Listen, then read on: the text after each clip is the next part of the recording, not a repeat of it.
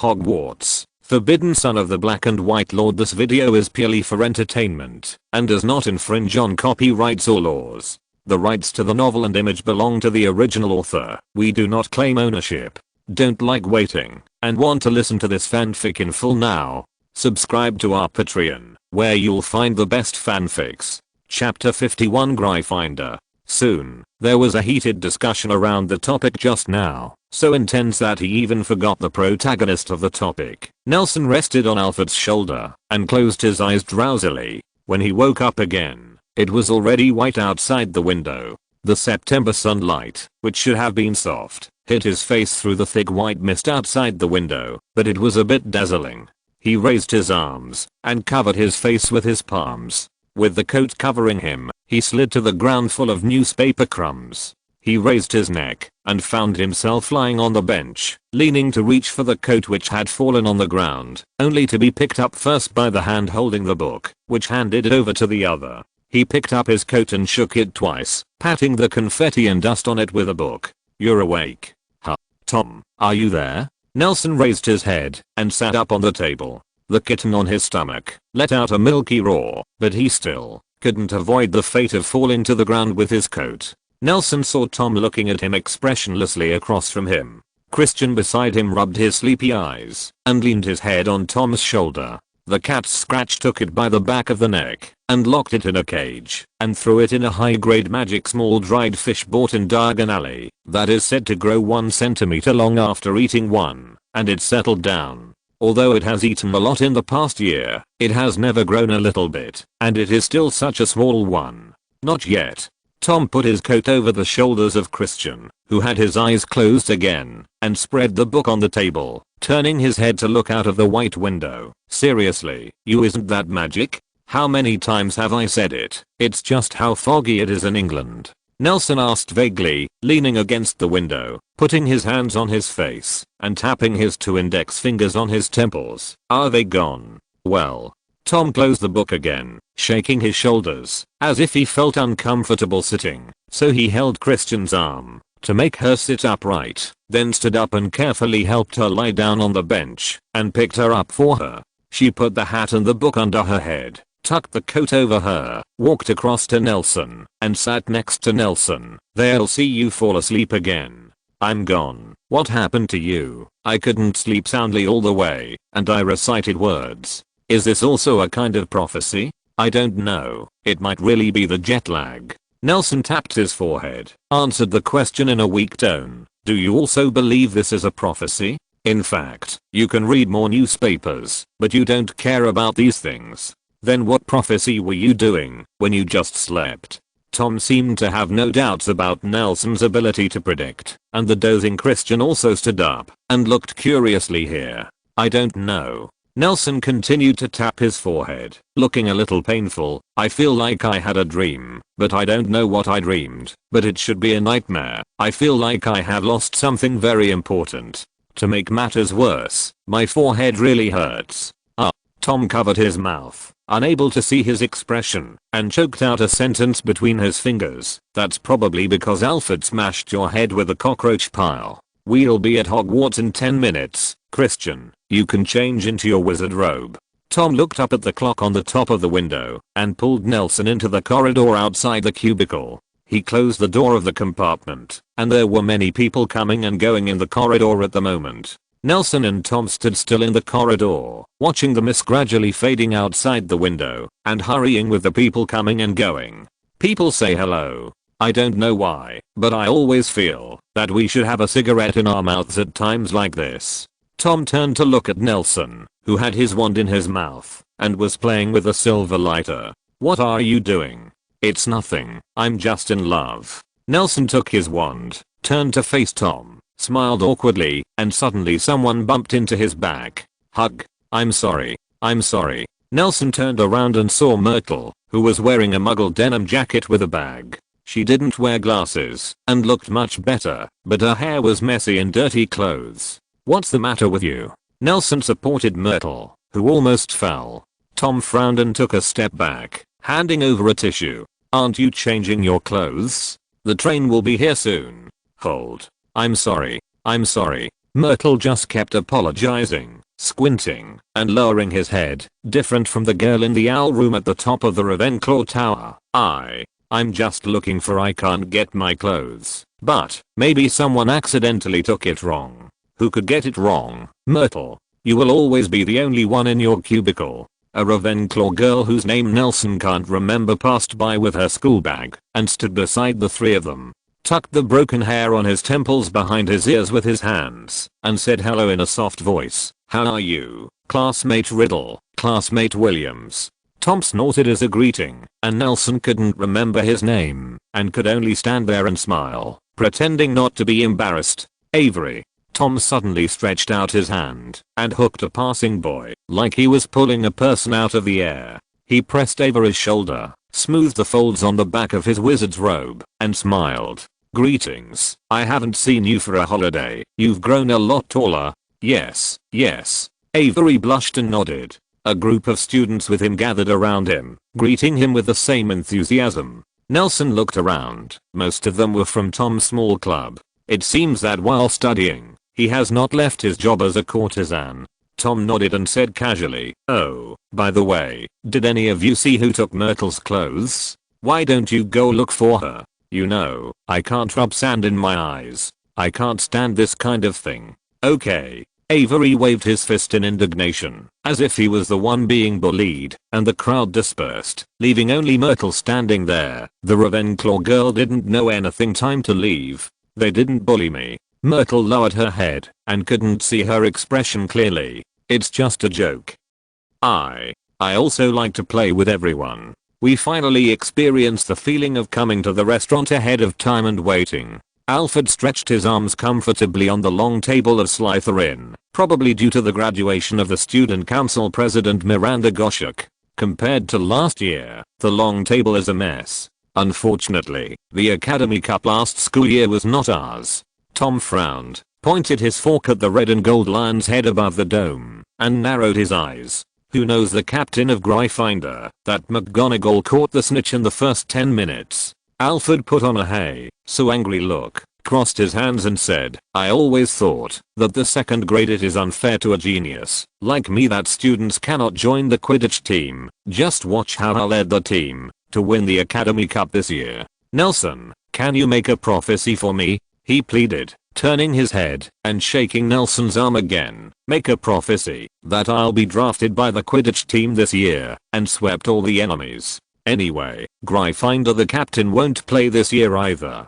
Can this thing still be customized? Nelson didn't know if he heard Alfred's demands. He shook his arms and watched a group of nervous children, led by Aberforth, who were walking in through the auditorium door. Thinking of himself last year, he smiled knowingly, feeling the sore and aching shoulders, and looking at the friends around him, he felt that Slytherin was not a bad choice. After all, no one knew before making a choice. The results are good or bad, aren't they? Wait, sore shoulders. Nelson turned around, pulled his arm and said perfunctorily, you'll bring your talent to Quidditch matches. Really? That's great. Alfred hugged Nelson excitedly, as if he had been selected by the Quidditch team, and began to brag about Nelson's prophetic talents to the people around him. Alfred had already booked Nelson no less than 20 consultations on the prophecy, while Berthus led the freshmen to the table with the four-cornered stools and the sorting hat. She should be coming to Slytherin, right?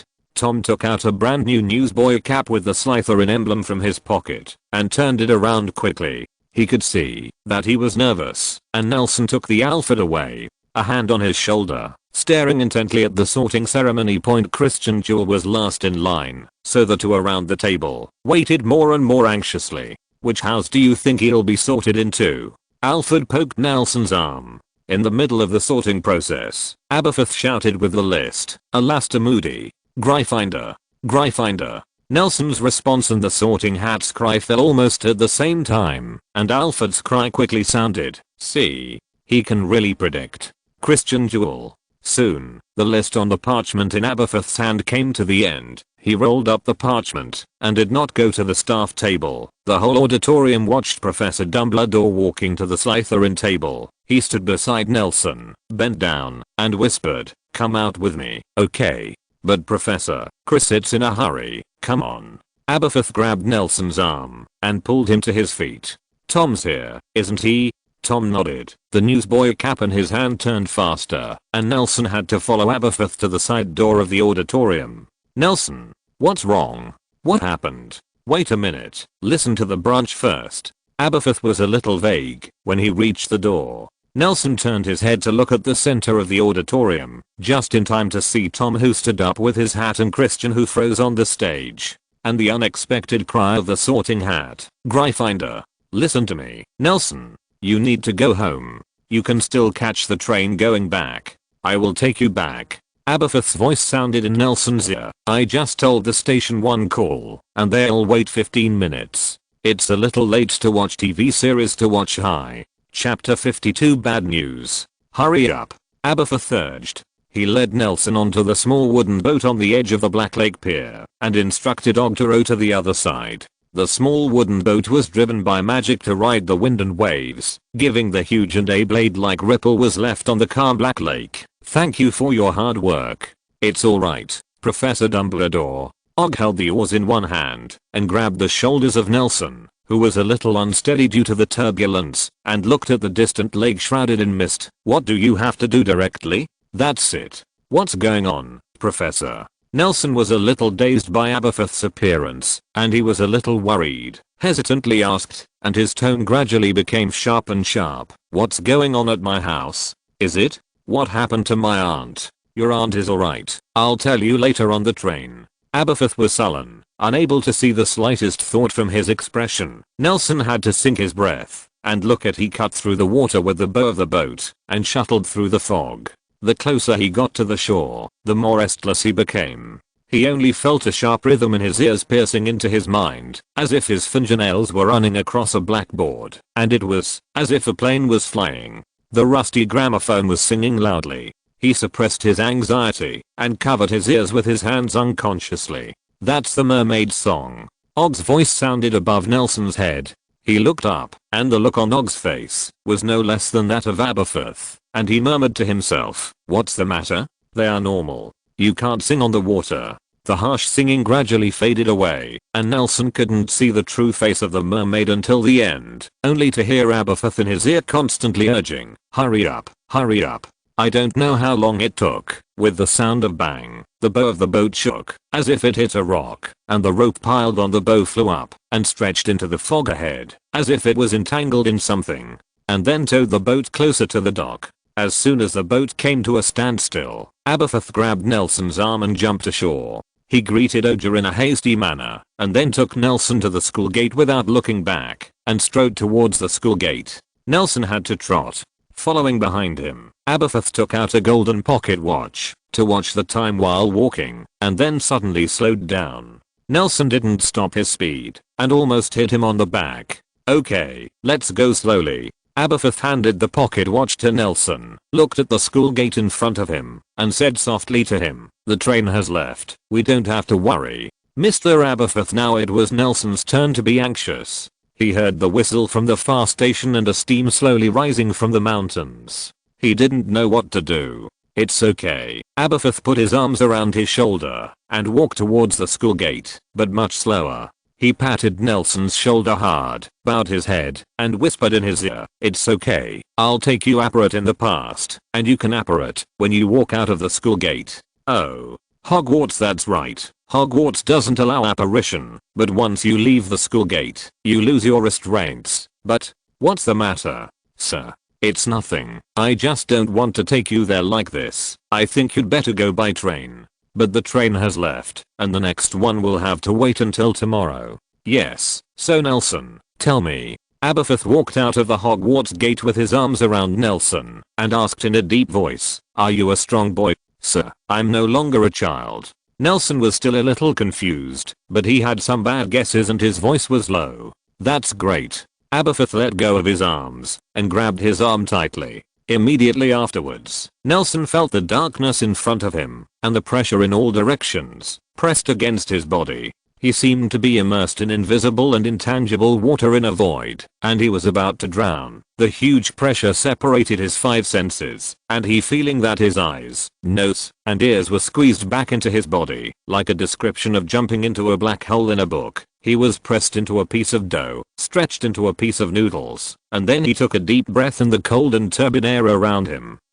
And the London smog that he inhaled in a single moment may be the amount of an average person for a week. Even if this feeling made him unable to breathe well, he still tried to open his throat and breathed greedily. Unclean air. He opened his eyes and squeezed the tears from his cornea. Even though his vision was still blurred, he could see the general scene around him. He found himself in a room surrounded by bookshelves. The desk and the ground around the desk were scattered with manuscript papers, possibly due to oxidation. The dark red ink stains on the manuscript papers were extremely dazzling. On the chair beside the desk sat a woman in a black dress. Her lips were completely untouched, bloody, haggard, and two huge dark circles on the pale face are particularly eye-catching. Nelson's consciousness returned to his body, and he came to his senses, knowing that he had experienced the first apparition in his life. "Aunt?" He whispered the name of the woman at the desk. She was clearly facing the two of them, but there was no response. He called again, a little louder. The focus of Bella's eyes returned. She twitched the corners of her mouth and smiled reluctantly. "Nah, you're back." "Yes, Aunt." "What happened?" Nelson asked anxiously. He suddenly felt a heat in his palms, and his eyes moved with the thought. Fourth arm. He was too hard. The nails of the middle finger and thumb scratched Aberforth's sleeve, and even pierced his arm deeply. A warm blood was flowing down his palm, his wrist. "Sorry, sir." Nelson quickly let go, and looked around for tissues and handkerchiefs. "It doesn't matter." Aberforth took out his wand, and wiped it on his arm, and the wound healed. He looked up at Bella, took off his hat and bowed. "Mrs. Nicholas." "Mr. Dumbledore?" Although Bella still couldn't react, she still tried to say hello when she looked at the man who came back with her nephew in front of her. "Well, you could say the same, but I'm his younger brother, and my name is Aberforth." Aberforth said solemnly, buttoning his hat on his chest. "My condolences, Mrs. Nicholas." Haha. Bella was in a trance for a second, then laughed. "You and your brother really look alike." Aberforth didn't explain the potion or magic or anything. He just nodded and put his hand on Nelson's shoulder. "What are you talking about?" Nelson asked loudly, his eyes widening. "Where's Uncle? Where's Uncle Jonas? I've come to him to promise my razor." "Nah." Bella held on, stood up, walked in front of her nephew, bent down and wanted to hug him. Don't come here." Nelson stepped back. Jonas had sent the three of them to the train station this morning. Even if he saw Bella at first glance, he knew what was going on, but he just didn't want to believe it. As long as he doesn't admit it, things won't happen. He backed away in a panic, avoiding his aunt's arms, shouting, "Uncle Jonas, where are you? This joke is not fun." "Nelson." Aberforth dragged him back by the back of his neck and yelled, "What did you tell me at the school gate? Now that you're the only aunt left, do you still want to? Do you want her to comfort you?" Nelson stayed where he was, and after a few seconds, maybe a few minutes, he opened his arms, not like a child thrown into the arms of an elder, but wrapped Bella in his arms. Aberforth saw this scene, turned his back to face the bookshelf, lowered his head, and took off his glasses, and Bella, the woman who was smilingly greeting Aberforth just now, was sitting on top of her nephew who was taller than herself, in his arms, weeping silently. Ding dong, the doorbell rang. Aberforth blinked, put on his glasses, and walked to the door of the study, saying, "I'll go take a look." Downstairs in the living room, Nelson was bringing out a plate of teacups from the kitchen. Mrs. Cole, who had heard the news, sat tightly beside Bella, holding a soaked handkerchief, wiping her tears, looking more than Bella was still sad. On the single sofa at the far side, Aberforth was communicating with two men in police uniforms on the couch point in the kitchen. Martha, brought by Mrs. Cole, was busy making tea. "Nelson, aren't you sad?" Martha asked timidly as she picked up the kettle and poured water into the teapot. "What do you think? It's not my turn to be sad yet." Nelson smiled, remembering the letter Jonas sent himself on his birthday this year. "Nah, although you are far from the poetic route I planned for you, it's getting farther and farther." but I still want you to have a poetic and humorous life. Start with this little thing. Think of a joke for my funeral, and then think of a funnier one for your own. He hummed Jonas's favorite tune during his lifetime, walked to the living room with a teacup in his hand, and poured the tea one by one. The two policemen cleared their throats and took the file from their wallets. First of all, I hope that the two of you can mourn in change. The older policeman said, we have caught one of the murderers, and the other is at large, but we have mastered his situation, and I believe it will be soon arrested. Why did they attack Jonas? Nelson poured tea into his cup, and the hot tea overflowed and splashed on his feet. He didn't feel anything, just asked in a toneless voice. It's a long story. The main thing is that we didn't maintain law and order. The younger police officer apologized. These people are a group of extremists. They are entrenched in the West City. Polish immigrants gather 3 blocks away from here. District, you know. Today, Germany almost destroyed Poland, and the Mr. Jonas they met on the street happened to be of German descent, and happened to be talking to the editor-in-chief of their newspaper about the interview he went to Poland last year. The editor-in-chief Mr. also seriously injured. Sorry. Can't they vent their grievances on innocent people without protecting their country? Nelson put down the teapot, lowered his head, and couldn't see clearly. Sorry. The young policeman took off his hat and lowered his head in shame. Chapter 53 The Memorial Service. Jonas Niklaus can be called a saint both in virtue and knowledge, and we don't know whether his death was a loss to the world or a gift from God. At noon on September, a small memorial service was being held in the church where Nelson used to worship. Nelson was sitting in the front row of the chapel, looking up at the black and white portrait of Jonas. This photo was about last Christmas. Nas couldn't resist Nelson's request. This was the first and last photo Nelson took for his uncle. Jonas in the photo was smiling crampedly, looking a little relieved, but more nervous. Jonas, a witty, charismatic man, wrote in his second book, if only a man could book his funeral before he died, I hope the MC or priest being able to tell a joke about my death. On the one hand, I hope that my family and friends can relax from the solemnity for a moment, and on the other hand, if my death is stupid enough, I also hope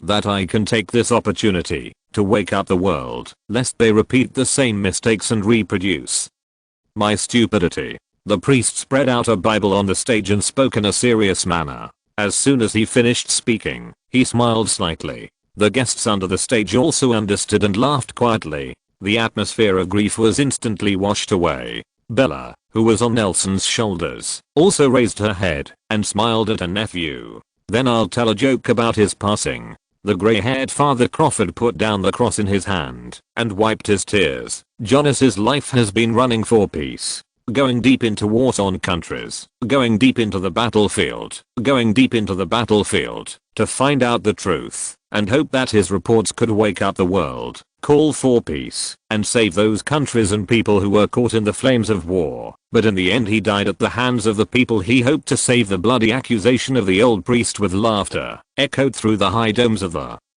chapel. He was a friend of Jonas during his lifetime. When Jonas and Bella first moved to London, he was the first in the block. The people who accept them. The United Kingdom is a country with a strong religious atmosphere. On Sundays, whether you believe in or not, it is always good to go to church and sit for a while, and Jonas' talent is struggling to survive in this refugee cave like immigrant. The neighborhood seemed so different, and over time, Father Crawford became friendly with Jonas, and after telling this not so funny joke, he began to recount Jonas's life, which Nelson knew for the first time. The uncle, who was running around outside at night, did so many things. Life always sneaks up on us. The stained glass of the church depicts a picture of doves flying from the abyss to heaven. The sunlight is also dyed through the glass, and the light beams wrapped in fairy tales hit the glass chandeliers hanging on the top of the church, and the light is constantly refracted. Imaged on the wall behind the priest, there is a painting that is the exact opposite of what is on the stained glass. Muddy falcons storm the muddy swamp in groups, and the white feathers of the pigeons are dyed red, making the headed falcon look bruised and bloody.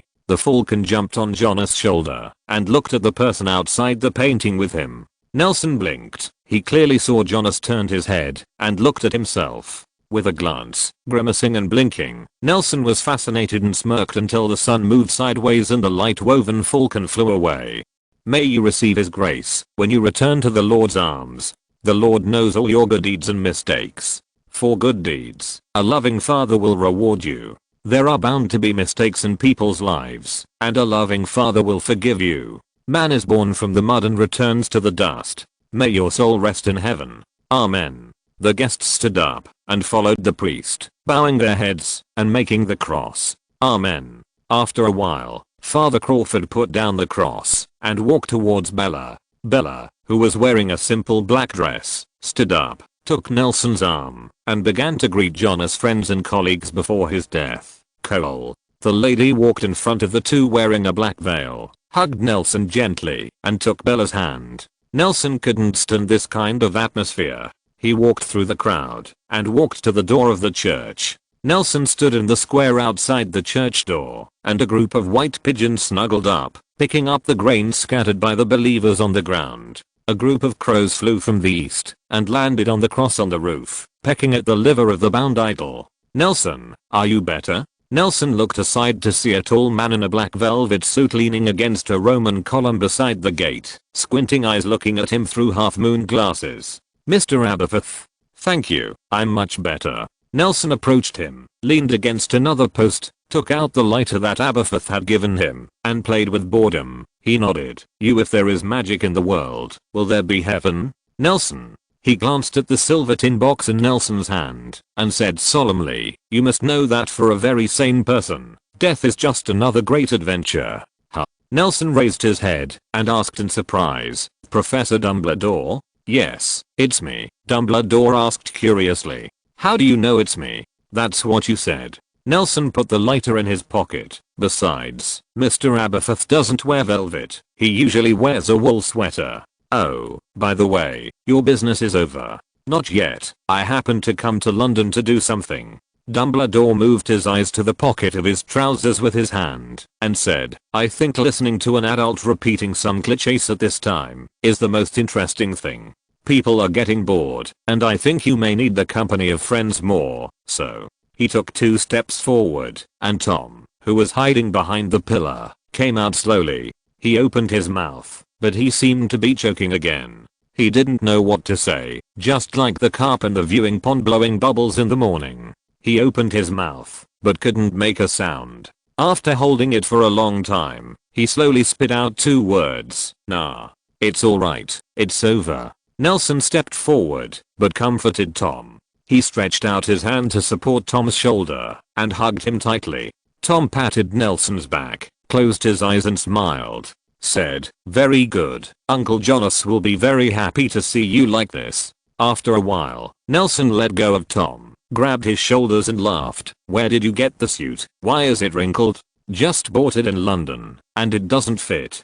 Tom said with a smile. Seeing this scene, Dumbledore nodded, walked behind the pillar, and disappeared. How could this be? After sending the police away, Nelson frowned in the living room. The relatives of Jonas and Bella will arrive in London tomorrow, but the other murderer has been slow to be arrested. The murderer's confession was dispatched, but it came to nothing, and the wanted order sent out was like a sinking sea. Except for a few liars who wanted to fish in troubled waters, no one could provide any useful clues. Nah, the police will definitely find him. Bella sat on the couch with her face covered, stretched her elbows, and leaned beside her, but the people there were no longer there. Like the London police, she jumped in the air and fell down. On the sofa. Now. Tom, who was sitting beside him, stood up, walked over to Nelson, and whispered to him, go to the study, I have something to say. Nelson picked up Bella, poured her a cup of hot tea, and walked side by side with Tom to the study. Is this the glasses that Uncle Jonas was used to wear? Tom closed the door of the study and pointed to the round gold glasses with cracked lenses on the left side of the desk. Ah, yes. Nelson glanced at the glasses, turned his head back quickly, and nodded. These are the glasses he wore yesterday on the street, back then. That's good. Nah, I think the police in London are a little too inefficient. Tom lowered his head, wondering what he was thinking. These Muggle enforcers make me sick. They always complicate simple issues, change and make complicated things a mess. They're just muggles after all. So, a red light flashed in Tom's eyes, and he said word by word, I don't think punishing the murderer can be done under the guise of others. We can act on our own. The law will judge them. Nelson's tone became more and more shaken. The trial can be handed over to society, the law, and the order. He was no less resentful than Nelson for the murder of Jonas, who had given him a lot of care since he was a child. Playing the role of their father for a long time, the fist Tom threw at the bully for the first time was taught to him by Jonas. If Nelson was not here, he might have found the murderer and personally tortured him. Tom raised his head and glared at Nelson, hit the railroad while it was hot, and said in a high voice, don't you want to catch him yourself? Would you just let Uncle Jonas lie in the church basement and say goodbye in haste tomorrow? Do you still trust me at a time like this? Those muggles who let the murderer go unpunished? Nelson was at a loss for words. His education and consciousness did not allow him to do these things. He realized that, even though this was another world, even if he was a god among mortals, when he waved his wand, he still a man in a cover. His palms on the corner of the table clapped together, and the joints made a rattling sound from the force. After a long time, he finally muttered, but, how are we supposed to find him? I only know transfiguration. Small problem. The scarlet in Tom's eyes became more intense. He took out a wand from his backpack, pointed it at Jonas' glasses, and said slowly in an unpleasant tone similar to Parseltongue, lick the blood and find the trace. A small grey translucent snake squeezed out from the tip of the wand, nimbly jumped onto the table, spat out a letter, and touched the glasses, then climbed along the table to the windowsill and disappeared. Nah, you forgot something. Tom drew another wand from his pocket, and the black fir wood reflected a faint glow in the cool sunlight outside the window. Chapter 54 Troker's Bar. Yeah. Nelson took the wand and held it in the palm of his hand solemnly. He rubbed the scarred wand inch by inch and had experienced so many masters. He waved it lightly and pulled out of the blossoming flowers. The entanglement and sorrow between the eyebrows of this young man disappeared, replaced by a sense of relief and certainty. Nah. Tom stared at Nelson with burning eyes. He picked up his own slow wand, leaned on the tip of Nelson's wand. Brilliant sparks flashed between the overlapping wands. You finally willing to face myself? What did you say? Nelson hung his head, watching the sparks from the tip of the staff spread across his arm, and it seemed to cheer. You are a genius. You shouldn't be bound by mortals. Tom's scarlet eyes were full of excitement. And you shouldn't be hurt by scum. I'm immortal. No, you're not. You just don't know it. It doesn't matter. Nelson drew back the wand. Something seemed to have changed in its core. He gently poked it at a piece of manuscript paper scattered on the ground. A long torso, long limbs, plump feathers. When he bent down, and the wand made real contact with the paper, a fighting falcon spread its wings. It kicked hard on the ground with its sharp claws, and leaped towards the half-opened falcon. The window, then stretched his body, threw off the old feathers on his body, looked back at Nelson deeply, rushed out of the room, and rushed to the sky, making a clear and UI cry. The important thing is, that I agree with you, that I shouldn't be hurt by the scum. Nelson and Tom walked downstairs. Bella leaned on the sofa, closed her eyes and purred faintly. Tom stepped aside, and closed the living room curtains. Nelson walked over to Bella, trying not to make a sound, watching.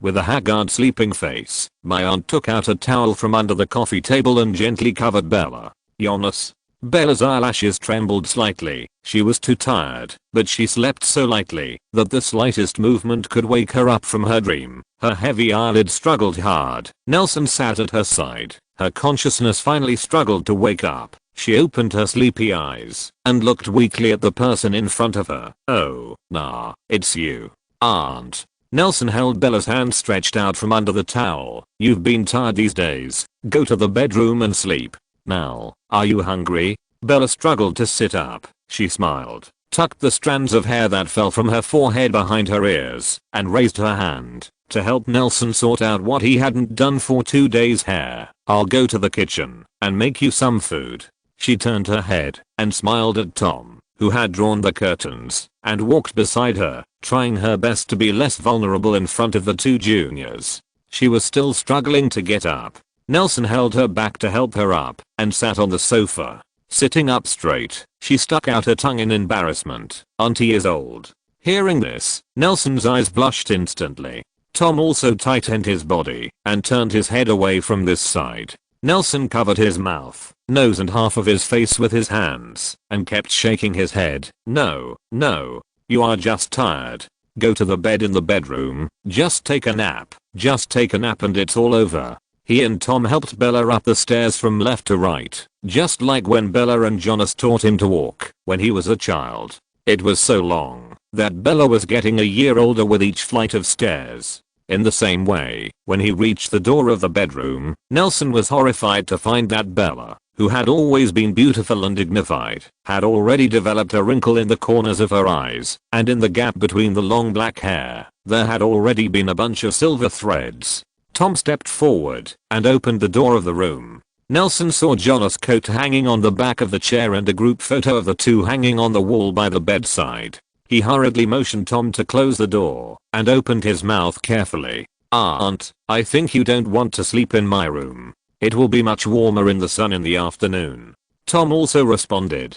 Haha. Bella stepped forward to open the door, turned her head, and smiled at the two of them with relief. You guys have grown up too. However, I want to stay with your uncle. Maybe he won't come often in the future already. She walked into the door, looked at the young Jonas and herself on the wall, and muttered to herself, you mean, Jonas? After that, she stumbled again. Nelson quickly stepped forward to support Bella, helped her to lie down on the bed, and covered her with the quilt.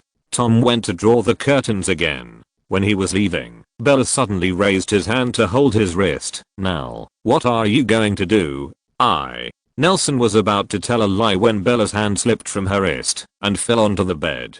She hadn't closed her eyes for 2 days. Nelson put her hand in place and tucked the quilt for her. He tiptoed out of the room, closed the door, and looked at Tom, who was holding a translucent snake in his hand. Did you find it? I found it. Tom threw the snake to the ground, and with a thud, it turned into a thin blood-colored line that could only be seen in reflections. It started from the feet of the two of them and pointed to the side of the house. At the door, Tom brushed his sleeves and nodded at him. We just have to follow it. Yeah. Nelson wrapped his coat tightly, grabbed a grey Jonas hat and put it on his head and walked first. Tom looked happy and quickly followed. No wonder the police can't find anyone else. Nelson walked on the street and unbuttoned his trench coat.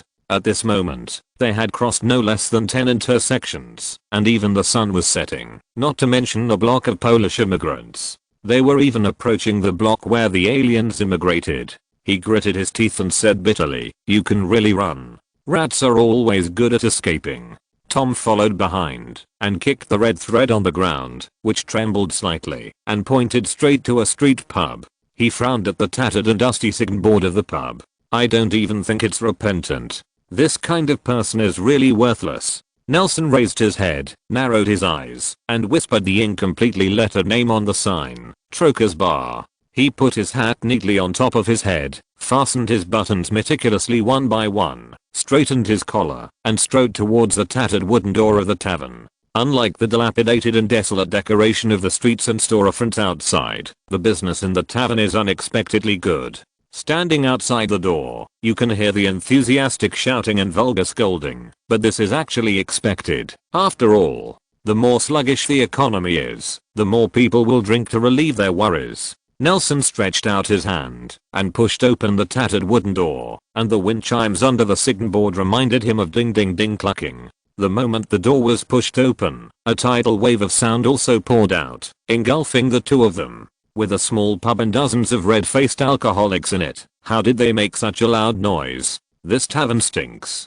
Tom covered his mouth and nose and said in Nelson's ear with a look of disgust, isn't it normal for mice to live in stinky gutters? Nelson stepped into the pub and stared straight at the bearded man sitting at the innermost round table, his neck blushing and scolding the next table. This is a big and strong man, with rough manner, full of flesh on his face, a messy beard and clothes that look like he hasn't taken care of it for a long time. He grins, and his black and yellow teeth radiate out, a stench that can be smelled from a few meters away. There is a red dot on his bald head, which is connected to the red thread that Nelson stepped on under Nelson's feet. The moment Nelson saw the beard, the red thread snapped, but he was sure the person you are looking for. When Nelson pushed the door in, there was a sudden silence in the tavern for about a second. Everyone here looked at the door, most of them turned back with no interest, and then fought their own inferior spirits. And a few who didn't seem to be very smart showed malicious smiles to the two people at the door.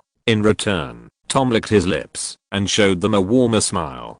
"Children, you shouldn't come here." The bartender at the bar was wiping his wine glasses, but he was neatly dressed. He was wearing a three-piece suit, so he spoke to the two of them in a leisurely manner. Seeing him, Nelson raised his eyebrows in surprise, stood in front of the bar, and said, "I'm here to find someone." "Who are you looking for? Are you looking for the parents?" The bartender put down the wine glass, picked up another and wiped it, but it seemed that his towel was a rag, and the wine glass became more and more dirty as it was wiped, and the old head sitting on the edge of the bar heard some kind of joke saying, "Laugh out loud. Is it funny?" Tom put out a finger and wiped it on the chair by the bar, raised his hand and wiped it with a tissue in disgust. "I can't laugh anymore. Child, listen up. I'm the owner of this tavern." The bartender put down his glass, looked at Tom, and said, "Although hitting a child is against the law, if you're here to make trouble, I'll hit you hard. One meal, and then throw you out."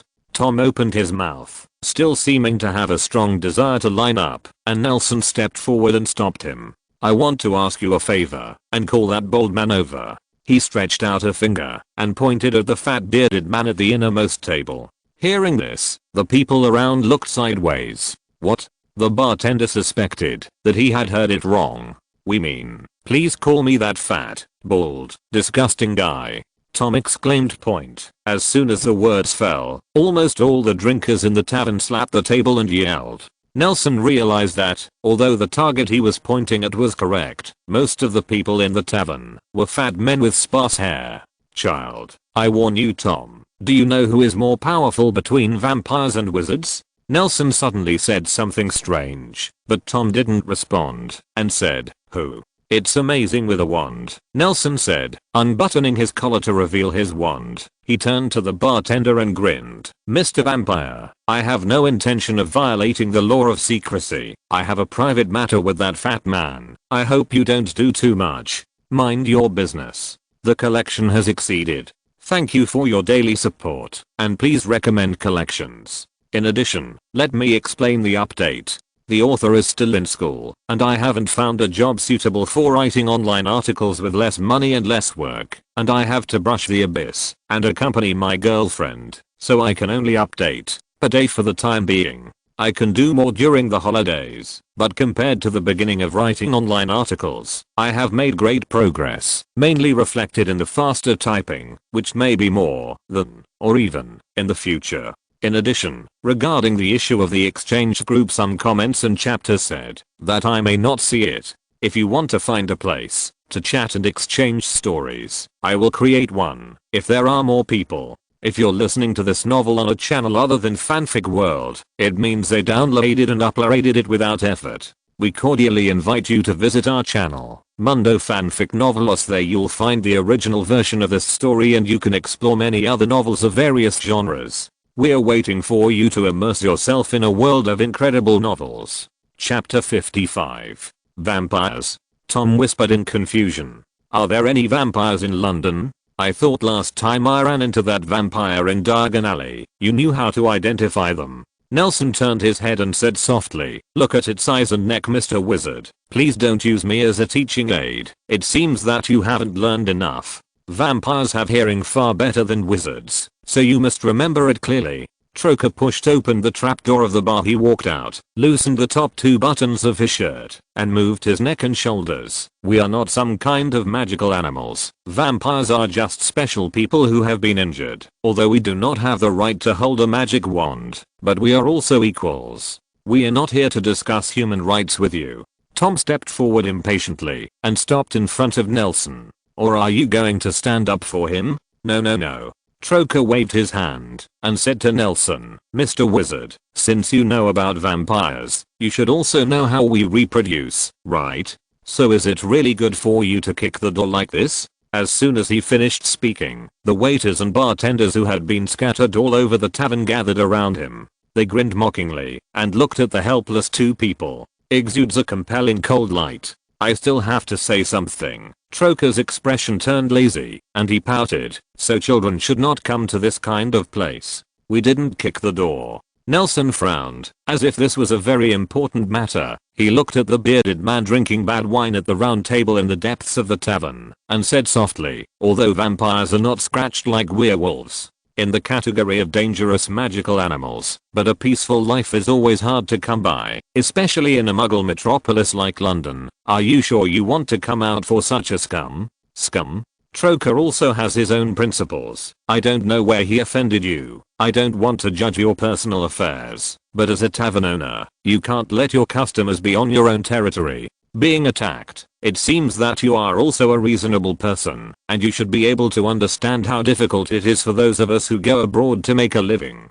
Not understand. Nelson reached out and touched his arms, and the vampires on the opposite side were all tense, and it seemed that the battle was about to break out. I saw Nelson took out a galleon and bounced it up. The gold coins that were constantly rotating in the air occasionally reflected the burning candlelight on the bar at a certain angle, dazzling those who caught sight of it. The perfect parabola attracts the attention of everyone around it. It seems to have been spinning in the sky for a long time, and reluctantly falls into the wine glass that Troker has just cleaned on the bar sound. 2 glasses of lemonade. Don't look for it, Nelson said. The gold coins in the cup finally lost power and lay flat on the bottom of the glass. He turned and walked towards the deepest part of the tavern.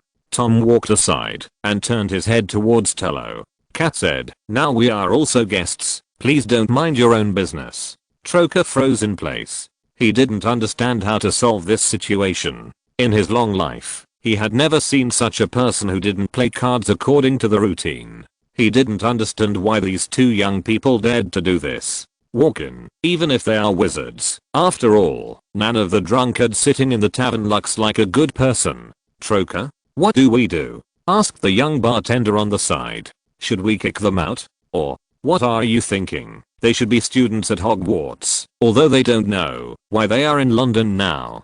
Troker said after pondering for a long time. Go get 2 glasses of lemonade, clean it up, and wait a minute. Bring it to them. He lowered his head to look at the floor, stepped on his feet again, and said to himself, it's time to repair the shop recently. Why does the floor feel loose and squeak all the time? At this time Nelson and Tom had passed through the noisy crowd of the tavern and walked to the table in the innermost seat. The drunkards along the way looked sideways and were surprised at their arrival. These 2 clean young men seemed to agree with each other.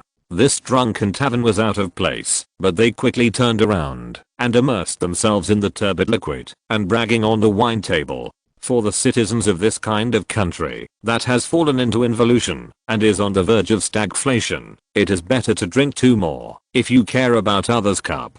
Nelson and Tom sat down opposite the fat, bearded man who was drinking. The old chair creaked. Tom folded his legs against the back of the chair, and the legs of the stool were raised, and the legs of the supported stool were rubbing against the dusty wooden floor. Makes an unpleasant crunch. There's someone here. The bearded fat man raised his head and stared at Tom with wide eyes. His eyes were bloodshot, and he looked like he was drinking too much. His eyes were fierce. That shiny bald head looks sweaty, and there seems to be some small animal hiding in the beard, and I don't know how long I haven't taken care of the hygiene. I didn't see it. Tom raised his eyebrows frivolously. His right hand had reached the sleeve of his left arm, and he seemed to be ready to attack the drunken man in front of him at any time. But he held back the idea of pleasure and hatred, and he was willing to put the sweetness of vengeance was dedicated to his dear friend, so that he could taste the fruits of this tragedy, and he hoped that the cry of the drunkard under the cruel torture would satisfy Nelson and let go of the sadness and pain that haunted his eyes. Looking at Nelson, who lowered his head and didn't know what he was thinking. He was very patient now. He was willing to have a good chat with this dead man and play a game of cat and mouse with him. Excuse me, what's your name? Tom asked politely, nodding his head politely. He seemed to be here to make friends, or a reporter who came to interview, but he couldn't hide the madness in his eyes. I don't know. The bearded lips were squirming slightly. It was difficult for the drunk man to meet Tom's eyes. He didn't know if it was because of palpitations or drowsiness. He took up the dirty wine glass and swallowed the rest of the wine, agitated, then put down the glass, rubbed his arm against the beard covered in wine, continued to stare at Tom, and growled gruffly, "Boy, stay away from me. I don't know." Tom took out a piece of paper and wrote and drew on it with his hands, repeating word for word what the drunk had said. This man's English was not authentic, and he didn't sound like a local. Tom was satisfied, nodding. He understood that his magic had not found the wrong target. "What are you writing?" The drunk man rubbed his drunken eyes and shouted, "Your last words." Tom picked up the piece of paper and looked at it for a while, then crumpled it and threw it aside. "Sorry, I just didn't realize that no one cares about your scumbag last words. What are you talking about? Are you here to find fault?" The drunk man slapped the table, but as if he had tripped over something, he sat back on the chair with his feet soft. He seemed to realize that he was too drunk. He was already powerless and tough, so he clenched his fist and slammed the table hard. His bloodshot eyes widened, and he kept swearing and swearing, while warning, "I hope you're not here to find fault while I'm in a good mood. Roll as far as you want. It's a coincidence. I'm here to find fault." Tom understood the truth of if you want to make a person crazy, you must first break the defense. He got up slightly and stretched his arms to touch the big, greasy bald head of the drunk man, and chuckled lightly. "It's not even a subjugated slave to make irresponsible remarks about me. What did you say?" The drunk man was pressed by Tom, lying on the table, his face covered with alcohol, and he didn't get up yet, but the people watching the excitement around the table couldn't hold back anymore. They seemed to be in harmony with each other. The drunkards were all together, maybe fellow villagers. At this moment, one by one stood up indignation and accused Tom. "Boy, how dare you say such a thing? Apologize before we are angry." These are all counted civilized greetings. In addition, all kinds of scolding that Tom couldn't understand rang out one after another, and the whole pub was in chaos for a while, and the drunkards at the door also stood up to watch the fun. "Yo, I thought all Polish men were on the battlefield, but I didn't expect London to have your nest." Tom made a sudden realization. The old god sat down on the ground and suddenly pointed at their feet, shouted anxiously, "Look, what's on your legs?" Troker, who came over with 2 glasses of lemonade, realized that the reason why the floor of the tavern kept rattling today was not because it was in disrepair, but because the holes under the wooden floor were full of dense snakes. Crawling out of the holes on the wall, spitting letters climbed up the trousers of the people around. All kinds of colorful snakes twisted and twisted into a ball, poisonous and non-toxic, big and small, gray and colorful. The countless number of snakes crowded the small tavern, greeting the group of drunkards friendly, and the drunkards froze in place and enjoyed a free sobering service. Troker held the tray in fear and stepped on the ground, where the snakes were relatively sparse, and approached the table. After some twists and turns, he put down the tray and for the first time looked directly at the black-haired boy who seemed to have no culture before. The lemon juice in the crystal glass was placed in front of the two of them, and he prayed in a low voice, "Mr. Wizard, you have a debt and a debt. You might as well let them go first to make room for you to do business." "Oh." Tom looked up at the unusually savvy shopkeeper. He turned his head and whispered to Nelson, "Now, what do you think? They may all be accomplices. Let them go." Nelson raised his head without a trace of emotion on his face. As soon as he finished speaking, Tom turned his head and stood up, grimacing and swooping forward, watching the group of pushing and shoving. The drunk who ran to the door, he couldn't help laughing. "Mr. Wizard, good magic?"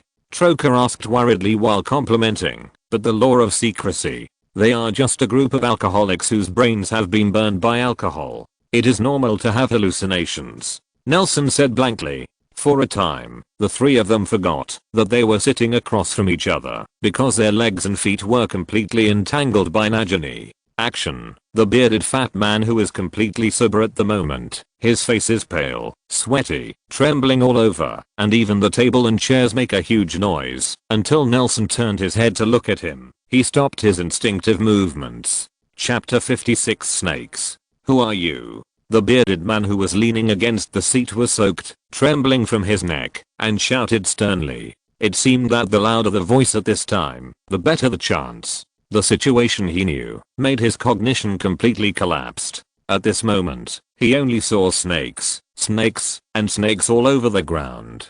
Who are we?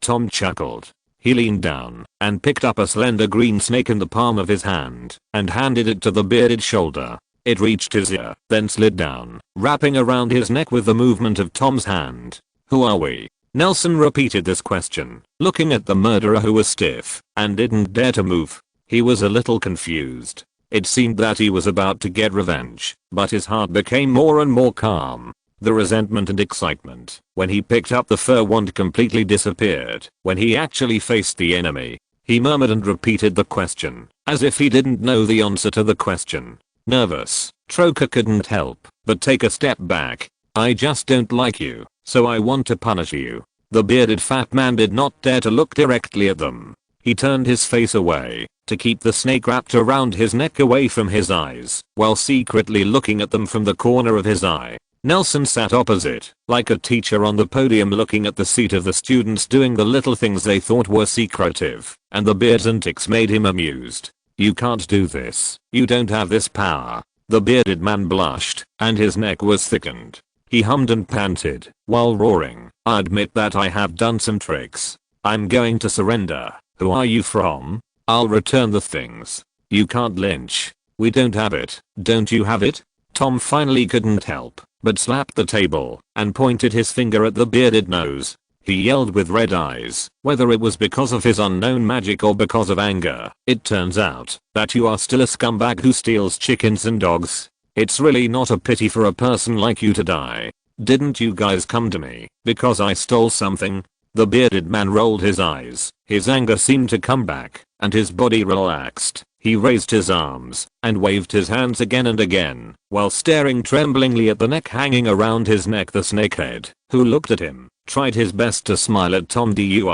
Two gentlemen, you may have found the wrong person. Except for stealing, I haven't done anything inappropriate. Just let it go. Me, don't worry, I have designated not to blame you, and I will help you catch the perpetrators and cut them into pieces. This is my honor. Nelson looked at Tom suspiciously. He wasn't sure if he really caught the wrong person. Tom also turned his head to look at him and shook his head chin up. Think about what you have done recently. Troker, who was standing on the side, couldn't help but said. He saw Nelson's fist and the blue veins on his forehead. He was afraid that this scumbag would say nonsense. And his own tavern. He cursed angrily. Don't make the two gentlemen more angry, or they will torture you. You. Tom turned his head and found that the vampire bartender who brought him lemonade had been there all the time. He shook his head speechlessly, with "Why are you still here?" written on his face. Turn around and leave without hesitation. Point as a vampire with a long life. He knew very well what the snakes all over the tavern represented. He also knew very well that two underage wizards who dared to use their wands to look for trouble must have something to do with them. Vampires live a long life, but if you really want to live a long life, you must have this kind of useful survival experience. Troker. The bearded man called in a hoarse voice. Please help me, I'm your old customer. I hope you will have a chance to join us again. Troker, who walked to the edge of the bar, turned around and shrugged his shoulders at the bearded man, showing a helpless expression. He called a young bartender and said something in his ear. He sent him away again, walked to the door and closed the door, and went back to the bar to continue wiping his glass. Sir, two gentlemen, I really have not sinned against you. Please forgive me. The bearded wine seemed to be completely awake, and his intelligence had returned to his brain, and he began to plead continuously. Such a fat man was beaten by two. In contrast, the scene where the much thinner teenager is forced into the corner does not seem to be inconsistent. Think about it carefully. What nasty things have you done? Tom stepped on the chair beside the beard, took out his wand, and pressed it against his temple. He wished he could kill him with a spell. What is this? The bearded man squinted at the little black stick. Tom ignored him. Although he didn't know its purpose, he instinctively felt the danger. How could he dare to hide it? He told the whole story about himself. First, Sir, I stole the wine that the church used for communion. That's not it. I think about it. I bullied a girl in my class when I was in elementary school. Does it have anything to do with me? I don't know how much time has passed, and the bearded lips have already said that they are white and peeling. He remembered many years ago when his ideal was still a lawyer. The bishop of the diocese told others that after death, he would count his sins to the angels. Then he decides whether he belongs to heaven or hell according to the balance of good and evil. He forgot the snake on his neck and feet. He counted his sins one by one just like in a fairy tale. Am I dead? Question mark. Are you God? You still have God in your eyes? Tom laughed. He had seen many believers, but he was the first one to be so funny. He said softly, I'm the devil. You can't see God. Yeah. The bearded eyes dimmed, and he continued to state dryly, as if repenting, but still didn't mention Jonas. 7 years ago, when I first arrived in England, I burglarized in Northern Ireland. There was only a blind mother and son left, so okay. Stop talking. Nelson interrupted him. I'm not interested in your scumbag career. Think about it carefully. What did you do yesterday? Yesterday? What did you say? Nelson's mood returned, and the murderer's understatement made him tremble. Yesterday I didn't do anything. I was drinking in the pub, and besides that, I stabbed a German to death. Sir, what's the problem? Don't even think this is a sin, and continue to repent of what happened a long time ago. You don't need to go on. Nelson didn't want to listen to the man's nagging anymore. He stood up, walked to the bearded side, and looked down at him condescendingly. You took a person's fresh life, didn't you? A little bit of guilt. Did you really come to me for this?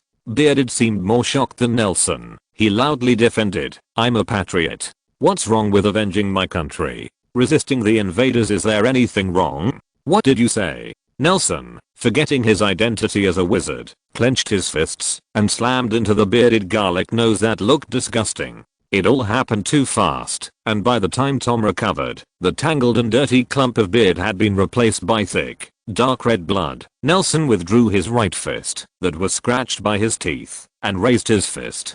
The left hand that turned into a fist threw a stronger punch at the nose that had already opened the dye shop. I'm a Pole. Nelson is a teenager after all. His fists are not that powerful, even if he is a little special, but the wizard's strength is not in the body. Even though the face is bloodied by the successive fists, the beard still struggles. He started talking. Germany invaded Poland yesterday. I met a German on the street talking about Poland, and I thought he was an accomplice, so I beat him and killed him. What's wrong with that?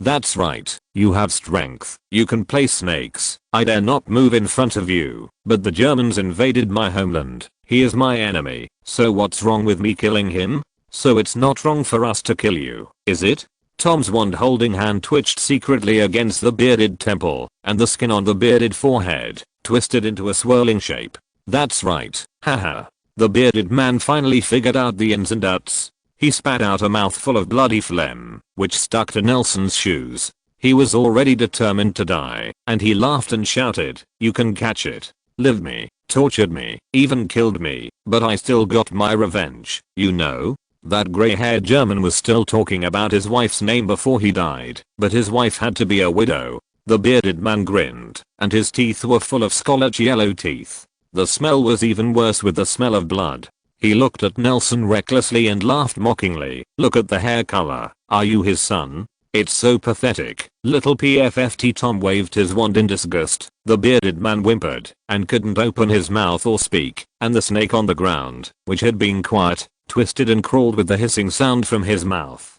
Get on the bearded body and tie him tightly to the seat. Soon the bearded becomes a snake pile with only his head exposed. He stares, shakes his head frantically. Hawthorne, the smell of the nose rose, and Tom looked down and saw the water stains on the ground and jumped back a step. TSK, it's disgusting. Now, how are you going to concoct him? He turned to Nelson. The data is too bad. I'll save some drafts and more later. Chapter 57. Who will execute? Nah, how are you going to concoct him? Nelson ignored him and just stared down at the bearded man. He reached out and gently stroked the bearded bald head with his fingers. The touch of the fingernails on the skin made the bearded scalp tingle. looking up at Nelson, like rolling his eyes, and seeing that he was looking at himself. Nelson stopped and looked at Big Beard, who was so horrified by his stare that he struggled with his mouth closed. Nelson wiped his hand on the tablecloth, shook his head with a smile, and made the bearded heart even more furious. He remembered the ridiculous reason for Jonas's attack. It was so funny that he couldn't believe it was true. He always thought that there might be a huge secret behind Jonas's killing. Maybe against him some people hoped that he would keep silent, maybe even targeting himself for the past events of those parents that he did not know. He had already made plans to face a more powerful enemy, but the truth of the matter was unexpectedly simple. This murderer's mind has been basically destroyed by alcohol and his own mediocrity. He doesn't even need legilimency or veritaserum. He doesn't even need the simplest language skills. This man's greasy and stupid mind sees through everything. He is such an impulsive and reckless man whose body is faster than his mind. He really attacked him because he happened to bump into a German on the road. I always thought. Nelson put his hand on top of the bearded head again. He gently scratched his scalp with his fingernails, as if looking for a convenient location. He said slowly, a true patriot, humiliated in the motherland, when the time comes, they will appear on the battlefield, instead of nesting in the tavern like a mouse. Woo. The beard struggled and twisted, as if he wanted to say something. Don't move. Nelson put his entire palm on top of the bearded head, holding him firmly. You know what? The guy you killed, the German, was a journalist. You must be thinking, so what? A German who's a journalist or a German, isn't it? Nelson took his hand away, turned and waved to Troka, who was whispering to another bartender. Continued. Last year he went to Poland for an interview and witnessed Poland's partition of your neighboring country Czechoslovakia. I don't know if you know that Warsaw was even more frenetic than Berlin at that time. Thieves like you still care about your motherland. Are you not humiliated? Whoa. Beard's struggle became stronger. Did you know? He has written countless reports, hoping that other countries in Europe will pay attention to Germany's ambitions. No one in this world hopes for peace more than him. Nelson took out his wand from his arms and bullied him viciously, putting his wand between his eyebrows. The firwood wand under the mighty force seemed to be about to bend. You know what? He's been out all year round, just to keep your homeland of scum from the war. You know that. He has been married for so many years without having a child, just because he is afraid that the child will distract him from his career. You know what? He told me the day before his death that he wanted me to be a person who would strive for the happiness of others for life. Do you know? Do you know? Do you know? Nelson used the greatest strength to make the smallest sound. His face turned hideous. The muscles on his cheeks trembled. He wished he was a vampire or a werewolf or something, so that he could tear this disgusting person in front of him with his own hands. Tell me, what's going to happen to him? Nelson clenched his left fist and slammed it into Beard's mouth. With one punch, Tom's spell didn't even work. Beard opened his bloody mouth, greedily breathing in the air. Nelson pulled his face up by the collar and roared, nose to nose, you tell me. Tell me. Open your stinky mouth and tell me. The bearded man closed his mouth. He stopped struggling, turned his head to one side, and dared not look directly at this hideous young man. I'm here to tell you that he, who spent his whole life running for you scumbags of the country, was stabbed to death by your light-hearted patriot. Nelson let go of his hand and grabbed him by the collar. Throwing it back into the chair, he stretched out his hand and grabbed his throat. He felt a shell on his body cracked. Although it didn't crack, it was undoubtedly a lot easier. He grinned at the greasy face that was gradually turning purple, raised his chin and sneered, pain? I'm more in pain than you, I believe, Jonas. Oh, the German who was stabbed to death by your understatement. He was in more pain. Now.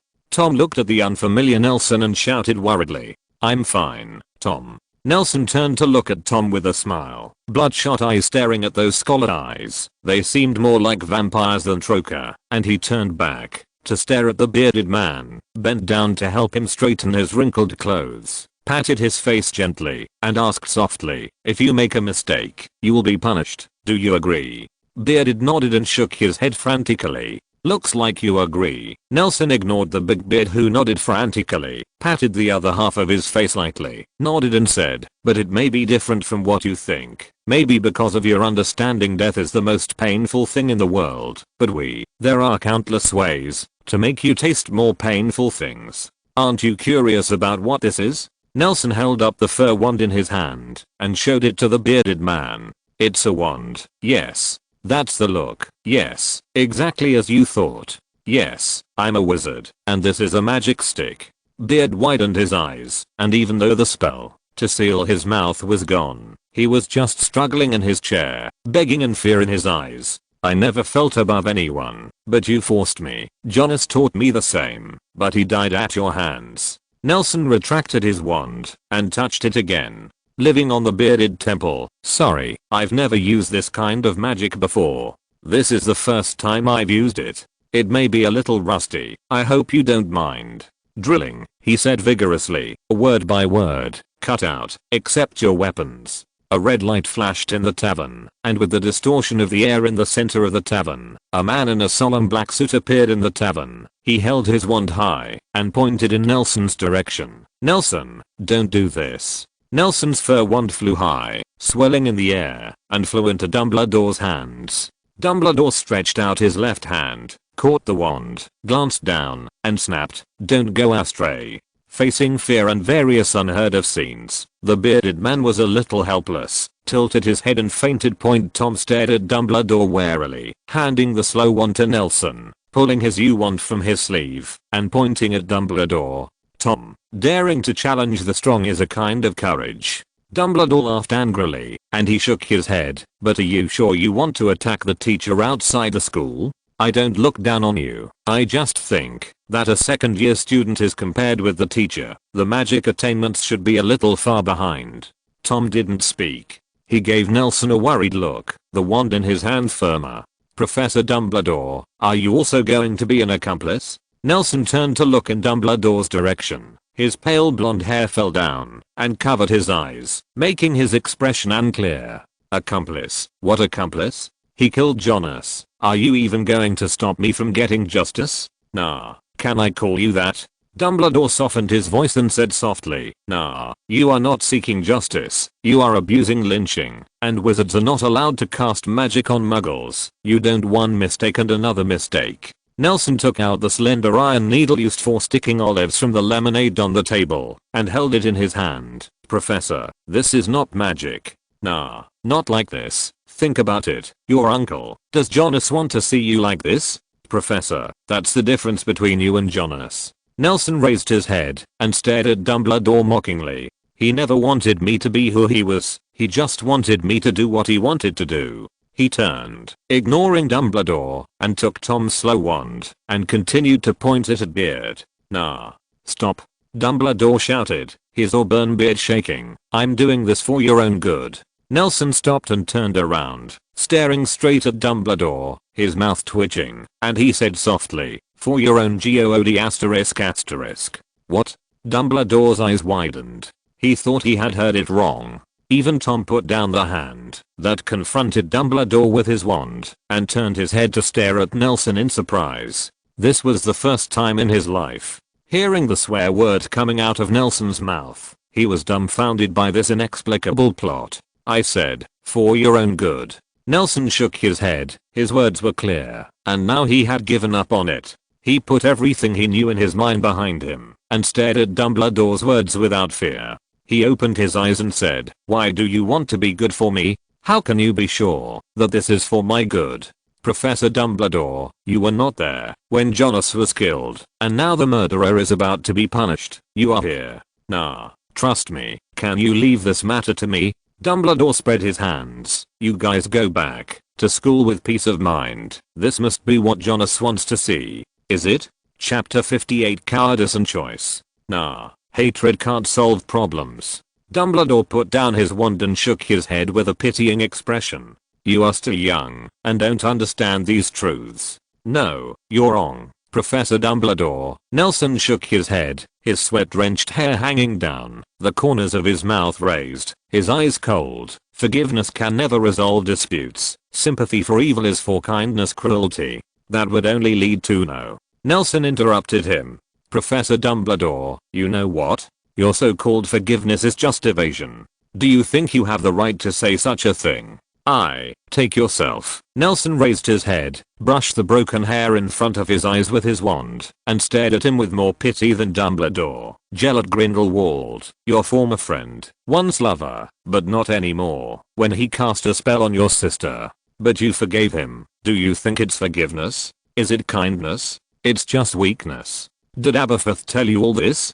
Dumbledore's face turned pale, and these words of slang deeply pierced his heart, and ruthlessly revealed the deepest memories of him so far. There is a huge scar that has not healed, but he is Dumbledore after all. He is not angry, he just wants to use this incident to continue to influence Nelson. Yeah, I gave him a chance, so it didn't cause a bigger tragedy. Really?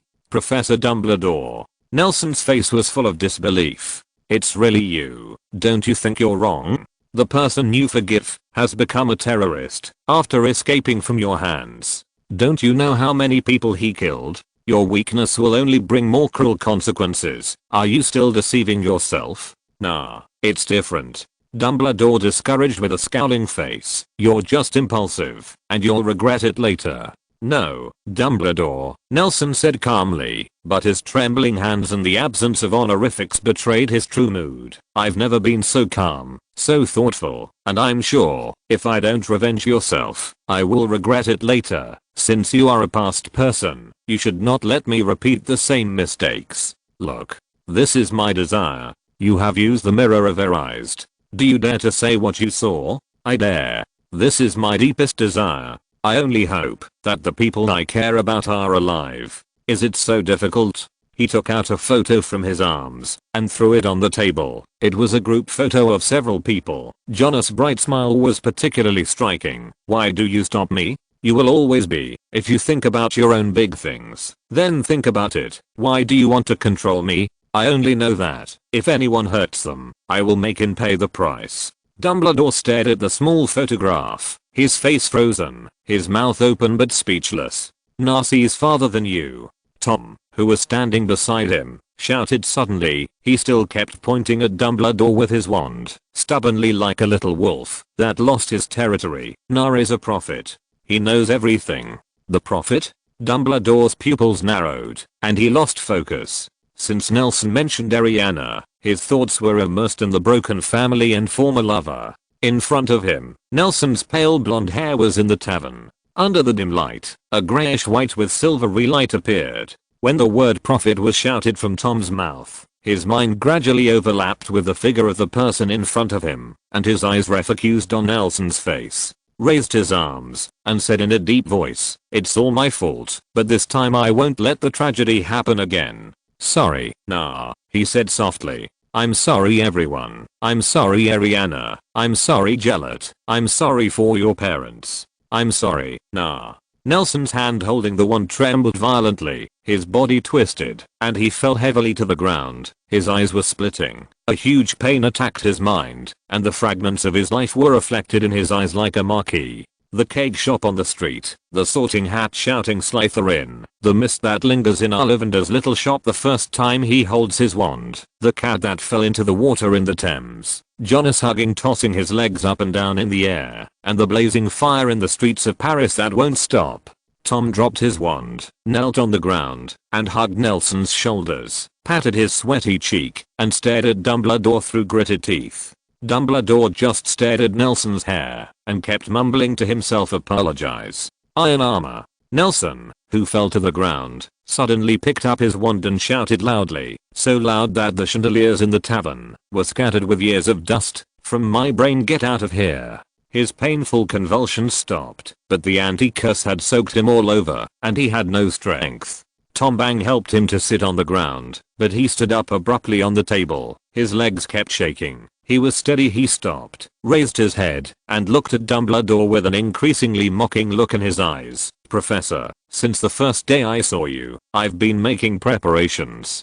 Dumbledore didn't speak, just looked at him calmly. "On the first day I arrived at Hogwarts, I started practicing occlumency. Nelson fluttered his bangs and smiled lightly. I understand that for a great man like you who is busy saving the world, if being able to peep someone's memory or distort his mind to achieve his goals is a really worthwhile choice. Nah, you don't have to. Although I'm just a nobody, I refuse to let anyone play with my life. The feeling of prostration disappeared. Nelson picked up his wand, turned to face the bearded man who was still fainting in the chair, and said seriously, my heart is indestructible. I have your unimaginable will, Professor Dumbledore. Now you have two choices. One is to watch me punish the enemy, and then take me up, and send me to the Wizengamot Tribunal. He put his wand against the beard's eyebrows again. 2. You stop me now, but it is impossible to stop me for the rest of my life, and then I will take endless revenge on him, on his accomplices, on his relatives, on his ethnicity, on all who can take my anger out. This is the consequence of forgiveness. Maybe this is what you want to see. Now. Tom put his hand on Nelson's arm. Originally, in his imagination, they would find the enemy, torture him severely, and then throw him on the gallows, but he never expected Dumbledore to appear. He didn't want to see Nelson thrown into prison, but he didn't know what to do, and froze in place in a panic. It's alright, Tom. Nelson patted the back of Tom's hand, stared into his scarlet, but still clear eyes, and reassured, I'm fine. Have you forgotten? I'm a prophet. After saying that, he turned his head to look at Dumbledore, and the hand holding the wand secretly strained, and seriously chanted the incantation in front of him, going out of the heart. At the moment Nelson chanted the curse, Dumbledore's eyes were shocked, as if he had made up his mind. He quickly raised his wand, and a dazzling green light shot from the tip of the wand, hitting the bearded chest almost at the same time. The bearded man opened his eyes wide, and opened his mouth without making a sound, and his body twitched for a moment. Immediately after kicking his legs, he died. Nelson looked at Bearded's body in shock, turned to stare at Dumbledore. He didn't know if Beard died under the agony of the Cruciate or saw Dumbledore's way. That looked like Avada killed him. The curse. He didn't expect Dumbledore to end it this way. You may think I'm a coward, yes, but I sometimes think so myself. Dumbledore approached the round table. This time Nelson didn't avoid him, and Tom didn't hold his wand again. He smiled dryly. You seeing people very clearly? Nah, I always look ahead, so there are so many tragedies that I have spent my whole life running around with these messes. The ones who hurt the most are the people who care about me the most. Maybe other wizards think I'm powerful and successful in my career. He rubbed his hands, looking several years older, walked over to Nelson, picked up the photo on the table, wiped it carefully, and stuffed it into Nelson's pocket. Put the fur wand lightly on the table again. Put it away. This is your most important thing. But people who really know me will know, he continued. I'm just a complete loser, and every decision I make has backfired in the end, so I chose to face him, to face my mistakes made over the years. If you want to hate me, now. Dumbledore took off his glasses, and Nelson's haggard figure was reflected in his tearful blue eyes. I'm sorry I left you so bad impression, and even ask you to learn occlumency, but please believe that I'm really doing it for your own good. Go back to school. Nah, leave this to me. Dumbledore's weary face faded, and he babbled like an old man. Actually, it's all my fault. It's because I let you. Sorry. Nah, go back to school with Tom and study hard. Everything will be alright. Let me end the past with me. Nelson ignored him, but held out his hand tremblingly, snorting the bearded man. Tom, you go back. Nelson shook his head. He looked up and looked at Dumbledore. You're right, so I won't go back to Hogwarts again. Chapter 59 The Raven and the Funeral. Amen. Father Crawford sprinkles holy water and cemetery workers cover with marble tiles. London on September was the same as usual. The sky was overcast, and the thick fog and haze were entangled in the world, destroying everyone's lungs and mood. Even the westward sun did not let the sky taste the sunset at all. Bright color, crows hovered silently above the cemetery, and under the smudge of the sky, the white marble was also stained with a heavy ash. Nelson, dressed in a dark black suit, bent down and wiped Jonas' tombstone with the palm of his hand. Jonas Niklaus, 1885 to 1939. His time was so cruel that the pen he held didn't end up making him a poet. It's sloppy, isn't it?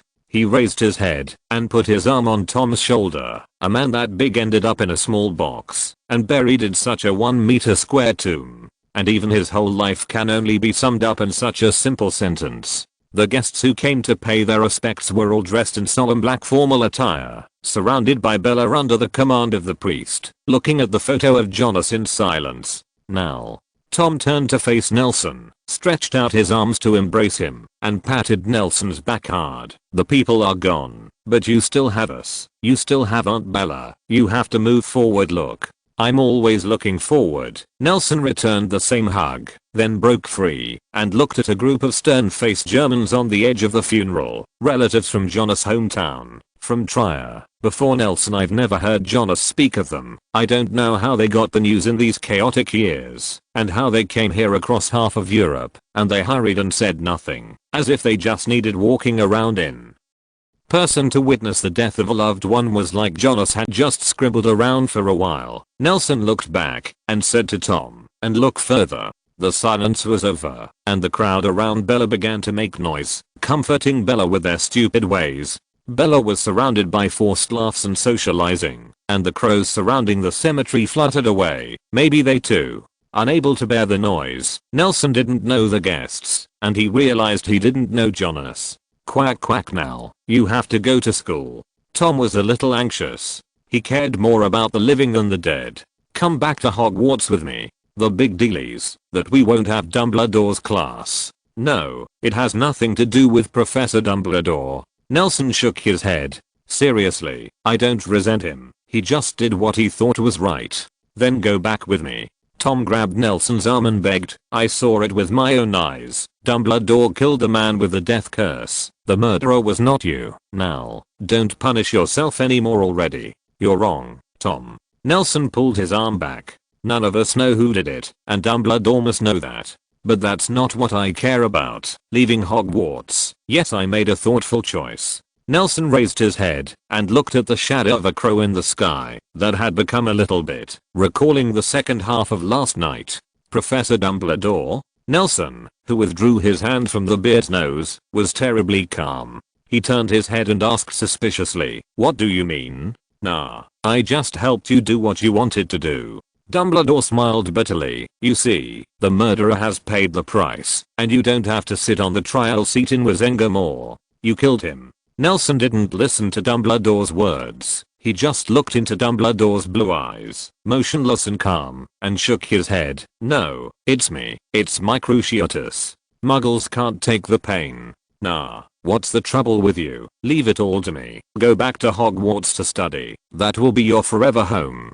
Dumbledore continued to smile bitterly. With all due respect, with you it's hard to cast the real cruciatus. It requires not only strong emotions, but also no. Professor Dumbledore, Nelson interrupted again. When 2 or more spells hit a person, you can't really tell which one is going to take effect. Should know better than me. Dumbledore's face turned pale, and he heard that this was a sentence of punishment.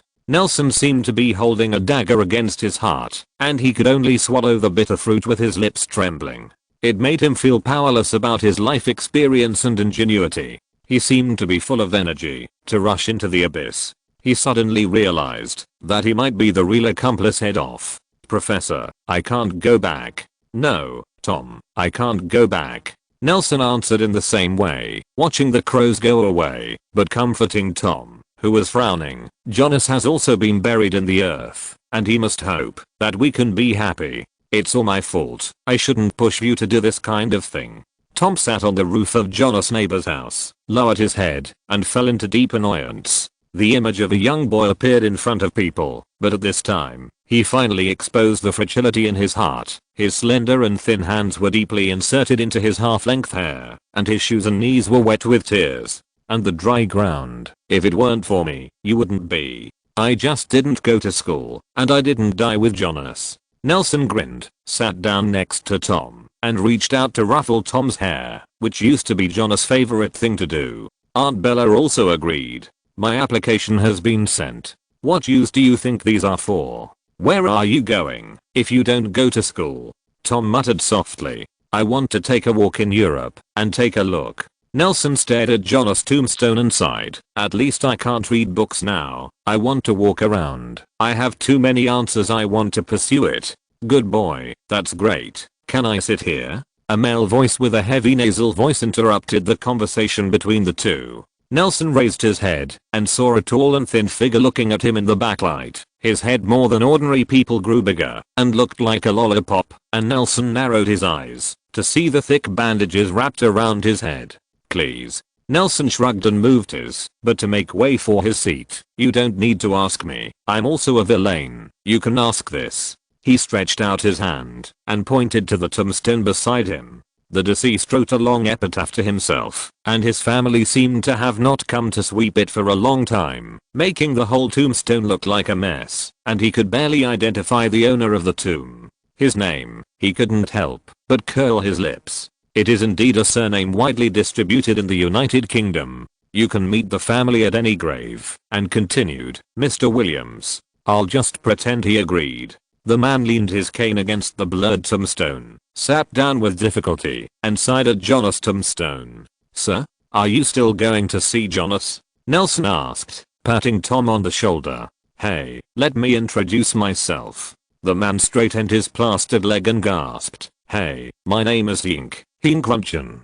Mr. Runchian. Nelson reflected the identity of the visitor. He was the editor-in-chief who was attacked with Jonas on the street yesterday. Aren't you seriously injured? What? That was the injury that was examined yesterday. Mr. Runchian took a peek and found that there was no one around, so he took out a pack of cigarettes from the briefcase in his arms and with difficulty pulled out with his gauze-wrapped hand. One, and because his fingers were too thick to light the fire, Nelson took out the lighter that Aberforth gave him and helped him light a cigarette. I need to smoke at this time, but when I saw Nelson's young face, I retracted my hand angrily. I just bleed a lot. It's really unfortunate. The two of us chat on the street, just because we are Germans. So you're going to get a knife. Cursing, he continued to struggle through his briefcase and took out a stack of envelopes. Are you Jonas' nephew? Nelson Wiltoning Williams? After hearing the affirmative answer, Mr. Runchian threw the stack of envelopes into Nelson's arms, grabbed a cane, and stood up with difficulty. He quickly put down the envelope to help him. No, no. Mr. Runchian waved his hand, straightened his waist, and pointed at the stack of envelopes. I saved this Chinasto for you, but it's not complete, so I'll add some for you, child. Nelson felt his head heavy. He raised his head and found Mr. Runchian rubbing his hair with his chubby hand. Jonas is a recognized good man, and we are very sad when this happens. Mourn and change. Thank you. Nelson nodded, watching Mr. Runchian limping away and flipping through the envelope in his hand. Although there are many envelopes, they are only a thin stack to the touch, and each envelope has a single word written in Jonas' graceful font. Going to school, falling in love, getting married, the first child, the second child, the first trip around the world at the age of 24, buying books, and the last eat, drink and play with crooked and very different handwriting. Nelson casually opened the school envelope, and a thin bank stub fell out. Jonas left nothing for himself. Nelson hugged his knees, curled up, and buried his head in his arms like Tom. Thank you for your recommendation, collection, comment, and reward. Keep asking for referrals. There is one more update in the evening, and the plot of the second volume will officially begin.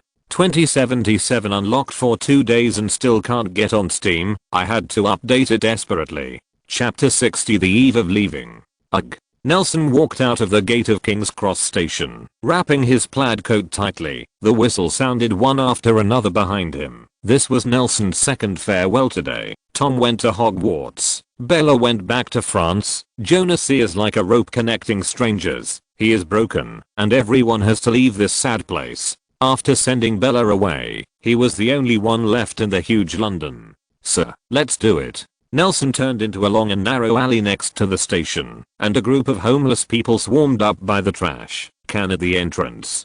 Beside him, scrambling to pray, the tallest of them was only as tall as Nelson's shoulders. He looked at these peers who had been reduced to the streets to make a living, froze in place, and reached into his pocket, but only touched a handful of galleon. Sorry, I don't have any change. Nelson wrapped the scarf on his shoulders around his neck, put the hat in his arms on his head, covered his mouth with his hands and breathed, passing through the homeless who dared not approach, walked towards the depths of the alley.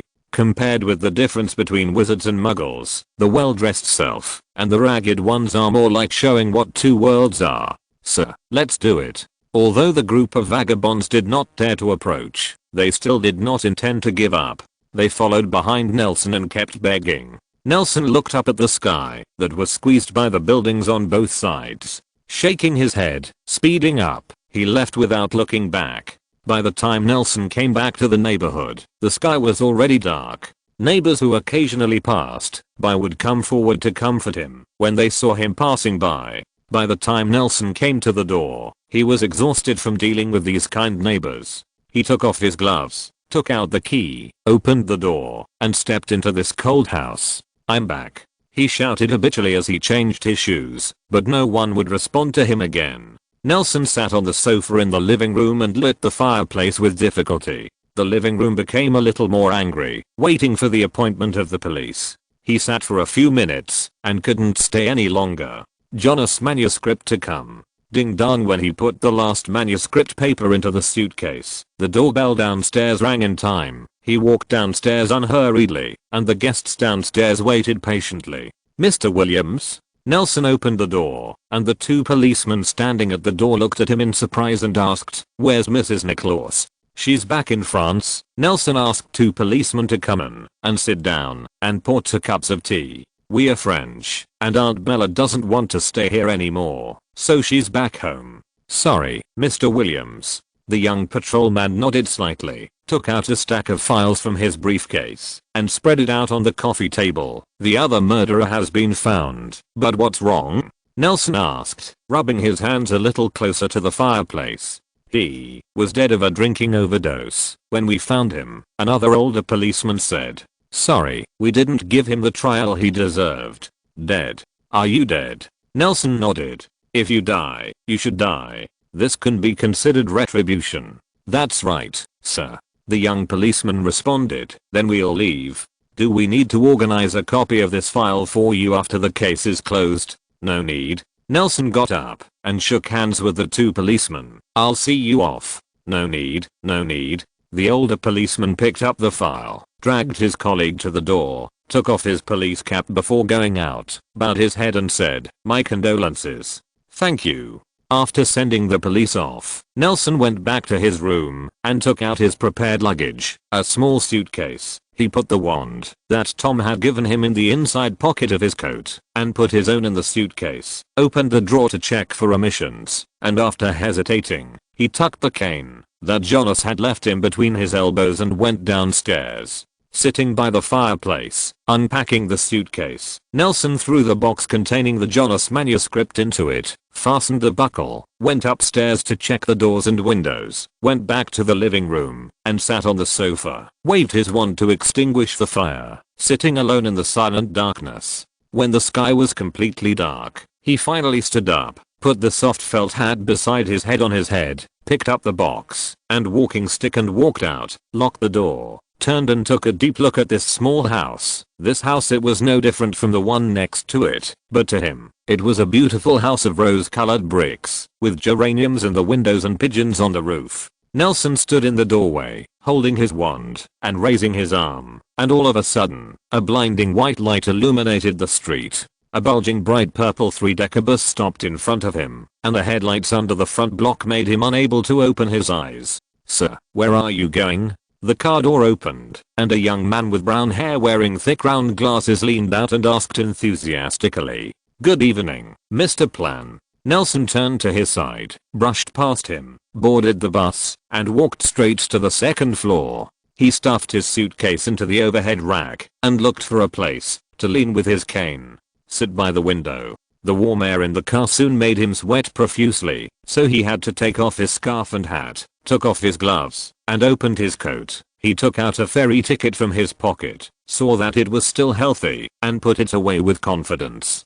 Tucked back, this will be the starting point of his journey, but before that, he still has some important things to do. "Sir, where are you going?" The night bus trembled slightly and began to accelerate forward. Wernpran, sweating profusely, climbed to the second floor and asked breathlessly while standing beside Nelson, "Go to Little Hangleton." Nelson nodded, grabbed a galleon from his pocket, and handed it to Wernplum. "By the way, are you stopping at Big Hangleton? It's not far, but I don't think it's marked on your route map." "Yes, sir," Wernplum replied, taking galleon. "We can stop at any time where the line passes, and of course where we don't stop, as long as you pay more. Oh, by the way, it's not allowed where Muggles gather," he added, as if he had just thought of it. "It's not too far from here to Great Hangleton. I think it's tomorrow morning. You can go to sleep there, son." "No, I'm not very sleepy." Nelson shook his head. "If I'm sleepy, I can just squint here for a while."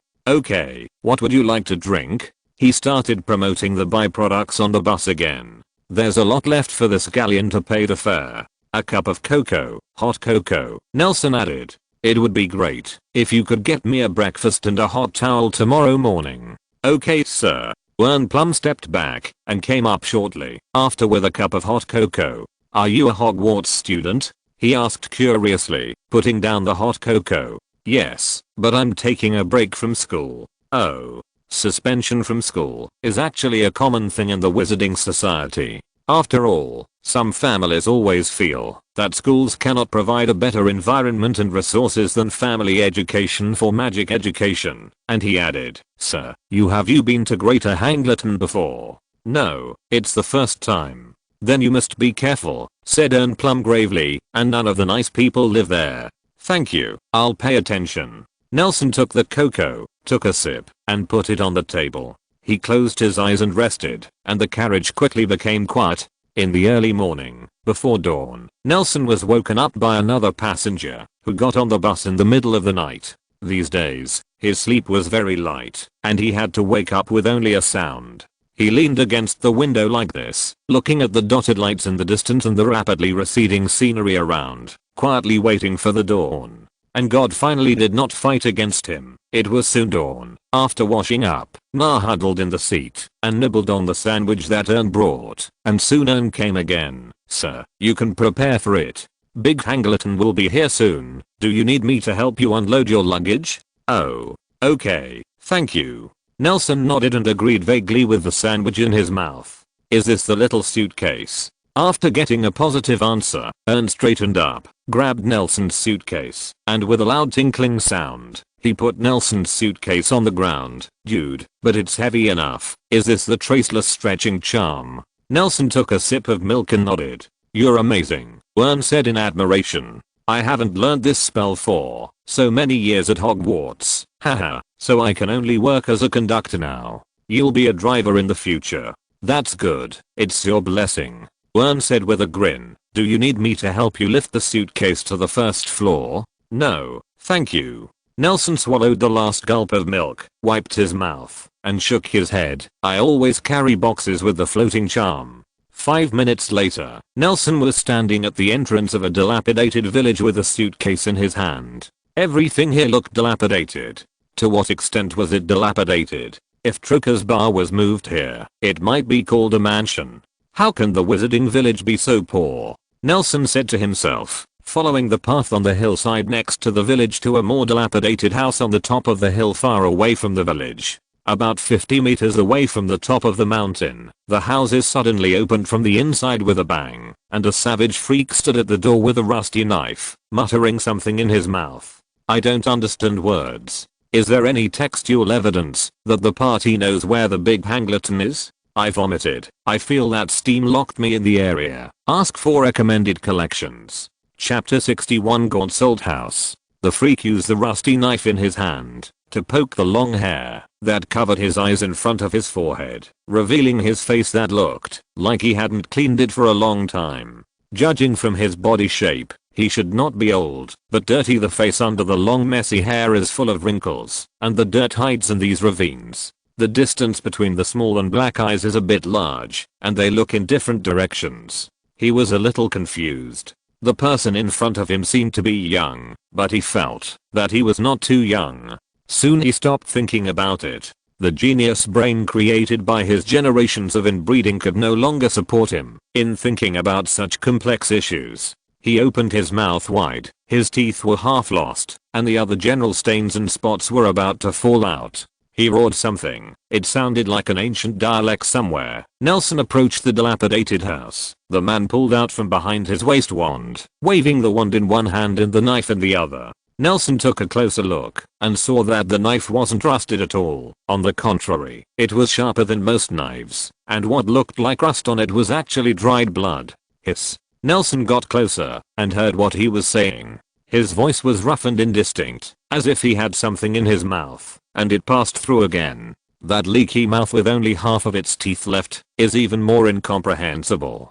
Parcel tongue? Nelson realized that the person in front of him could not be handled with common sense. He spread his hands, indicating that he was not malicious, took 2 steps back, and said, "Are you Mr. Morphin Gaunt?" Hiss. The man's hand wielding the knife became stronger, and he didn't seem to understand what Nelson was saying. Nelson was a little bored, trying to recall the parcel tongue Tom taught him last Christmas. "How did you say hello?" Hiss. SSSS. He tried to pronounce it, but he didn't learn it at the time. How could he master it now naturally? He insulted the man in front of him in parcel tongue, even though he didn't know what the sentence meant. What? The man dropped the knife, brushed his hair with both hands, and stared at Nelson in shock. It turned out that he could speak English, but his English was as hoarse as his parcel tongue. "You are pure blood." What? Nelson was a little puzzled. For a moment, he thought that seeing blood with a naked eye was the unique skill of the Gaunt family, and he said again, "May I ask if you are Morphin?" "Yes, I am." "You, parcel tongue," the man said excitedly. "You are pure blood. Actually, that's all I can say." Nelson shook his head, looking at Morphin, who seemed to be not very normal, and said sternly, "Mr. Morphin, I'm here to visit you." "What do I have to visit?" Morphin Gaunt's sanity seemed to come back. He bent down to pick up the knife on the ground, put his wand back in his waist, turned around and walked towards the house, where he had an imaginary meeting with Nelson. Different from the brutal dismount, the parcel tongue and the identity of a pure-blood wizard made Morphin inexplicably identify with him. He walked in front, and Nelson followed behind him, silently inserting his hand into the collar of his coat. "Do you like it?" The two walked to the door, and Morphin noticed that Nelson was looking at the live snake nailed to the wooden door. It struggled and tore the wound even wider. The blood of cold-blooded animals was in such a way. The cold weather is getting colder, and the blood from the wound is about to solidify. "I can give it to you later." "Thanks, but no need." Nelson smiled stiffly and followed him into the room. The house was divided into 3 small rooms. The largest room they entered looked like a combination of kitchen and living room, with a door and a door frame next to it. The room without the door frame was full of clutter. There is a thick layer of dust on the floor, and the other room with the door should be Morphin's bedroom. The inside of this house is as dilapidated as the outside. If it looks like a room that is about to collapse from the outside, if the wooden shed is broken, then from the inside, it is also the interior of a wooden shed that is about to collapse. "A pure-blood wizard, are you from the Ministry of Magic?" Morphin squeezed himself into an armchair by the fireplace and simmered, brushing the grime from the wrinkles on his face as he held up the dirty glass beside him. Cup took a sip of an unidentifiable liquid. "Is it because I expelled the Muggle who invaded my house again?" "No, it's not." Nelson found a relatively clean place on the sofa and sat down, his hands still in his arms. He shook his head and explained his purpose. "I'm a cultural relics lover. You know, our kind people always inquire about things that others don't know. I heard that Gaunt is a great surname with a long history, so I inquired here to have a look." Nelson pretended to look around the surroundings casually, and he found that many of the things in the room that looked like tattered were antiques. "I have to say that even in such a time of temporary decline, you still maintain the demeanor of a pure-blood noble, and you are indeed a direct descendant of the great Salazar Slytherin." "You know?"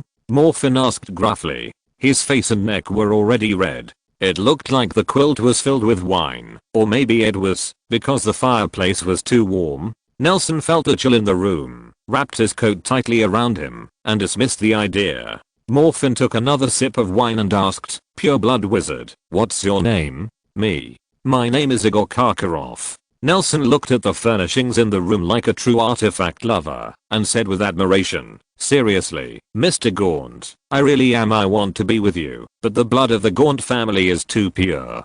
This is something that other pure blood families can't do. By the way, I heard that there should be another one in your family named Marvalo. Gaunt's elder, is he there? Karkaroff. Pure blood on the German side? Morphin seemed to take advantage of Nelson's comments about his ancestry, shifting into a comfortable position in the armchair, then took another gulp from his glass, not caring.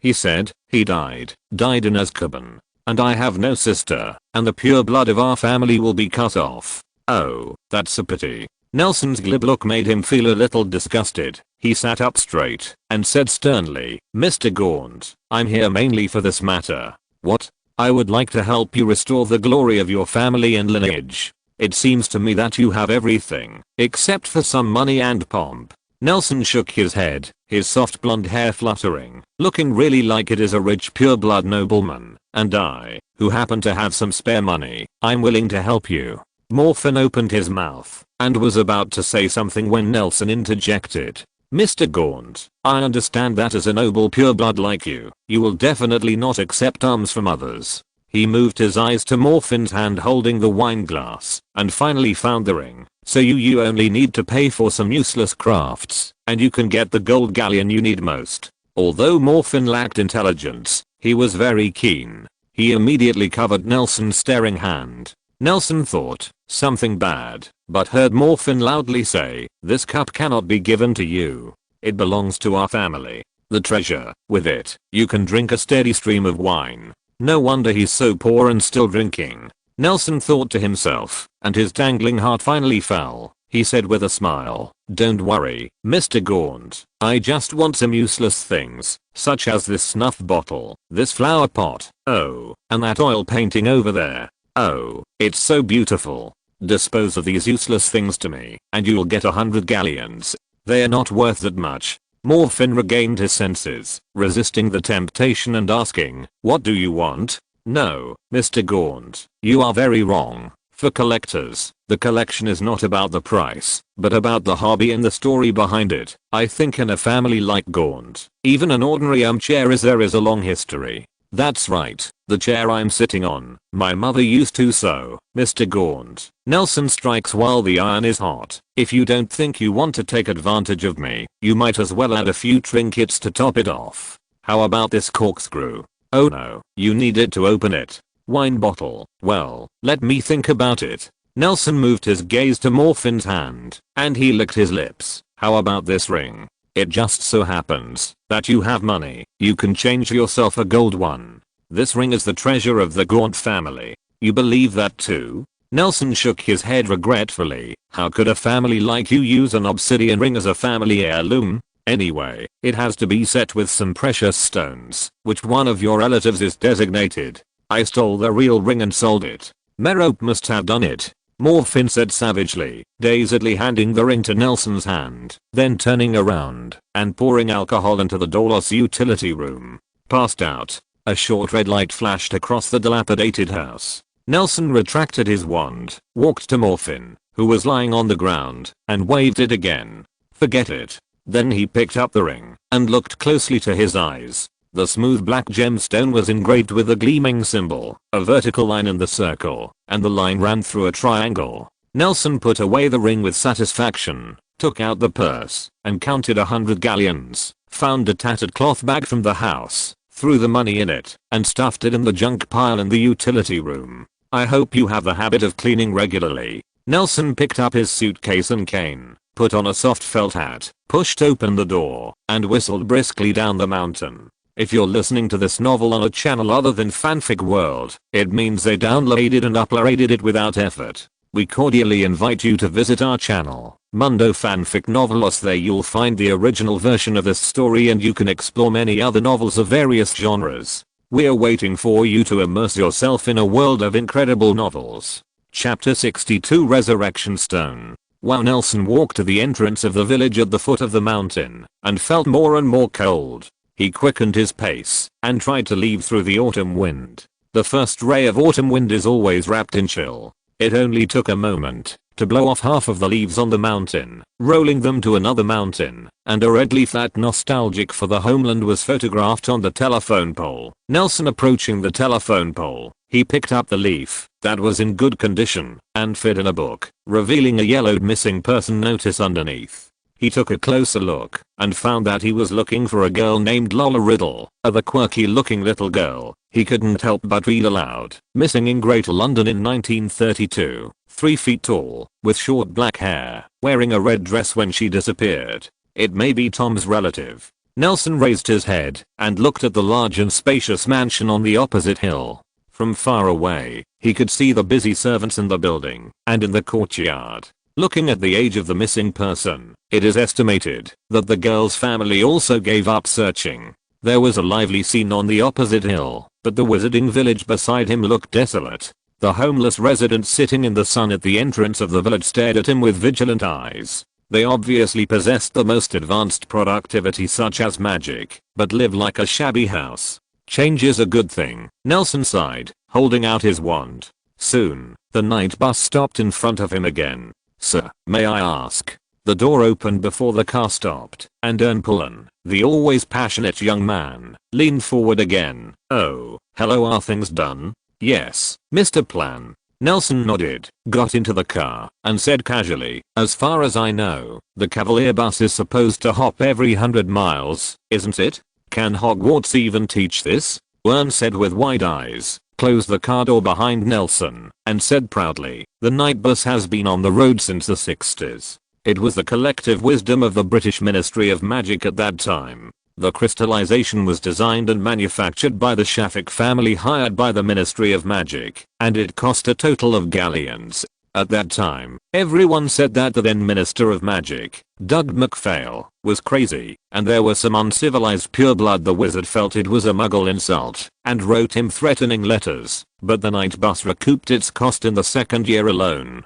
He looked proud, as if the car was built for its own sake. "Of course, your fare is too expensive, but it's on call and great service." Ern looked proud. "So why does it reach me, as long as I wave my wand?" Nelson wondered. "But it takes me 1 night to get from London to Great Angleton." "Ah, maybe it's out of the need to differentiate yourself from flu fans." Ern said to him, "Sir, where are you going? Are you going back to London?" "Yes, just go back to where I got in the car." Nelson put down a gold coin and found a place on the first floor by the window to sit down and rest. "By the way, do you provide international services?" "It used to be okay, sir," Ern explained, stepping back. "It's a little tense now, and we are suspending this business." In the cemetery in West London, Nelson was standing in front of Jonas' tomb. The cross on the roof of the church not far away was crowded with crows hugging against the cold.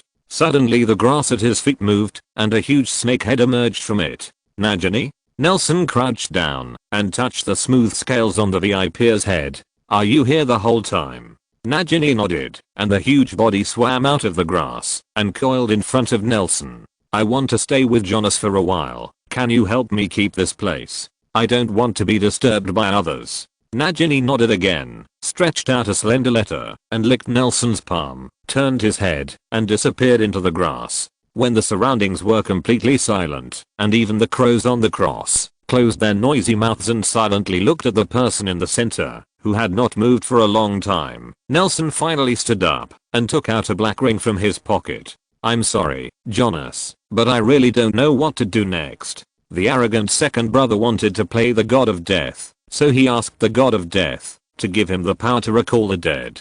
Nelson held the ring, circled the pattern on the ring face with his thumb, and slowly used a tone of incantation, telling the story of the resurrection stone. So the god of death picked up a stone from the river and gave it to the second brother and told him that this stone has the power to recall the dead. When his thumb turned to the third circle, a thick white fog suddenly appeared beside him and surrounded him firmly. He couldn't see anything in all directions except the 1 meter square white marble in front of him. "Slate, that piece of Jonas' burial. It's a good job, isn't it?" Hearing the voice, Nelson turned quickly, just in time to see Jonas walking out of the fog.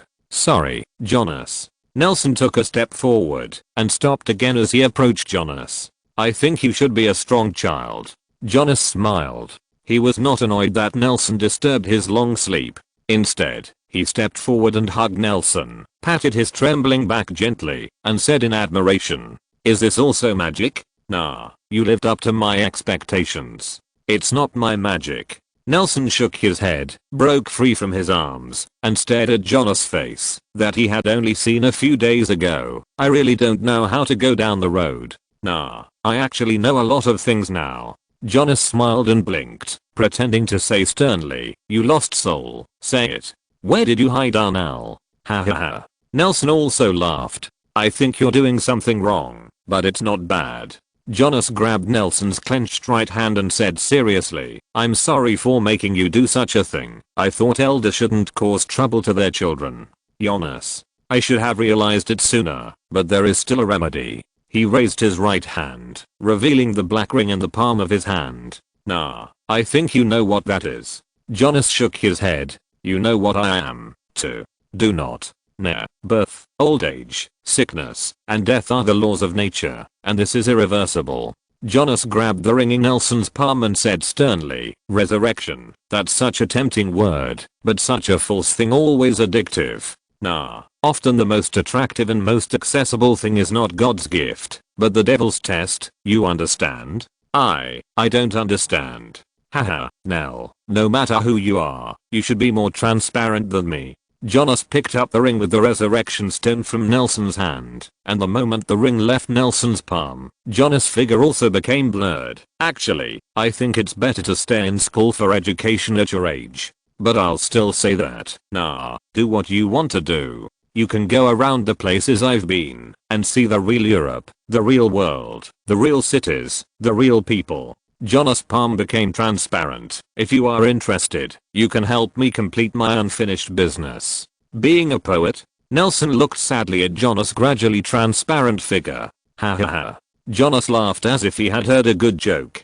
The ring passed through the completely transparent palm and fell to the ground. Nelson's eyes were attracted by the ring, and when he raised his head again, Jonas has completely dissipated into the fog, leaving only his last words in the air. "You know what I'm talking about." Nelson picked up the ring and put it back in his pocket. The moment he held the ring, the thick fog around him rushed into his body frantically. In just 1 second, he stood on the path in the cemetery again, as if everything that just happened was just a fantasy. Quack quack. Nelson looked up and saw that the crows on the roof of the church seemed to be warm enough, and they spread their wings one after another. He lowered his head and suddenly saw a word on Jonas' tombstone.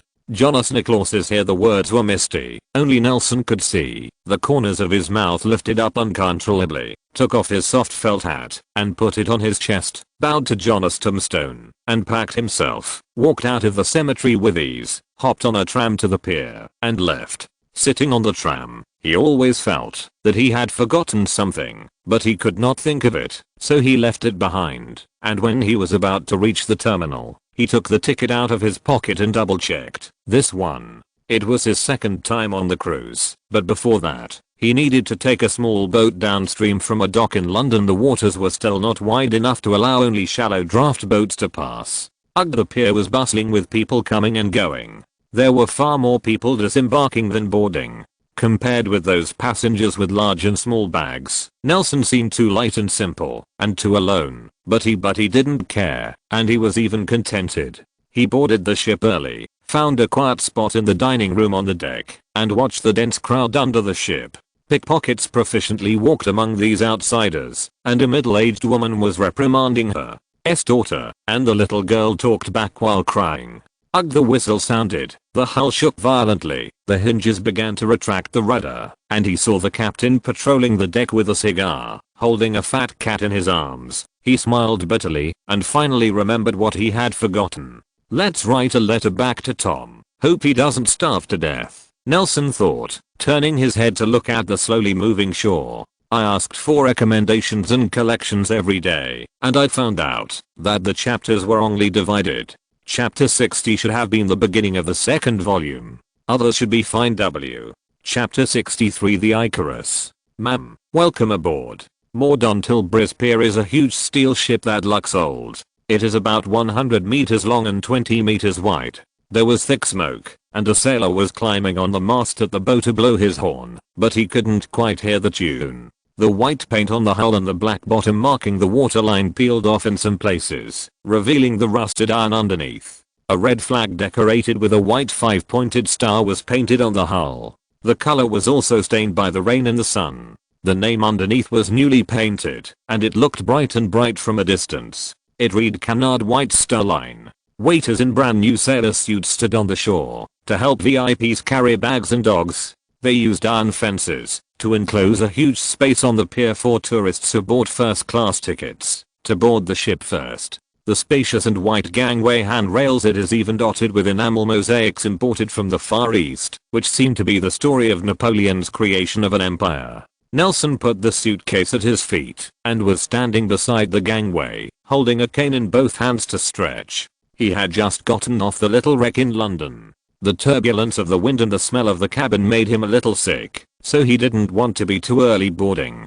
Hey, don't touch saucer, it doesn't like being hugged by strangers. Nelson looked up to the side. A well-dressed young woman was staring at the waiter serving her boarding with disgust, reaching out and grabbing the dog rope, stepping on high-heeled shoes arrogantly, walking up the stairs with a bang, without forgetting to say, "I will complain to you." The young waiter suddenly lost his face. He quickly noticed Nelson next to him, put away his frustration, walked to Nelson with a smile, and greeted, "This little gentleman, where is your family? I came alone." Nelson was still moving, and he was still wearing the same clothes, a grey plaid coat and a soft felt hat, holding a luxurious cane, looking very dusty. If he could stick to her with a moustache, he is an old-fashioned gentleman. He originally thought he looked stupid in this dress, but who would have thought that he was quite avant-garde after this? It is hard to imagine that he and these people lived in the same era. After exercising, he picked up the box, handed the ticket to the waiter, and stepped on the gangway. "Can you take me to the room, please? I want to take a shower first." "Of course, Mr. Williams." After examining the ticket, the waiter bowed and saluted, then got up and said, "Sir, let me get the suitcase for you." "No, thank you." Nelson, who had already climbed aboard, looked at the busy sailors on the deck and the guests who had begun to socialize with wine glasses. He turned his head to look at the waiter who followed, and squinted at the white star badge on his chest. "Nameplate, Jack. Does this ship have a name?" "Yes, it's called Icarus, but we all call it Ica." Jack nodded, walked into the management room on the first floor, walked out with a bunch of keys, and gestured, "Sir, please come with me. Your room is here. H's." Nelson shook his head. The disadvantage of reading a lot was obvious. He squatted and joked softly, "It's really not a good name." "Sorry, I'm sorry. The boiler room is so loud. I didn't hear what you were saying." Jack turned around and apologized. "Your room is right in front of you, and at the end of the hallway, there is the third room." "Okay, give me the key. I'll go there myself." Nelson took out a few shillings of coins from his pocket, handed it to Jack, took the key, and asked, "Please help me go to the store below to buy a new set of pen and ink, as long as you can use it, and buy a stack of letter paper and 5 envelopes." "Okay, sir." Jack put away the money and turned to leave. "Forget it, buy a few more." Nelson stopped him, took out 2 more, and put them in Jack's palm. "The rest is the tip." After that, he picked up the box and walked to the room. I have to say that the summer vacation trip was all about staying with relatives. Nelson didn't notice the various facilities during the trip.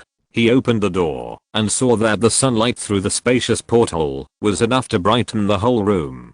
Narrowed his eyes happily. Putting down his luggage, Nelson didn't rush to pack, but pushed open the door and walked out. He locked the door and walked straight to the top of the building. Maybe it was because there weren't enough people boarding the boat. There were not many people on the platform on the roof. Nelson stood beside the handrail, unbuttoned and opened his clothes, feeling the salty sea breeze and the dampness. Looking at the crowd of people below, the fence on the pier has been removed, and the shipping company has also replaced it with a stronger and simpler gangway, and began to formally check the tickets. Although there are many people below, it looks messy, but in fact the order is in order. Well, nothing as expected happened. The boat will leave in an hour. A man who was also blowing wind on the roof walked over to Nelson.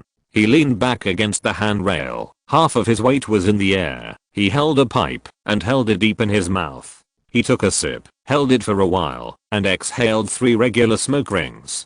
They floated into the sky and expanded until they dissipated in the sea breeze. Nelson turned his head to look at him. The man next to him was unshaven and wore a fur coat with a sailor suit that he had worn for a long time. He should be working on this ship. Nelson smelled a pungent smell of smoke. He couldn't help wrinkling his nose, leaning on the handrail, and looking at the crowd of people on the pier. Is it too late? You have to make it in time. If you don't leave on time, someone will always bump into you. The man took a breath, but he coughed. The ash and shredded tobacco, broken tobacco. I'm the chief mate of this ship. You can call me Jack. He squeezed a bit of tobacco out of his pocket and stuffed it into his pipe, tucked the collar of his coat around his neck to keep out the wind, and rubbed the match with great difficulty. Jack. Is your name Jack too? Nelson laughed, took out a lighter from his pocket, lit it, and handed it to First Officer Jack's mouth. Do you still smoke? Mate Jack came up with a pipe and said vaguely, do you know little Jack? He was the one who sent me to the room. Nelson nodded and put the lid on the lighter. It's a souvenir. I don't smoke, but I like it. Indeed, the design is very unique. It should be windproof and suitable for the sea. Jack's first mate commented professionally. The two chatted one after another, and the crowd on the pier was much sparser, leaving only a few dozen people crowded under the gangway, and a 4 phalanx farther away point. First mate Jack told Nelson a lot of interesting stories at sea, and introduced the division of labor in various positions on the ship in detail, which opened his eyes. Who are they? Are they soldiers? Nelson stretched his arms, and pointed to the phalanx. Who are they? Let me see. First Officer Jack squinted his eyes and looked at the pier, then turned his head after a while. You must avoid contact with them. They are not soldiers. They are mental patients from London. I don't know what to send to Europe, but you shouldn't have to deal with them. Their leaders won't let them go out. First mate Jack quickly scolded the company with some swear words unique to the sea, scolded them for putting these dangerous element on this shift, scolded them as vampires lying on the seamen, and cursed all their ships to sink into the sea. As his subject became more and more dangerous and sinister, Nelson hurriedly stopped him. Don't be like this. We are still on this ship. He grabbed the sleeve of First Officer Jack. Speaking of which, people named Jack may be born with a relationship with the sea. I already know 4 Jacks who are related to the sea. Who? First mate Jack stuffed a bit of shredded tobacco into his pipe, held it up and sucked it, while asking with great interest. Besides the 2 of you, there are 2 others. One named Jack Sparrow, and one named Jack Dawson. Who are they? Are they also seamen? No, they are characters in a novel, a pirate novel, a romance novel. No wonder I don't know them, said First Mate Jack, grinning softly, in a self-deprecating tone. I don't read much after all. He glanced at the pier again, knocked off the shredded tobacco in his pipe, straightened up and put on his sailor cap. I have to go to the deck. Remember to go downstairs for dinner later.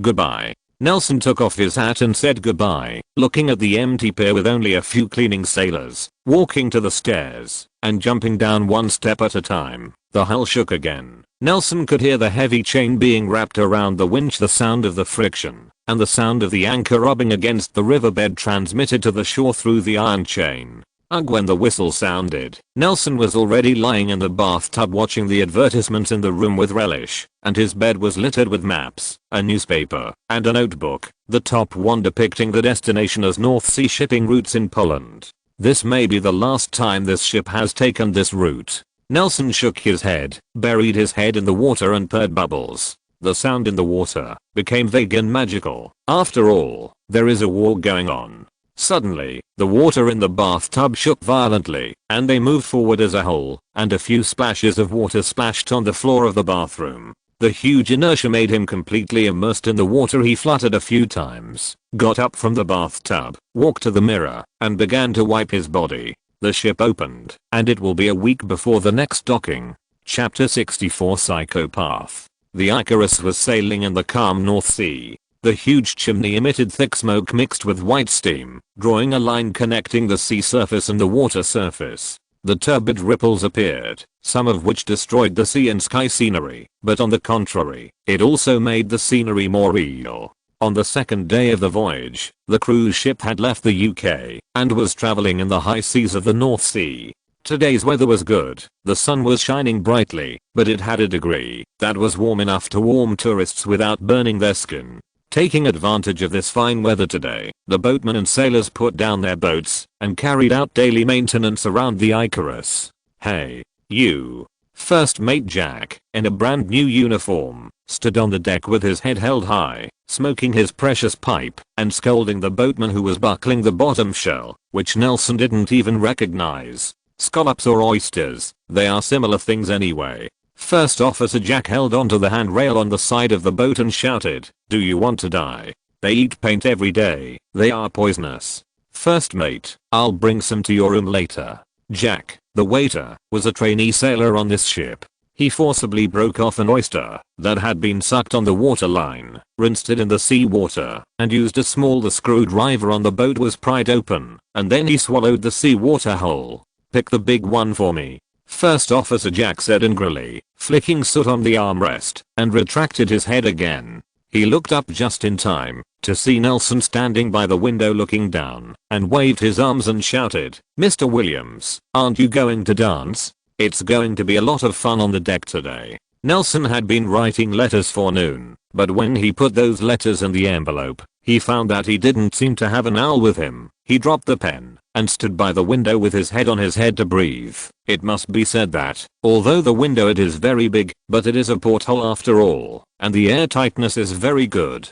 He has been exposed to the weather for a long time and has no effect. He only sees First Officer Jack on the deck waving and shouting something. He stretched his hand to his nose. Seeing First Officer Jack nodded, he left the room and walked downstairs, passing by the restaurant with 2 glasses of orange juice. When we came to the deck, the sound of the world became clear. Compared with the silence in the cabin, the roar of seagulls, the screeching of gamblers, the whispering and whispering of lovers, all the noise in the world became more real. "Mate Jack, do you have anything to do with me?" He walked to the side of the boat and handed him a glass of orange juice. "Dancing? I was calling you just now." First Officer Jack took the cup, took a sip, frowned, raised the cup and asked, "Why drink this? Shouldn't I drink this?" Nelson was also puzzled. Isn't that saying that seafarers will get sepsis because they don't eat fresh fruit for a long time? How many years ago you are the old yellow calendar? First Mate Jack took the glass and drank it, then shoved the glass into the arms of a sailor who was cleaning the deck with a big mop. He smiled. "You can't know the power of the sea by reading too many books. You have to take a look on the boat. Our current seafarers basically don't worry about those things. At this time, they should drink rum. I don't know how to drink." Nelson shook his head, swaying the orange juice as if he were tasting red wine, sipping his mouth while drinking.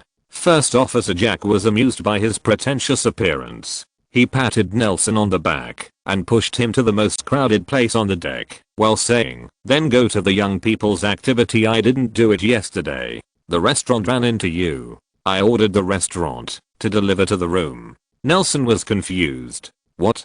Dancing?" First Mate Jack raised his eyebrows slyly. "A journey across the high seas. A pair of young people who are well matched. Sparks of love. You think too much, First Officer Jack. I just..." Okay. First Mate Jack pushed him into the crowd and introduced, "Ladies and gentlemen, this is Mr. Williams from First Class 309. He's from London. You must have a lot in common language." Nelson sat blankly at the long table by the dance floor, and the waiter next to him quickly set new dishes for him.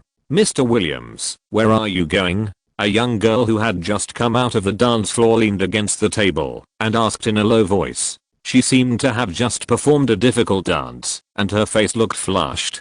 Her well-groomed blonde sideburns are also scattered, and her movement out of the dance floor is extremely unique, looking like the heroine in a princess-themed cartoon wearing a long dress and going up the stairs. "Poland." Nelson swallowed her cherry and said concisely. "Oh." The young man next to him was a little curious. "What are you going to do in Poland at this time? The place is not very peaceful now." "I'm going on a trip." Nelson took out John's press card from his neckline, which he had been wearing around his neck, and shook it at them. I want to do an interview. Wow. It's amazing. You look so young. The girl's face turned even redder, and her originally delicate appearance was so tossed that it looked like a red-skinned onion.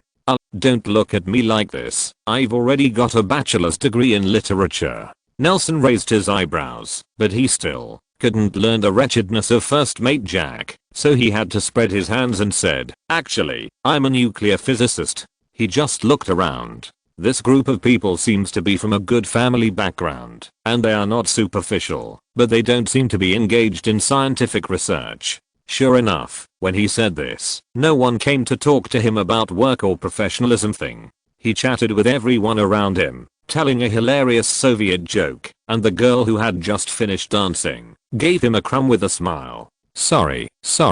She apologized terribly. I'll get a paper and wipe it for you. It's alright, it's just dry bread. He brushed his hair and began to tell the next Soviet joke. He really didn't want to go back to his room, and he didn't want to get off the stage to dance, so he had to keep telling the German jokes that the people liked to see and hear. When everyone was so weak from dancing and their mouths were dry from laughter, he got up and left and occupied the pool next to the pool. A sun lounger borrowed sunglasses from the waiter. Lie down and rest. After a while, the sun was setting, and there was a large circle of people around the bow of the boat. Human instinct prompted them to watch the fun. Look, Mr. Williams, it's a seagull. Nelson raised his head and looked past the girl who had evolved from a red onion into a human shape and looked at the white seagulls crowded with sculptures on the bow. He didn't know why these birds ran into such a deep inland sea, but now it looks like they really are. It's hard to find such a place to rest. This group of seagulls was a little anxious by the crowd. They were already thirsty and hungry, so they all became restless. Suddenly one of them found Nelson with crumbs on his head, and a fierce man rushed up with his brothers. After a while, the disheveled, unlovable Nelson was dragged out of the flock. Sorry, Mr. Williams. The girl who turned into a red onion again sat down beside Nelson, covering her mouth. It's okay, it's just dry bread. Nelson looked up at the sky blankly, and it seemed that the journey would not be peaceful. Brother, a little kid ran over with a milky voice, pounced on Nelson's side, and said crisply, those pigeons like you so much. That's a seagull. Brother, those pigeons like you so much. That's a seagull. Brother, that's magic, you can't learn it. Nelson got up and walked to the cabin, leaving the little kid standing there crying. When Nelson appeared in the first class dining room after washing up, he was greeted with great enthusiasm by fellow passengers. Let us welcome the warriors who fight against the seagulls. The eagle strikes the sky, Mr. Williams. The surrounding guests all clapped their hands. They are all people who have seen the world, but they are still talking about the afternoon scene. Mr. Williams, a bald young man across from him said with a smile, handing over a plate of lettuce, your magic is great. If you like it. Nelson took the plate feebly, forked a leaf of cabbage, and placed it on his plate, turning sideways to make room for the waiter who brought the steak. Speaking of magic, I have a magician there. He said he is a wizard. The bald young man on the opposite side was a talkative man. He handed over a business card, and Nelson took it. Working in a mental hospital in the eastern suburbs, Mr. Nelson, unlike you, he is a mental patient. He really thinks he has magic. He is the most stubborn patient I have ever seen. What kind of stubbornness? Nelson picked up the knife and carefully cut the meat, raised his head and asked, are you the doctor with 16 patients? Ah, it's me. Did you see it on the pier? Don't worry, they won't let them run out.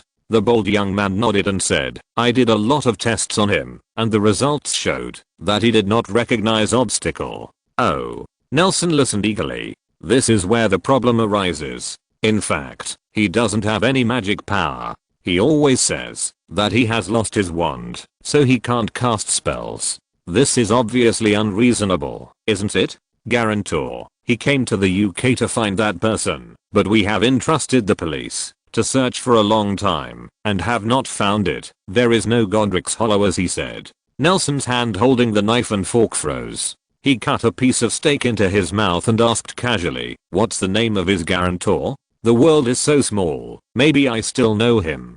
What's it called? Bathilda Bagshot? Ask for recommendation collections. Chapter 65 Rescue 19,391,012. Do you know this man? Mr. Williams. I haven't heard of it. Nelson shook his head, looking helpless.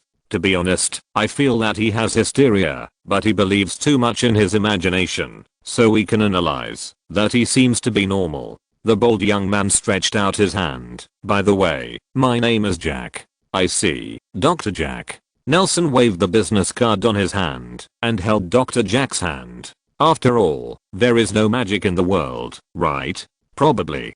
Dr. Jack chuckled. We can't say that something we haven't seen doesn't exist, can we? That's true. Nelson nodded. If one day you find out that magic really exists, then you have to apologize to the sick man. It's probably medical malpractice. The two talked very happily. After drinking and eating, Dr. Jack saw that Nelson was very interested in his group of patients, so he suggested that the two of them go to see it together. Is this appropriate? Nelson declined. Isn't it disrespectful to treat patients like visiting them? No. Dr. Jack drank a little wine and wrapped his arms around him enthusiastically. If there are normal people who communicate with them more, maybe they will get better. Nelson was a little moved and half pushed down. The two went to the large room on the lower deck, converted from a letter warehouse. Wait a while and be careful.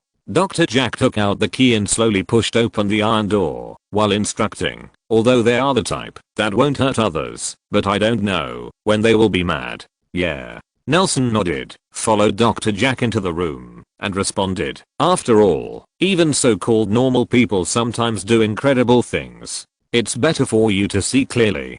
Dr. Jack nodded approvingly, but found that Nelson ignored him. As soon as he entered the door, he saw that person, a man with a beard in a hospital gown sitting on the innermost bed, and waving his arms, as if he was practicing some movements. It was the movement of the unlocking charm. Although there was no magic movement at all, Nelson was still staring at him closely. He smelled the same kind of smell. The patient must be a wizard. Oh. Mr. Williams, is your magic really famous? Called the Eyes of Wisdom?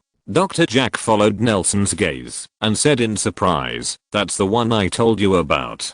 Delusional that he is a sorcerer's patient. I guess it's him too. It looks like he's performing some kind of magic. Nelson nodded, just in time to meet the patient's eyes raised when he heard the word magic. Nelson nodded at the man, but attracted him suddenly excited. Are you here to save me? The man struggled hard while sitting on the bed, shouting torn apart. You're a wizard, right? Help me. I'm really not mentally ill. He was waving his arms like he was about to drown on the bed, and the iron bed was shaken to pieces and groaned. With the sickness of the magic in the distance, all the patients in the whole room became restless. Except for a few patients who were lying on the bed. The others jumped up from the bed one after another. He waved his arms to simulate the flight of a bird, and his mouth made a quack sound of wild ducks. Someone was slapping the bed like a backstroke on the water. Nelson also saw a dark-skinned man put a pillow over his head, a big man,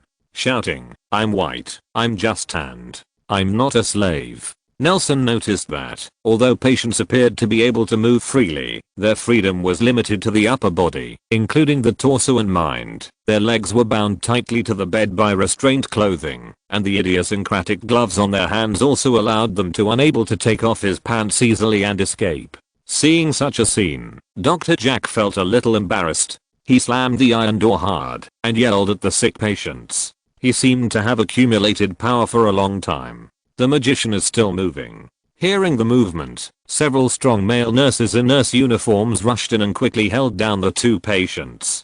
Drive Jack. What to do with them? The head nurse, who looked like Schwarzenegger, walked up to Dr. Jack and asked in a deep voice, also resembling Schwarzenegger. You go out first. I have guests here. After that, Dr. Jack took Nelson to the hospital bed. This is 19,340,201. He traveled to the United States and was arrested as a black slave because he was too dark. I heard that he was tortured. TSK. The two passed the first patient, and Dr. Jack introduced, this is for him, leaving an indelible psychological shadow. I don't know how Americans treat their slaves, driving a person crazy. Seriously, when I first saw him, I really thought he was a black man. I served as a soldier in North Africa. I tanned there. 19,340,201 said aggrievedly, showing his eyes from under the pillow. Alright, I see. Dr. Jack patted his head. I'm bringing a specialist for consultation. You can sleep in peace. He may be post-war trauma. Nelson began to point the country. What is the trauma after the war? Dr. Jack curled his lips and said disdainfully, their troops entered the Sahara Desert and did not come out for several months. When they came out, the battle was over. I heard that it was because of this incident. Too embarrassing. Their numbers are gone. This is 19,351,117. Dr. Jack said, holding down the patient who was flapping his wings. He used to be a pilot, and then the plane crashed. I heard that the bird hit the propeller, and then he was like this. Woohoo. The pilot did not learn the wild duck, and he suddenly started crying, which scared Nelson. I was guilty. I killed the plane person. I specifically asked, it's not your responsibility to skydive in an emergency. Dr. Jack stroked the back of his head and comforted him softly. Woohoo, I shouldn't have hit that propeller. Well, I thought too much. Dr. Jack stood up and stuck his tongue out at Nelson. I thought he was getting better. His condition is a problem with self-recognition. The two stopped and went, and Nelson really gained a lot of insight tonight, and they finally walked to the depths of the room, the hospital bed of Mr. Magic. 19,391,012. If you do this again, I can only give you an injection. Dr. Jack threatened. Sorry, doctor. 19,391,012 hurriedly apologized. I'm sorry for causing you trouble. I won't do this again in the future. I don't think I can do magic anymore. Can you let me out of the hospital? 19,391,012. Don't try to lie to me. Dr. Jack was a little exasperated. How many times have you lied to me like this? I said, if you really feel that you have no magical ability, we will let you out immediately. I'm real this time. It's alright. Dr. Jack turned to look at Nelson, who was looking at 19,391,012 thoughtfully, and explained, he is the most confusing patient, except when he is sick. Everything is normal. Logic, cognition, there is no problem in waiting. But when it comes to the cause, it will be very stubborn. Some think they are mushrooms. Some think they are another person. And this one, think they are a magician. Wizard, Nelson corrected. Yes, wizard sir. You are a wizard. I see it. You are a wizard, right? These muggles are torturing me every day. Help me. Give me a wand. 19,391,012 began to struggle violently again. He said very quickly, help me. I'll give you Galleon. I'll give you the magic of your family. Help me. Dr. Jack lowered his head and covered his mouth, calling out to the nurse impatiently, then lowered his head and said viciously, I knew it. You still don't change your mind. When the nurse arrived, he finally relaxed, and while admiring the scene of several big men giving injections to 19,391,012, he said to Nelson, you see, he is too stubborn.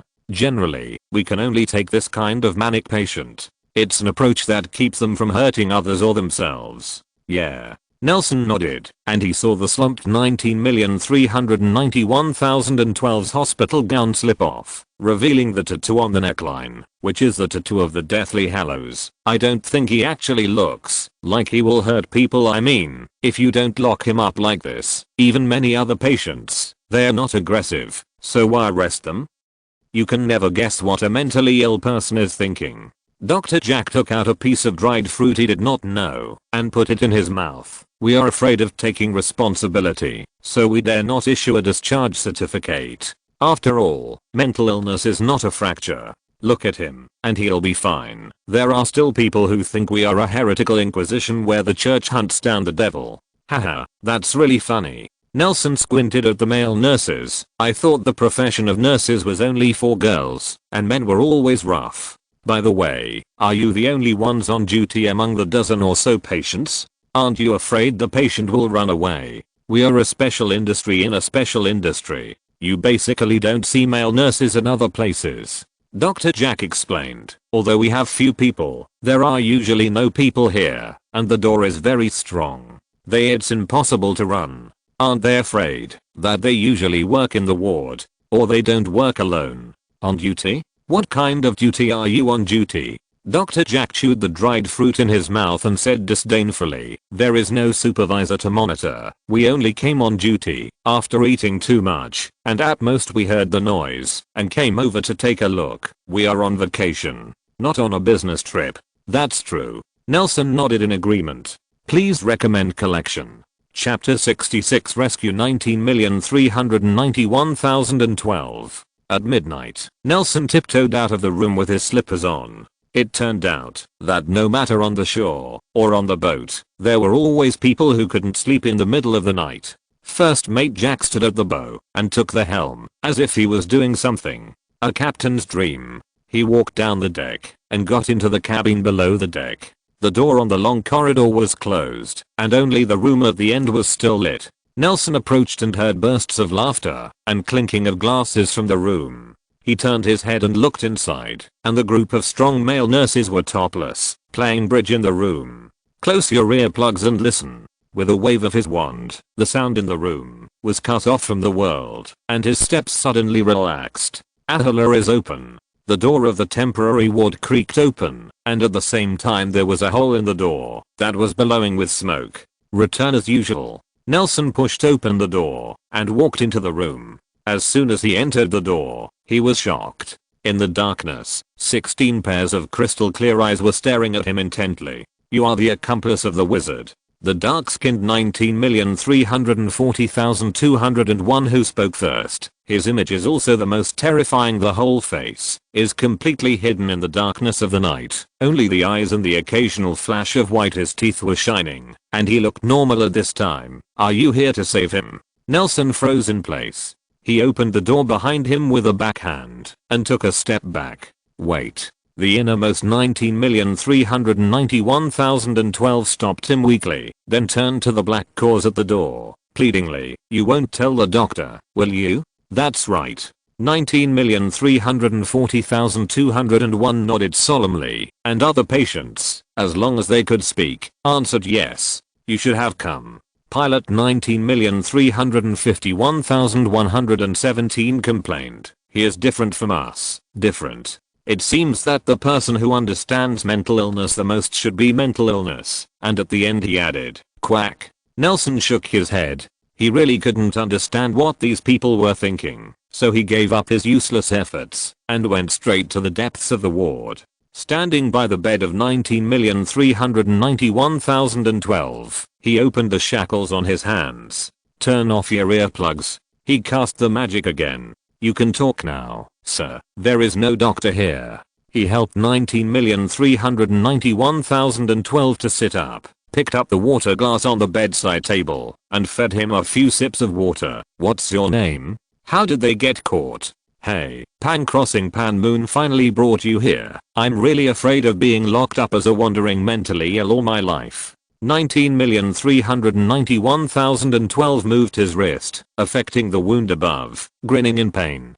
Just call me Barry Beckman. You can just call me Barry. As you can see, a crappy wizard who can't help without a wand. Great. I thought your name was Jack too. You don't have to blame yourself. Most wizards are no different from muggles without their wands. Nelson reassured, but I can't let it go for a while. You have to endure for a few more days. What? Barry Beckman opened his mouth wide in disbelief. He didn't want to stay in this place for a second. Why? I can't apparate, and I don't have an owl. Nelson spread his hands and said helplessly, even if I'll let you go, you'll have to stay on the boat all the time. Instead of being so troublesome, I'll take you away when you get off the boat. It doesn't matter, I will, as long as you take your wand. Barry blinked, realizing that what he said was inappropriate, so he lowered his head in discouragement. Sorry, I was just arrested for not having a wand. You just need to cooperate with the doctor, and they will serve you deliciously.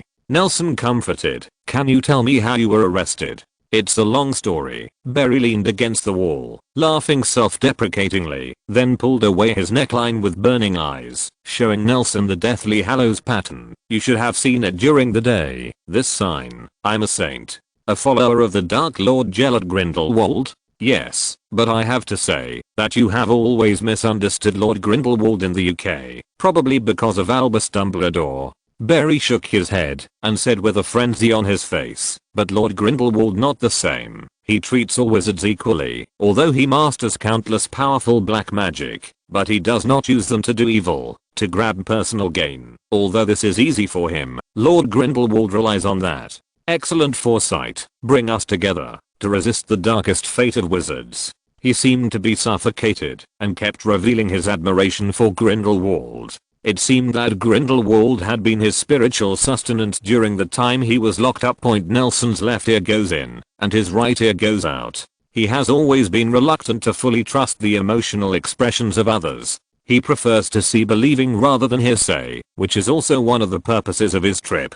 He gave me a task, a secret task, a great task enough to make me famous. Barry's expression became excited, but he quickly became lonely. But I think my task may not be it's so important. After all, they haven't sent anyone to find me for so long. What mission? Nelson asked curiously. Forget it if it's inconvenient. I don't know if the task is really unimportant, or if Barry's desire to talk is really too long. He actually said it. I came to England to find the historian in Godric's Hollow, Bathilda Bagshot. He recounted slowly. It is said that this historian is Lord Grindelwald's great aunt, and at the same time the wizard who has the most research on the history of magic in the entire wizarding world. She knows a lot of secrets, which is related to the ultimate goal of my mission, he said excitedly. You know the mark of our saints? I know. Nelson interrupted his spellcasting forward shake. He secretly reached into his pocket, clenched the gaunt family ring, and said solemnly, that's the sign of the Deathly Hallows. Okay, said Barry dryly, looking terribly uncomfortable, as if a sneeze that had been brewing for a long time had finally been swallowed. Then I will make a long story short. Lord Grindelwald wants to collect all 3 pieces, sacred artifacts, so he sent me to look for clues in the old papers of the history of magic. He sent me to Durmstrang's library to find clues, but how could such a simple job stump me? I think Bathilda Bagshot must know a lot of things that aren't in the books, so I came to England. So it's not your job to find Bathilda Bagshot? Nelson understood. Yes, but I made the right decision, didn't I? Sorry, it's hard for me to agree. Nelson looked at Barry, who was half-length tied up in a straitjacket, with a caring expression on the full. Well, it's just an accident. After I came to London, I asked someone to find out the location of Godric's Hollow, and then I was cheated of money. Messy hair fell down, revealing that young face, and then I'll be put in a mental hospital. Your story span is a bit big. It's not important. Being caught is somewhat unspeakable. Barry can't say a word for a long time, so he can only shift his target to Nelson. You still look like a student. It's Hogwarts, right? It should be in the 3rd or 4th grade, right? He couldn't see Nelson's face in the dark, and he didn't look carefully in the panic during the day. Now he could only feel his tall figure, which inevitably caused a misjudgment. This also made Nelson wake up. He has been wearing a true face, showing people, not to mention what foreshadowing will be laid in the future. Even now, this young appearance can easily cause trouble for himself. Almost. What's wrong? Then why don't you go to school, but go to, where is this ship heading? Poland. What are you doing in Poland if you don't go to school? I've dropped out of Hogwarts, Nelson said helplessly. I'm out of school now. You're amazing. Barry clasped his hands in admiration. You were able to drop out of Hogwarts.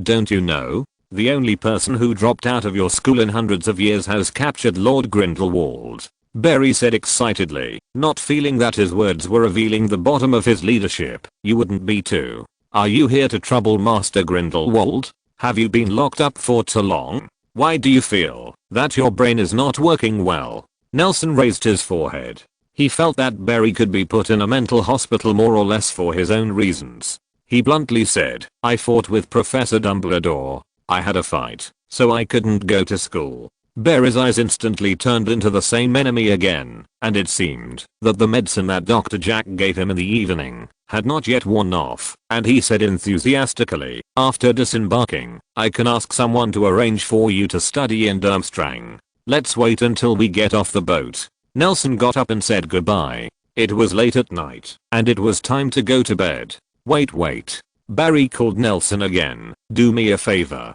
just one. Tell them I'm still alive. Just use a spell. A spell. It's easy. It sounded like a lighting spell. Nelson tried it, and there was the sound of something exploding on the deck above him, and he hurried out of the ward to withdraw the spell and run to the deck. I will do what I say, and I will repay you. Barry shouted behind him. Nelson ran to the deck, only to find fireworks bursting in the sky overhead, and the gorgeous fireworks drew a delicate pattern in the air, a vertical line in a circle, and the line ran through a triangle point. It was too high and too far to tell whether it was fired from the ship or from a small island just passed by. Chapter 67 Rescue 19,391,012. There are no thousands of sails racing in the North Sea at night. Only Lyre and Can't Sleep Point. There was only a single lighthouse lit on the island with the zigzagging coastline in the distance, but the fireworks overhead were so dazzling that it completely obscured the directional glow.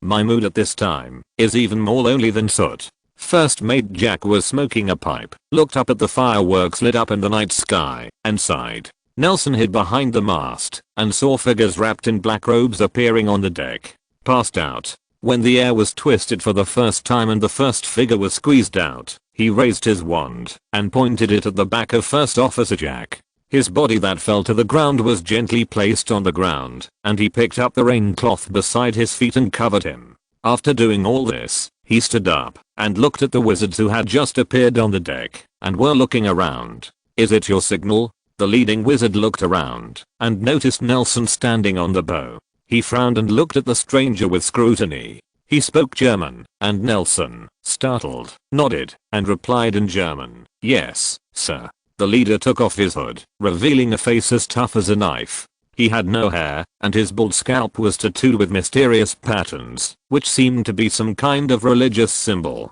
Out of a golden pendant, the pattern of the pendant is no different from the fireworks above the head. As if he didn't care about the law of secrecy, he went straight to the side of the ship, raised his wand, and released a beam of light to the island in the distance, and after a while, Nelson saw several more wizards in black robes riding broomsticks flew from the direction of the island.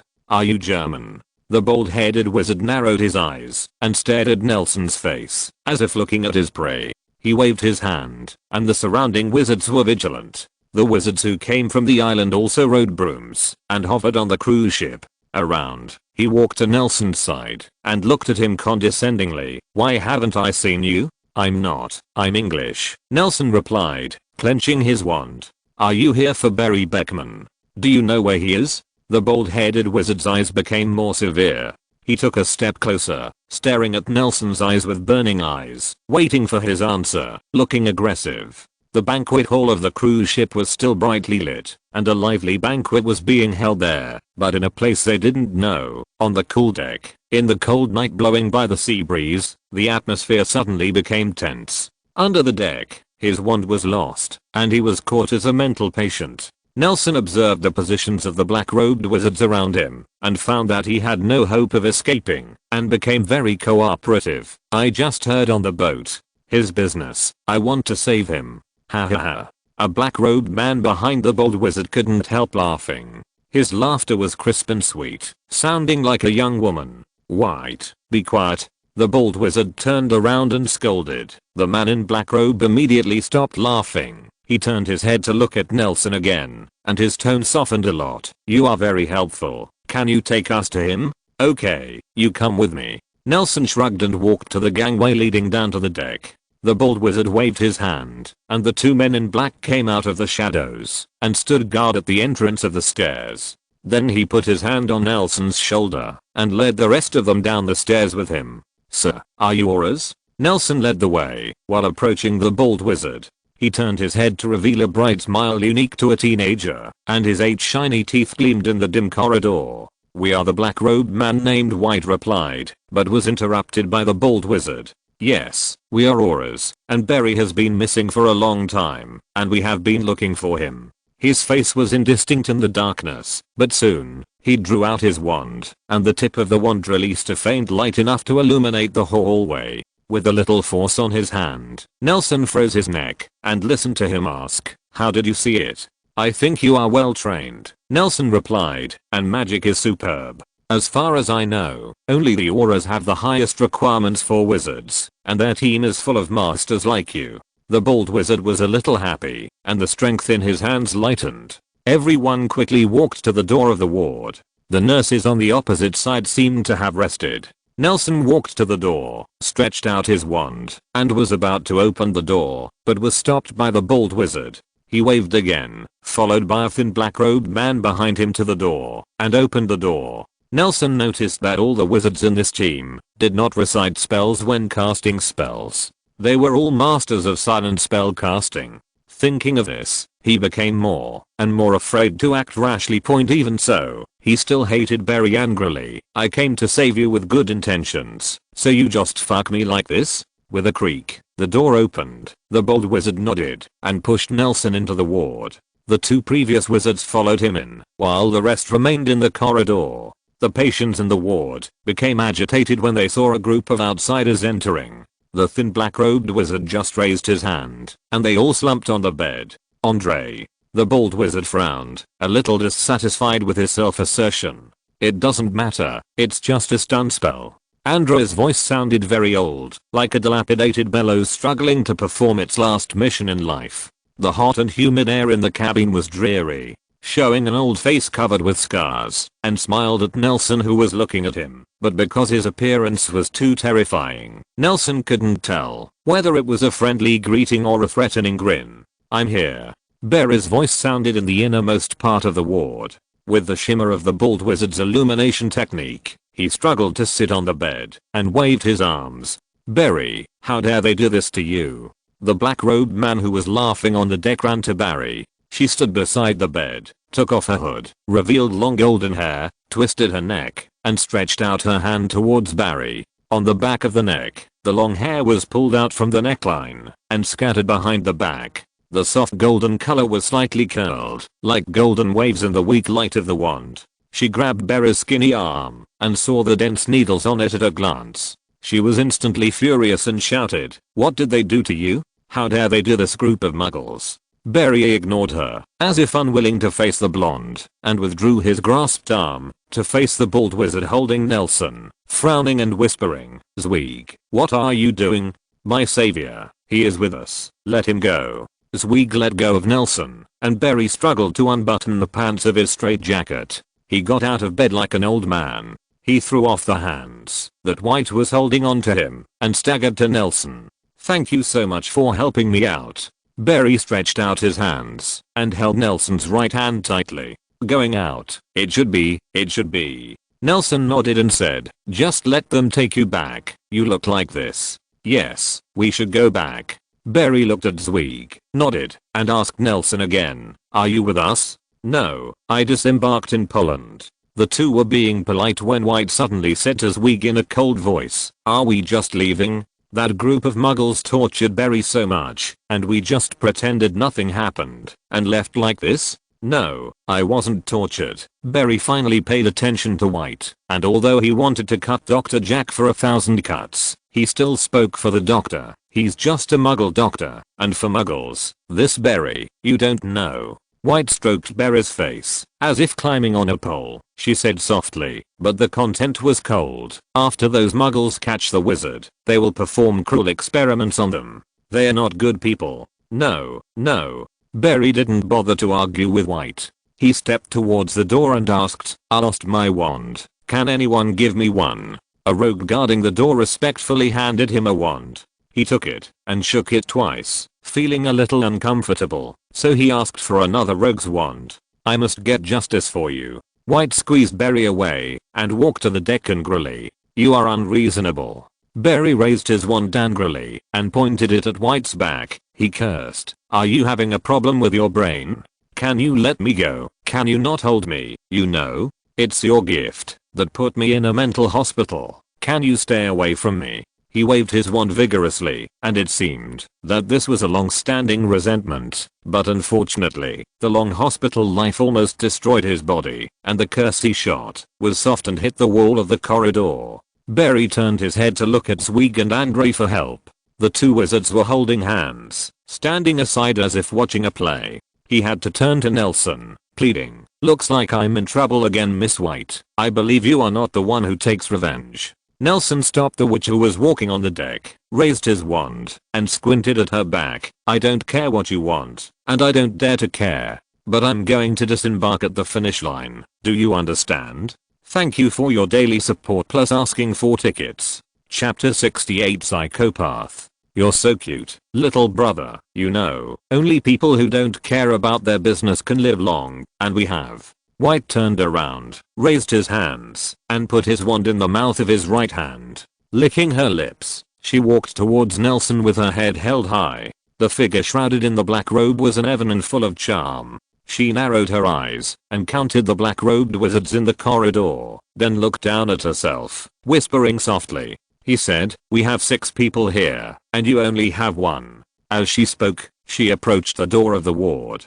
"Stop, don't move." Nelson raised his wand in one hand and inserted the other into the collar of his coat. The hand holding up the wand was steady, without the slightest tremor. He said solemnly, "I warn you, don't come any closer. Little brother, do you dare to cast spells on me?" White laughed angrily, but she did stop and put on a soft and pleasing voice. "You put down your wand. We will pretend nothing happened. You see, you saved Barry. You are my benefactor. How can I be disrespectful to my benefactor?" Nelson said nothing, and the tip of his wand glowed red. Oh, alright, I'm not moving." White didn't dare to gamble with his own life. Although this red light looked like a slug curse, it was a curse she had never seen before. She was amazed at Nelson's choice, and couldn't help asking, "What do you want? This ship is full of muggles, and they should never know you. How did they torture Barry?" "Enough, you crazy woman." Barry limped out from behind Nelson, gasped for a moment, while leaning on his shoulders and the wall of the corridor, then raised his head and cursed, and after a while, when I was tired of scolding, I stared at her with a look of extreme disgust, and said calmly, "I'm begging you, okay? If I see you in the future, take a detour, and if you see me, you don't see me, okay? Torture, I'm not a muggle doctor at all, and I'm all thanks to you for being in this field.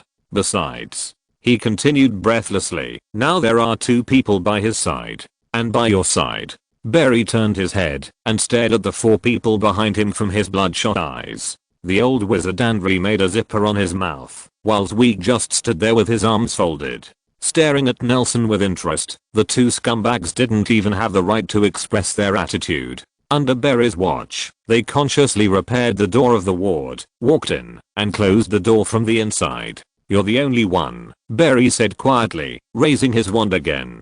Taking advantage of everyone being interrupted by him, White's hand shook quickly, as expected of a well-trained wizard, seeing that the wand was about to be firmly held by her. "Don't move, Miss White." Nelson didn't take his eyes off her hand for a moment. The red light on the tip of his wand became more intense, and with a click, White's wand fell to the ground. "Barry, you didn't expect me to be such a person in your heart." Her voice suddenly took on a cry, and Nelson had a headache. He felt that this woman was completely an emotionally driven neuropathy, and she should be stuffed into Barry's bed. Let Dr. Jack treat him well. He has fully seen the identity of this group of saints. He is even more surprised. According to the news reports and his hearsay, Grindelwald's team should be a well-disciplined military group. Why absorb such perverse people? He silently watched the woman in front of him while wiping tears and telling Barry his sincerity, and then heard Zweig and Andre whispering something behind him, as if talking about someone's appearance. Barry couldn't take it anymore. He stepped forward and opened his arms to White. Nelson switched his wand to the other hand, and he finally understood why Barry always fell on her. It wasn't because of her skill, but it's because Barry is cute and silly. Okay. Andre suddenly stepped forward, clapped his hands, and said with a smile, "There are still guests here. If you have anything to say, go back and tell this friend. Don't let this friend see the joke." Nelson looked at his hideous smile and became even more nervous. for fear that the old man would suddenly laugh jerkily, and then suggested to Zweig, "This son must not be kept." He shook his head, drove the strange thoughts out of his mind, and said, "I got a visa, and took a boat through legal channels. I don't want me to go down illegally. I don't want to be a stowaways who can't find the embassy even after death. I don't care what you do after you disembark, but I just want to enjoy a smooth and normal journey. Is it difficult? White, you have to give me a face." Barry put his arms around White's waist, his whole face wrinkled. White buried in his arms and kept crying, and the whole person knelt to the ground. Suddenly, Nelson noticed that there seemed to be a purple light between Barry's ribs, so he quickly ducked to the side, while waving his wand vigorously. Armor protection. Asterisk asterisk asterisk. Andre also rushed to the other side with an agile movement that was not in line with the elderly, rolled on the spot, and slammed his back against the wall of the corridor. These actions all happened in the same second. In the next second, Nelson received a heavy blow on the side of the iron armor curse. He saw a purple wand dropping Andre's scalp and slammed into the air. A large cluster of purple sparks, comparable to fireworks, splashed on the walls that were not within reach. The sparks fell on the ground and walls and instantly corroded the pits like honeycombs. Then he watched helplessly as the spell was refracted by his iron armor spell and flew behind him, hitting something with a thud, followed by the sound of a heavy object falling to the ground. "You're a lunatic." Andre sat on the ground leaning against the wall, covering his forehead and cursing. At this moment, he had changed from an old man with long hair, scars on his face, and a wicked smile. He became an old man with long hair and scars all over his face, who was also extremely ferocious when he scolded others. He pulled out his wand, and a temporary cloud of gunpowder smoke formed in the corridor. Armor and body protection. There was Barry in the smoke, and curses of various colors flew out from time to time.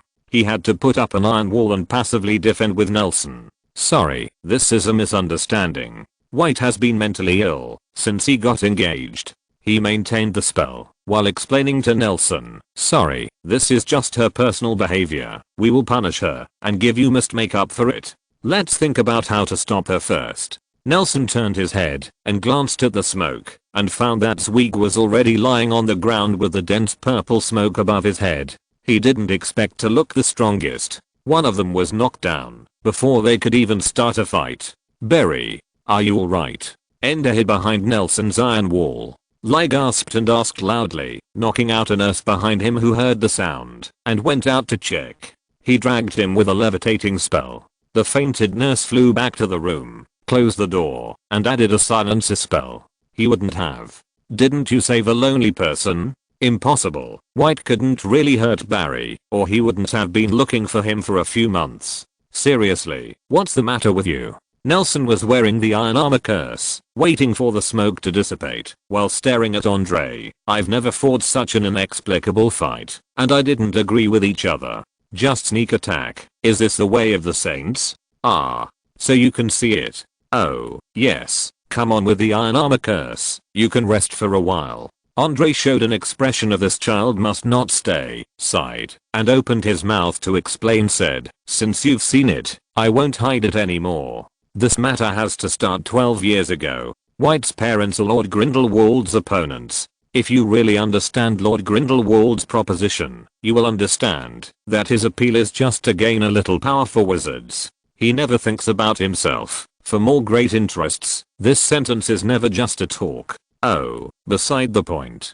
12 years ago, Lord Grindelwald once again organized us to gather in Paris. He decided to use force to really get them out of power and let new ideas break those old stubbornness. Andre slowly breathed a sigh of relief, recalling, the war lasted for several days and nights, and the fire burned so badly. Can't stop. I have to say that the French magic world is still very tenacious. Aside from the waste hiding in the Ministry of Magic building, those wizards who really fight on the battlefield are extremely extraordinary. Not only are the rising stars of the French magic world Morgan Wertning and his wife, and Garth White, who is only 27 years old and will soon become the youngest professor at Alvermorny. Nelson's pupils shrank. Andre glanced at him and didn't seem to notice his intentions, and continued, "Although their positions are different, they are both worthy of respect. Lord Grindelwald also said the same. White died in the battle along with his wife and their 4-year-old child, whom Lord Grindelwald brought back to us to raise, and this child was White. He took a deep look at White. Lord Grindelwald loves her like his own child, and she was obedient at that time, until 2 years ago. She met Barry. He was even more special, but that he didn't know about it at the time, so he told White that Garth White died at the hands of Lord Grindelwald. And then she became like this? That's right. Andre narrowed his eyes, and the gun smoke dissipated. Thank you Daleo for your recommendation, collection, comment, and reward point once again. I ask for recommendation, collection, and comment, pretending that this book is very popular. If you're listening to this novel on a channel other than Fanfic World, it means they downloaded and uploaded it without effort. We cordially invite you to visit our channel, Mundo Fanfic Novelos. There you'll find the original version of this story and you can explore many other novels of various genres. We're waiting for you to immerse yourself in a world of incredible novels.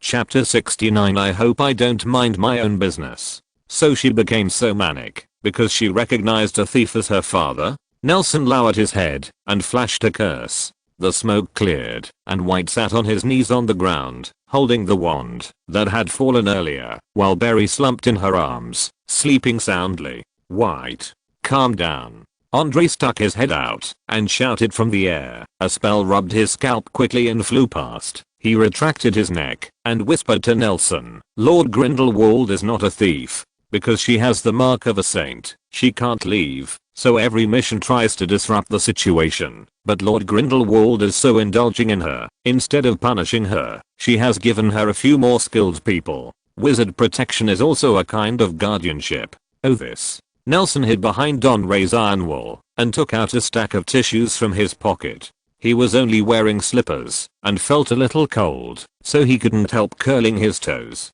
What are you doing? Andre couldn't help asking when he saw him pulling out a tissue. Have you caught a cold? No. Nelson shook his head. It's just for the fight. By the way, can I hurt her?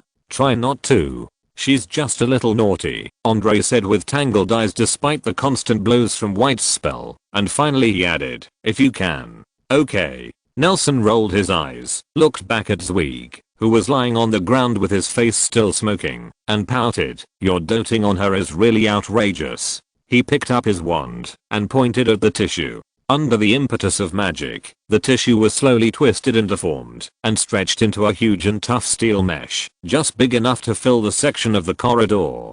He's alright, Andre explained in a low voice. He's not an ordinary human being, and a spell of this level can't hurt him.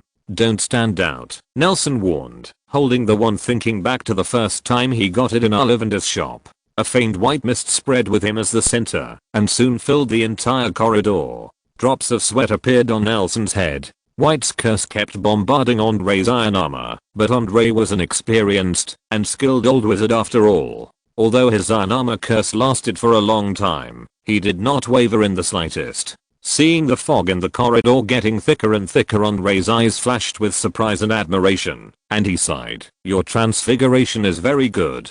What did you say? Is this transfiguration? Nelson didn't know what kind of magic this mist that seemed to be born with him was. In fact, every wizard was born with his own unique talent, which is related to talent. Usually it is reflected in the first magic explosion, when his talent is revealed, and there is a special phenomenon when he has the first one. This is the first time he has completed his vision last year. He was sweating profusely, and finally, when the visibility in the corridor was so low that Andre couldn't see his face clearly, he seized the opportunity and threw the iron net with the floating charm in the gap between White's barrier charm. Ouch, what is this? Unlike the gunpowder smoke raised by the battle that needs to be slowly dissipated, Nelson's mist is extremely unique. It did not dissipate, but rushed towards him frantically as Nelson lowered his wand. In just 1 second, the mist in the corridor disappeared, completely dissipated. White was hit by the iron net, holding his head and protecting Barry in his arms.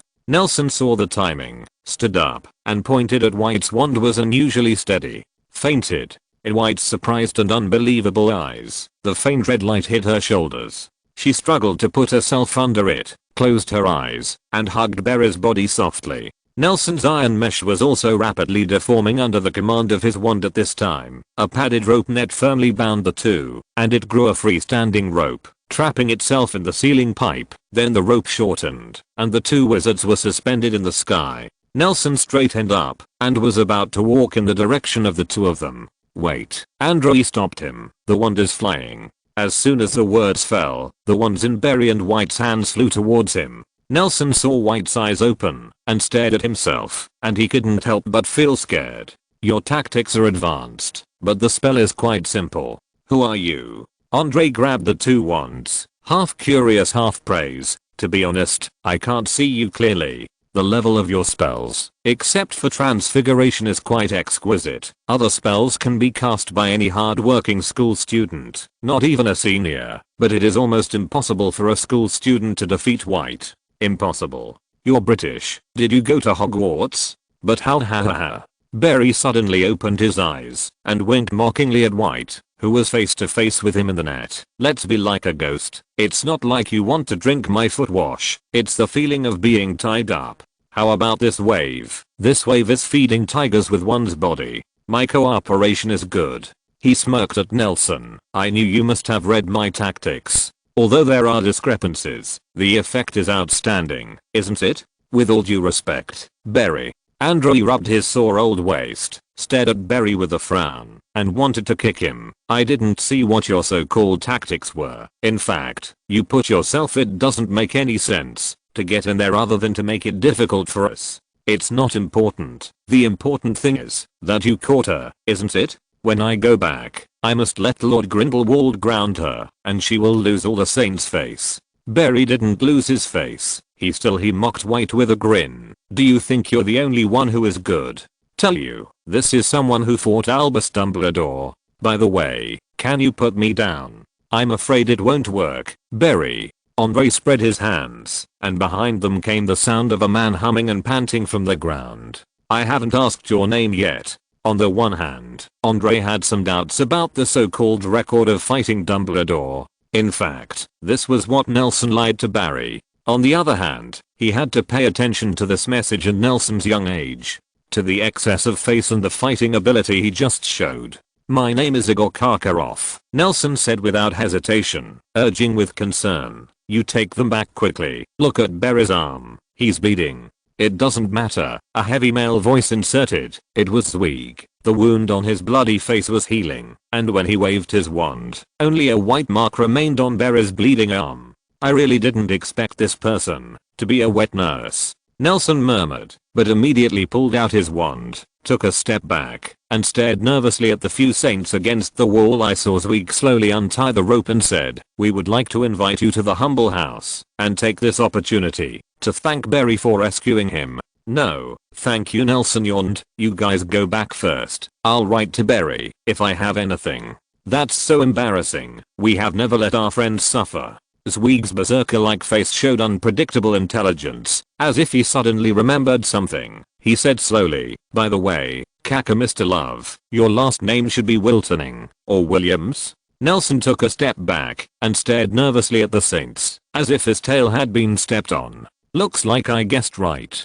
Zweig laughed. Wiltoning at the water's edge. We've been looking for you since the war, and we didn't expect someone to send you to England. No wonder it took so many years. There is no sound. What are you talking about? I don't understand.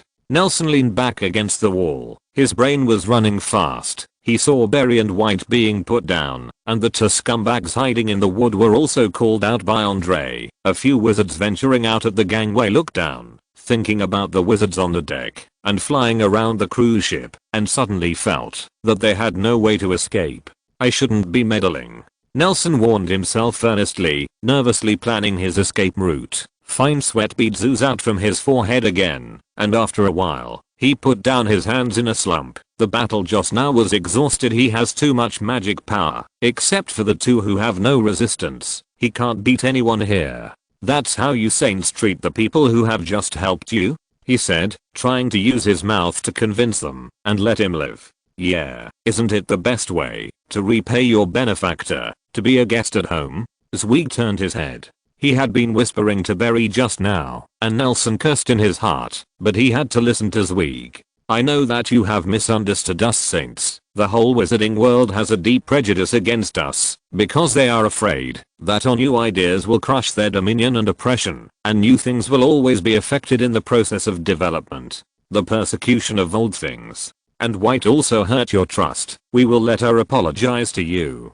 Zweig explained seriously. He looked polite and wild appearance was very inconsistent. I did not expect that he's still a wise general. These are the inevitability of historical development. You guys are quite advanced. I understand your resistance, but please believe, Mr. Wildning, that your father has always been respected by us. He continued, we have been looking for people who have been hurt by the war for so many years, not because we want to. I want revenge. I want an apology and compensation, begging to defuse this hatred. Wildling, don't believe them, White said through gritted teeth like an angry lioness. What can I do? Nelson said with a wry smile. The situation is stronger than people, and he has no choice. I hope that in the next life, I won't be meddling.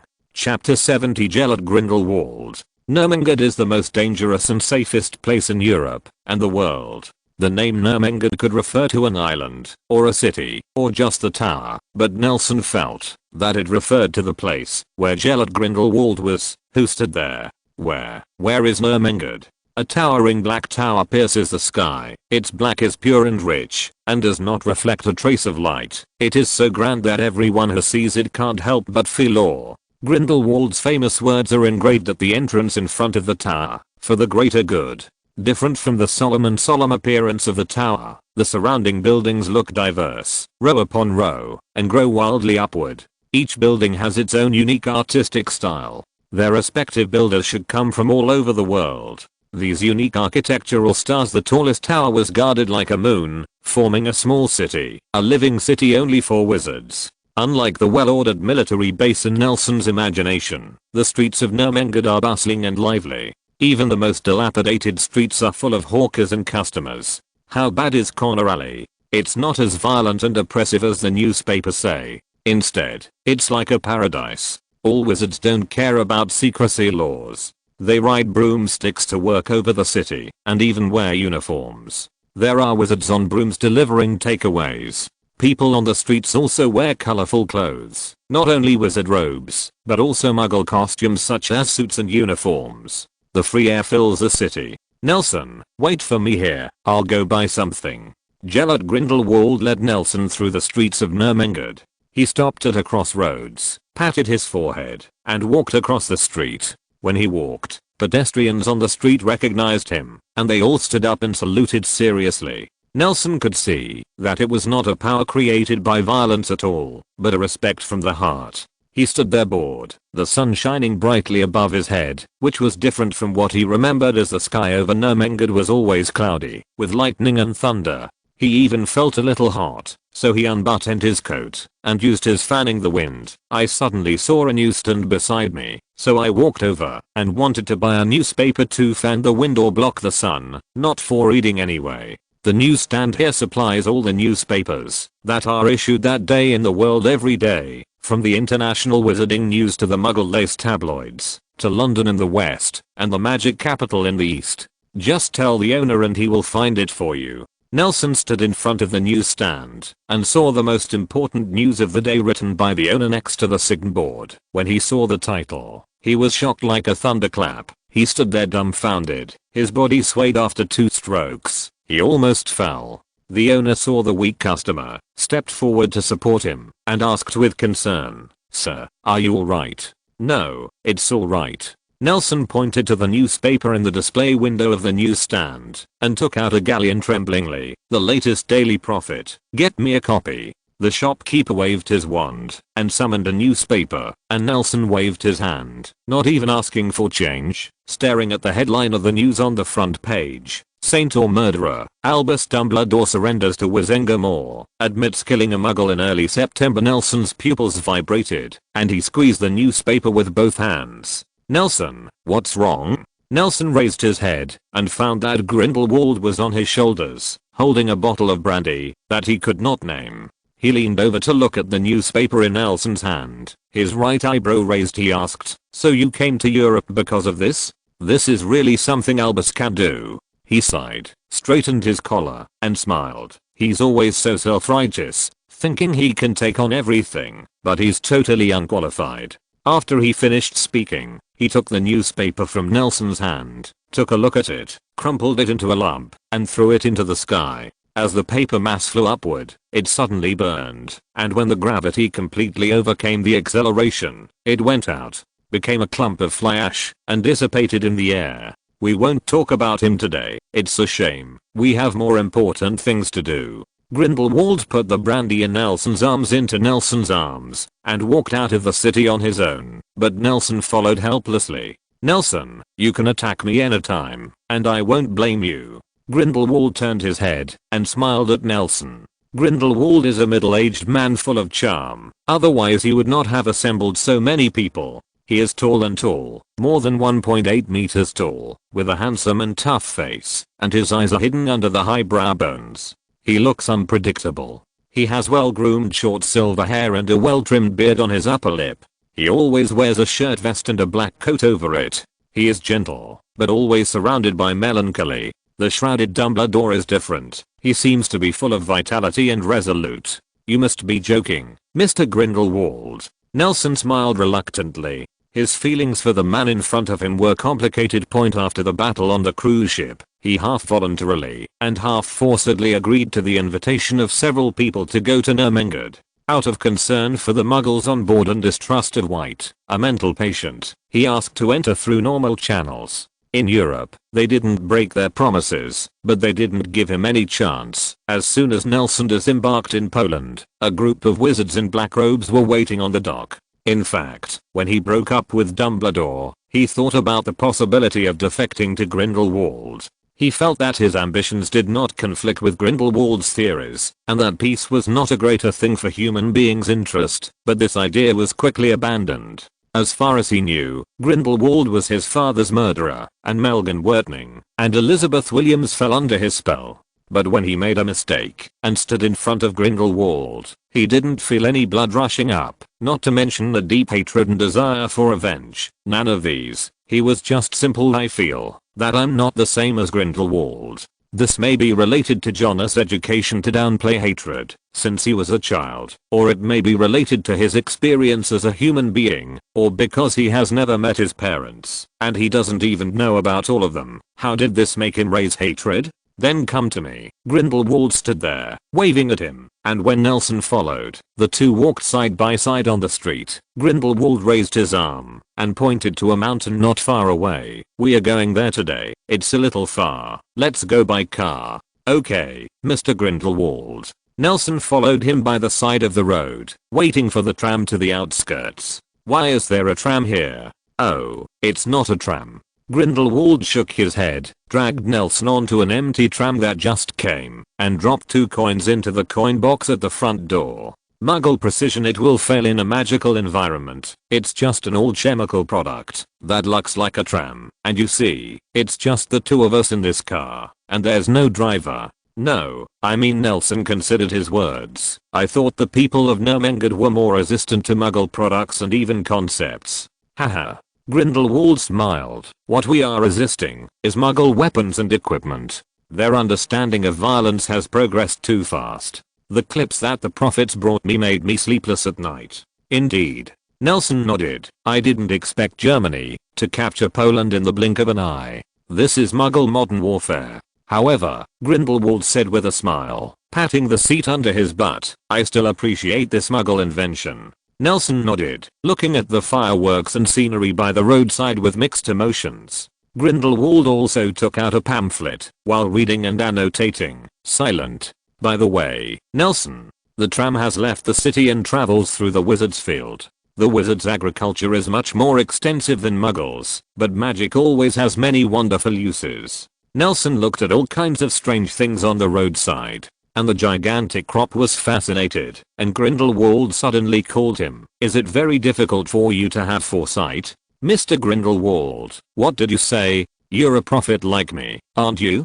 Grindelwald closed the booklet in his hand and put it in his pocket with the pen. Knowing too much must make your life tiring. He sighed with empathy, only to see Nelson shake his head. Mr. Grindelwald, I have dreamed of the death of my relatives, but it may just be a feeling brought by family affection, and I have no ability to predict. Maybe. Grindelwald blinked at Nelson, and at this moment, he looked like Dumbledore. He suddenly stood up and straightened his clothes in front of the window of the tram with a solemn expression, while saying, "Get off the bus." Well, here we are. The tram stopped, and Nelson jumped out of the car behind Grindelwald holding the bottle of brandy. The tram stopped at the top of a hill in the suburbs. This is a simple cemetery surrounded by barbed wire. Although it is simple, it is very clean. Grindelwald walked to the two tombstones in the middle, fixed Nelson's eyes, and said, "Nelson Wiltoning Williams, here lie two great wizards, and two fearless warriors, Mergen Wiltoning and Elizabeth Wiltoning." He sighed. "I think you've wanted to see them for a long time." Chapter 71 Saints. "Sorry, Nelson, I wanted to put them in the Père Lachaise cemetery." Grindelwald shook his head, his tone full of apologetics. "They live in France, where they should have been buried forever." Nelson just stared at his parents' tombstones in silence. He really couldn't trace his mind at the moment. He only felt a huge sadness connected by blood shrouded him, but it had no head or tail and nowhere to vent. He took out his wand, but there was no other action, just staring at the two clean tombs, standing there with his arms down. "Nelson, my dear child, I understand your hatred. There will always be hatred in our lives, and I killed your parents. This hatred will never be eliminated no matter what. I don't ask for it from you, forgive me, and I won't force you to do things against your will. Your parents are people I respect, so I don't choose to hide or escape. On the contrary, I have been looking for you for 10 years, and now I take you personally to here. So what exactly do you want to do?" "I'm not here to kill emotion, I'm just here to resolve tragedy." Grindelwald bent over Mergen Wiltoning's grave and drew a slender knot-strewn dark wand from his pocket. That was the legendary invincible elder wand, and he placed it lightly on the tombstone, then turned to Nelson, raised his hands, and said emotionally, "Come on, Nelson, if you want to revenge, I understand you. You can cast all the spells you know on me, and I won't fight back. Seriously, the Wiltonings and I have no hatred. All I do is desire from the obscure future that the leopard has obtained. It is for the greater good, for the wizard, for the world, and for all life." Nelson instinctively raised his arm and raised his wand. A faint red light condensed from the tip of the wand. "Come on, Nelson, vent your hatred, vent your emotions. Do what you want to do." Gellert Grindelwald seemed to be looking forward to this moment. He raised his arms even more, with a facing Nelson in a hugging gesture. He looked excited and said earnestly, "Come on, I have always been tormented by my own sins. Since the uprising more than 10 years ago, I have always questioned my heart at night. What did I do? Is that right? But I think I'm right. It's just, in pursuit of the greater good, there's always someone else who hurts. Sorry Nelson, I don't ask for your forgiveness. I just want you to do what you want matter. I just want you to do what you want to do." Nelson was in a trance. He closed his eyes. Jonas's voice and smile appeared in the darkness, and his words, "I only want you to do what you want to do," with eager anticipation. He smiled dryly and shook his head. The red light on the tip of the wand went out. Then his arms softened, and he put down the wand in his hand. How did Jetler Grindelwald get hurt by himself? He thought that the so-called hatred was not clear in his heart, and it was far worse than the hatred of the Polish drunkard. He knew that he should take revenge, but he could never find a reason for revenge. The experience of just a few days, it was even richer than the sum of his 10 years of life before. Nelson's exhaustion swept over him all the time, urging him to close his eyes quickly and let go of everything. But he looked straight into Grindelwald's eyes, braced himself, and prepared to face what came next. "Sure enough, boy, you really didn't disappoint me." Grindelwald laughed happily. He bent down to pick up the elder wand, kept raising his arms, and walked towards Nelson, bowing gracefully and hugging him. He patted him on the back and straightened up again. "In front of your parents, I swear that the tragedy of your father's generation will never happen to you again. Now, stay by my side and see." Grindelwald said earnestly, "Ermengarde is completely different from what the outside world imagines. You may have misunderstood me, my comrades, and my family, but words always, it's full of falsehoods and you need to see it for yourself. Without waiting for Nelson to respond, Grindelwald made a decision for him. He walked up to the high marble platform in the center of the cemetery and held up the old wand. A huge, abstract and shocking painting is woven in the sky above the small cemetery. They sway and swim in the sky like a dragon, entangled and separated from each other, as if the three goddesses of destiny in mythology are weaving a sacred cloth. The threads of life are spun on the plane. They are sometimes messy, and at a glance, they feel frantic inside, and sometimes they are orderly, as if they contain some ultimate law. We'll be your new family. Grindelwald raised his chin and stared at the dark towering towers of Nurmengard in the distance. Under his flamboyant performance like a band commander, in the end, these black yarns entwined each other in the sky and twisted into three thick, ghostly black ropes, which turned into a perfect circle, a straight line under the huge equilateral triangles, then joined together to form a huge Deathly Hallows emblem in the sky, as dark as the Nurmengard towers, glowing with black light under the clear sky. As soon as the voice fell, figures fell on the cemetery and the open space on the hill outside the cemetery. They were densely lined up to the foot of the mountain. The whole mountain was crowded with people, but it didn't look messy or crowded at all. Instead, everyone was in an orderly manner. Without saying a word, his eyes were staring at the man who looked like a god at the highest point. Some of them were wearing black robes that Nelson had seen. Some were wearing Muggle clothes. Some were wearing bizarre clothes, and some were dusty and looked like they had just come from a far return. My dear brothers and sisters, dear friends, and comrades who have worked hard for our great cause, I'm so happy to bring you all together again. It may have been 12 years since some of us last saw each other. A lot has happened in those 12 years, but I'm happiest that our team has grown from strength to strength up. I still recall the meeting at the Father Lachaise Cemetery. We stayed with the great figures in human history and conspired together. At that time, although our strength was not small, our team was weak. We were just a group of rebels against fate and authority people, and today, everything has changed. Brothers and sisters, look around you. I never imagined that our team would grow so large. We have gone from rebels to a torrent that makes those corrupt dignitaries terrified. We will be the pioneering force to guide the next era. We are full of wings. It is time to enjoy the fruit. But I would also say that our strength is far from enough. Our strength is not in our growing ranks, not in the power or wealth we have, not even in the magic wand in our hands. Remember the prophetic revelations I showed 12 years ago? Those terrifying weapons are gradually becoming reality. In a few years, the destructive weapons mastered by Muggles will even have the power to destroy the world and die with us. But we don't need to have any fear. Pure power is powerful, but it's nothing to worry about. Our power comes from our thoughts, and our thoughts are not afraid of bullets flying and gunfire, or those steel beasts, or even afraid of them.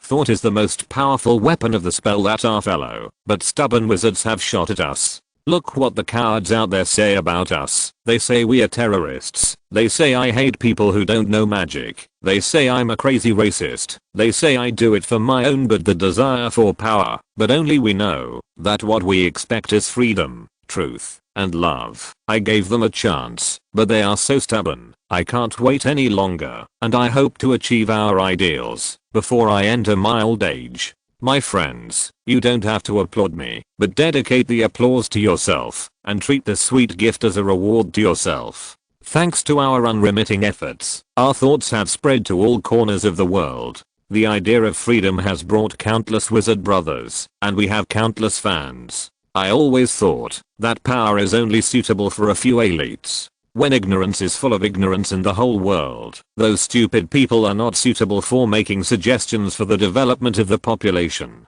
Magical people, those foolish wizards are also included. Our cause will bring a better tomorrow to the world. On this basis, we no longer have to worry about the weapons and their ambitions created by those arrogant, greedy, savage, and ignorant Muggles, and we don't have to worry about them turning those deadly weapons against us, because we will be masters of the world.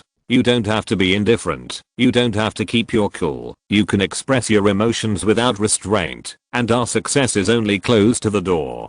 Grindelwald stepped off the platform, stood beside Nelson, grabbed his arm, raised it high, and shouted, "Remember what I said? Mergen Wiltoning, Elizabeth Wiltoning, you have to respect them as much as our great cause. Only the elite can be accepted in our family, and today, I'm honored to tell everyone that the child of the Wiltonings we admire has been found. Nelson Wiltoning, your arrival is a revelation of fate." He held Nelson's hand with a smile and shouted to the saints gathered in Nermingard, "Apparition, go, let's start from here and spread the news, and the next plan can start."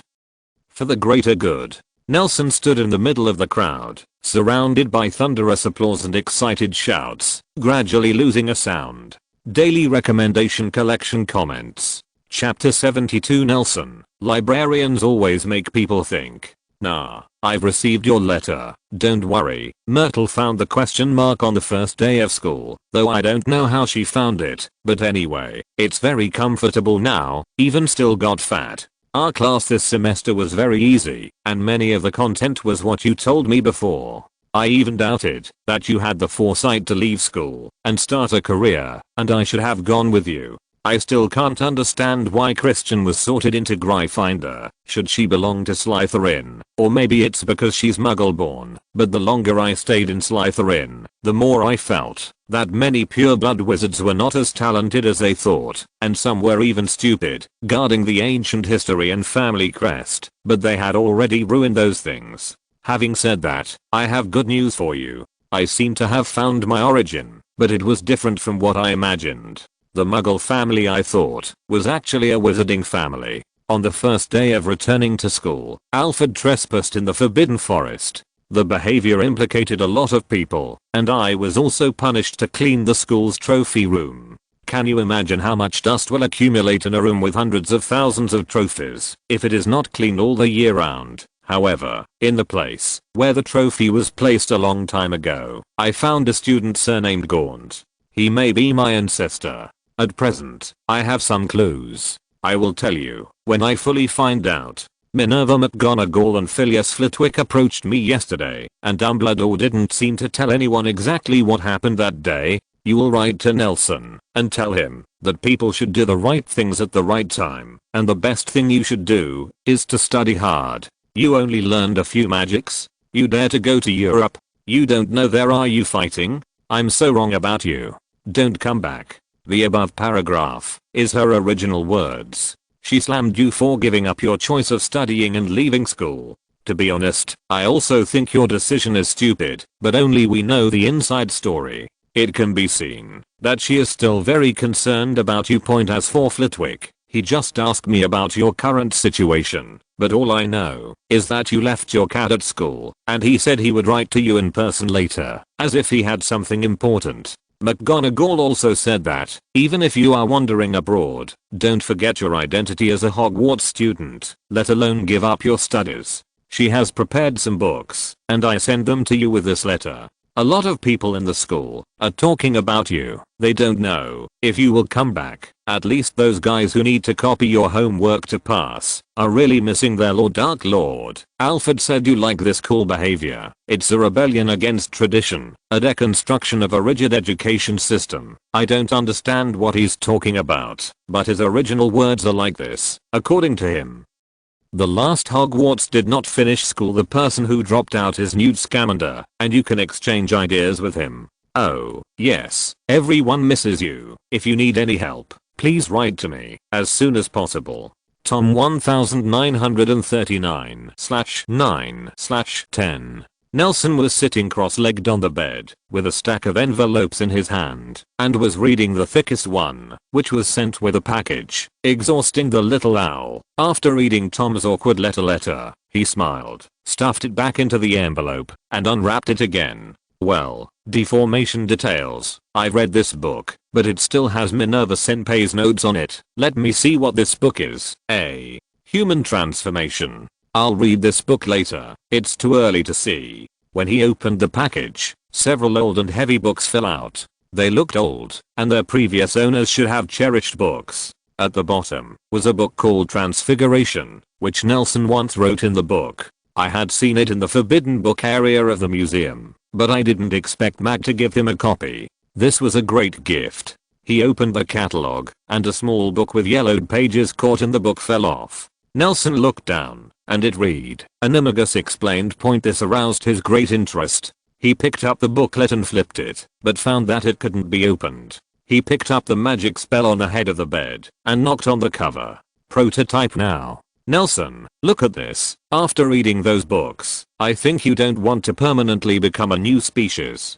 The booklet turned to the first page, and Minerva McGonagall's serious face poked out of the paper. She came out and glared at Nelson, and she said again, "Nelson, I think your behavior of giving up your studies is extremely stupid and irresponsible to yourself. You must know that in my crack." Nelson closed the booklet, and Mag swallowed the rest of the sentence. He felt the booklet in his hand was still struggling to open, so he tucked it under the mattress. "Thank you so much. Have you become Professor McGonagall so early?" The rest of the letters are almost the same. Almost all of them are cared for by their friends, except for one, a piece of parchment with only one sentence. "Nice job. This is sent by Aberforth for him." Nelson arranged the stack of letters carefully, put them in a drawer, and decorated his empty bookshelf with those books. Then he walked to the window and looked down at this prosperous magical city New York. Marngard. Yesterday Grindelwald sent him here after his cemetery speech, seemingly just to make his appearance. Grindelwald didn't make any demands on him,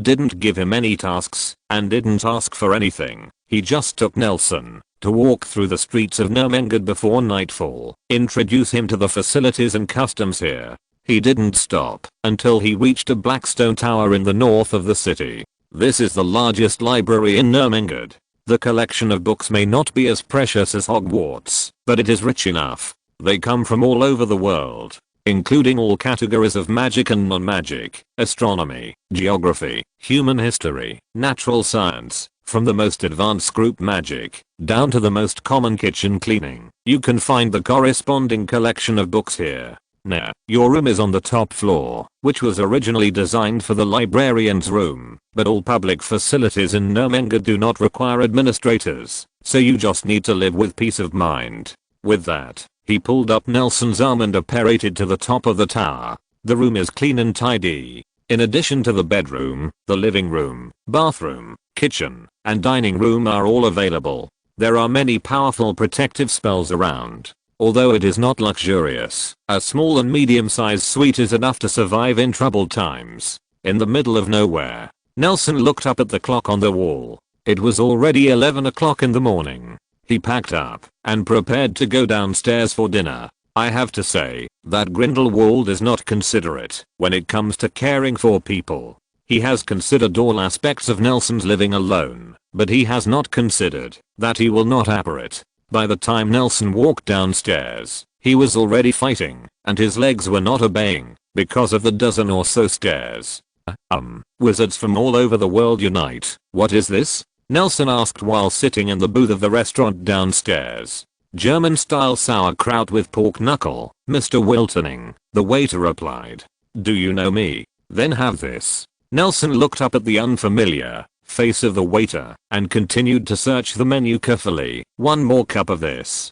Destruction. Sorry, Cuculaxio is an alcoholic beverage. Well, our minds are indestructible. Is this okay? Okay, this is apple juice. Then let's get a set of wizards from all over the world, plus a cup of our thoughts are invincible. Nelson took out 2 gold coins from his pocket, put them on the table, and stopped the waiter who was sorting out menus and cutlery. Can I leave the bill? I live near here, and I will deduct from the money I saved in advance for meals. No, Mr. Wiltoning. Lord Grindelwald has already paid for all your expenses in Ermengarde. The merchants only need to report the bills at the end of the month. The waiter smiled and shook his head before serving the dishes. During this time, do you need newspaper or magazine playtime? Okay. Nelson took back the gold coin, shrugged, and said to the waiter, get me a copy of Action Comics, preferably from previous issues. Sorry sir, I haven't heard of this publication.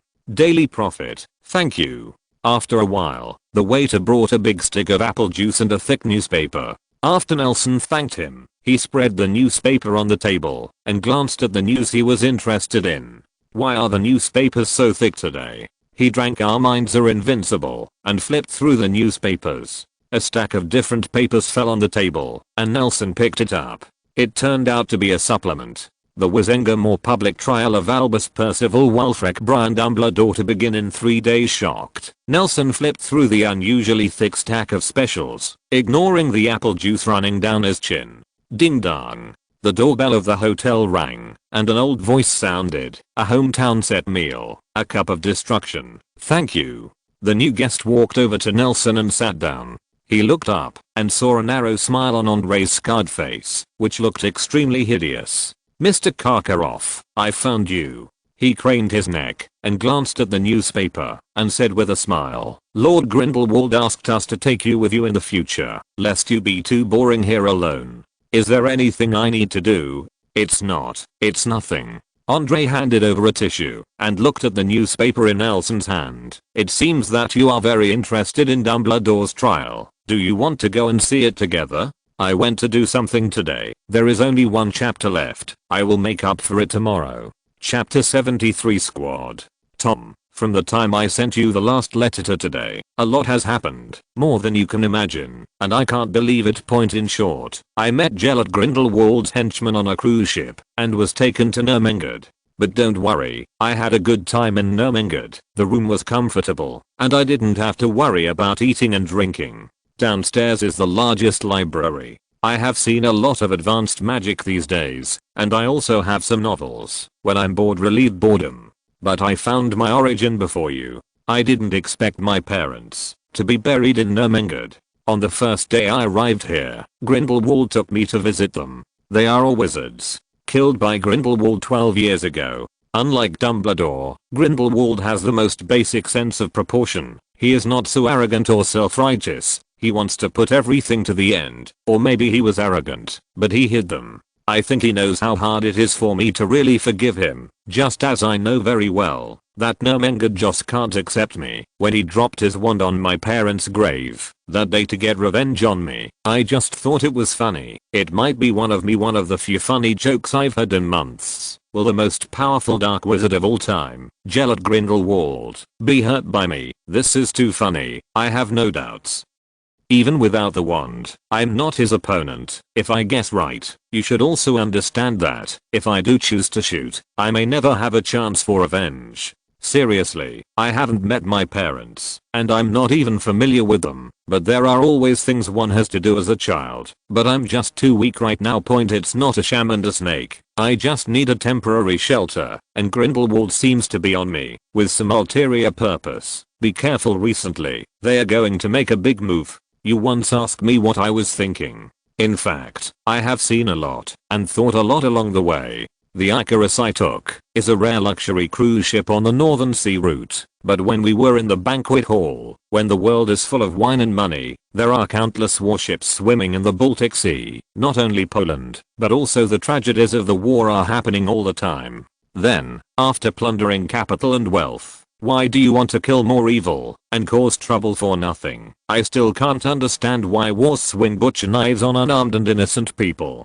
Power, plunder, and discrimination all confuse me. For a moment, I even felt that such an ignorant human being was not worthy of Jonas' effort to save. But I soon realized that I was wrong. I saw sailors on cruise ships waiting to get paid to go back to their hometowns to get married. I saw orphans, widows and mothers on the way to the east of Poland, and their neighbors, a emaciated man not much older than us. The young people protected them all the way. I saw beggars on the street reading with newspapers they picked up. These are very precious things, and they should not be held by those who started the war. By the ambitions that stand on the sidelines, and stand on the sidelines. Home, where people like Dumbledore and Grindelwald control their own lives. I think I understand what Jonas is after. Something more precious than magic can bring us. I should now be able to tell you what I was thinking, and what I was trying to do. Another thing, you know about Dumbledore's surrender. His public trial will start in 3 days. I checked the calendar. September, is Saturday. At that time, the fireplace of Global Unicum can go directly to the scene. Do you want to attend? Some things are inconvenient to detail in the letter. If you go, we can meet there. Now 1939/9/13. Nelson put down his pen, rubbed his sore arm, and walked to the window to see a crowd like ants below. Suddenly, he saw a wizard in a blue wizard's robe riding a broom and passing by the window. There was a paper bag hanging on the broom, which seemed to be a food delivery man. Nelson hurriedly opened the window and shouted, "Sir, can you help me? Are you busy? What's the matter?" The blue-robed wizard charged towards Nelson and stopped with a beautiful tail flick as he approached the window. The ordinary broom like a shooting star in the sky point. He took off his sunglasses and shook his head slyly, revealing a sad face. "Can you help me mail these letters? The postage is attached to them, and you can just drop them in the owl room." Nelson put a stack of envelopes on the windowsill, recovered himself, and hurriedly ran to the room. "Wait a minute, I'll get a tip for you." When he ran to the window with the money, the blue-robed wizard and the envelope had disappeared, leaving only a business card on the windowsill. "Vivian's restaurant is the best choice for your group meal."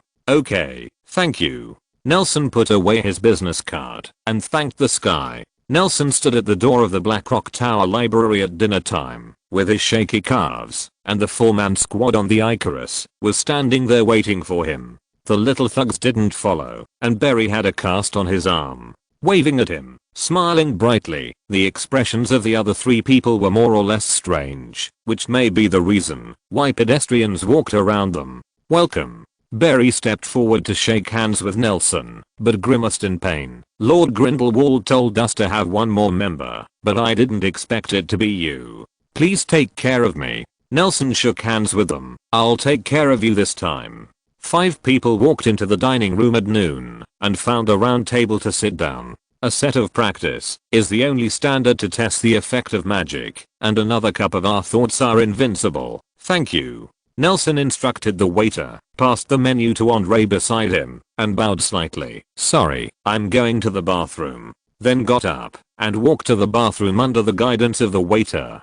Standing in front of the sink, rubbing his face, looking at his pale face, staring at the dark circles in the mirror, a cold female voice suddenly sounded behind him. "I didn't expect you to be the child of Mergen Vertning. Are you going to use the sink?" "Just a moment, I'll be right." Nelson caught a glimpse of White's figure in the mirror, standing behind her, playing with her nails. "No, I just feel sick." She shook her head. "You know, why did you come to Grindelwald?" "I have nowhere to go." Nelson continued to splash water on his face.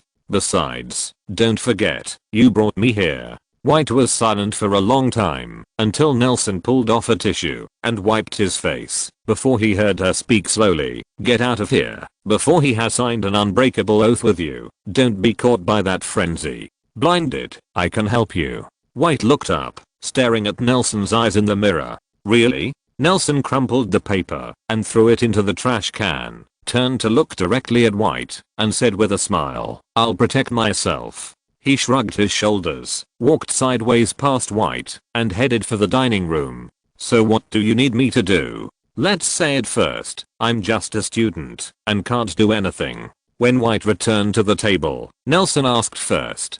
"I won't let you do anything." Andre said grimly, "Aren't you interested in Dumbledore's trial? Let's go together." "Can we go? Aren't you wanted criminals?" "We're not. Not every saint is wanted by those Ministry of Magic," Barry explained, "and not every country's Ministry of Magic wants a saint." "Okay." Nelson said that he had learned a lot. "I want to go and see." "That's just right. We can do a big thing." Andre squinted his eyes again and let out a GGGG laughter, looking very ferocious. "Let's go to assassinate Albus Dumbledore." Nelson turned the hair on top of his head into the shape of a question mark again. When he looked at the others, they all had expressions that were not surprising. Only White covered his mouth and smiled.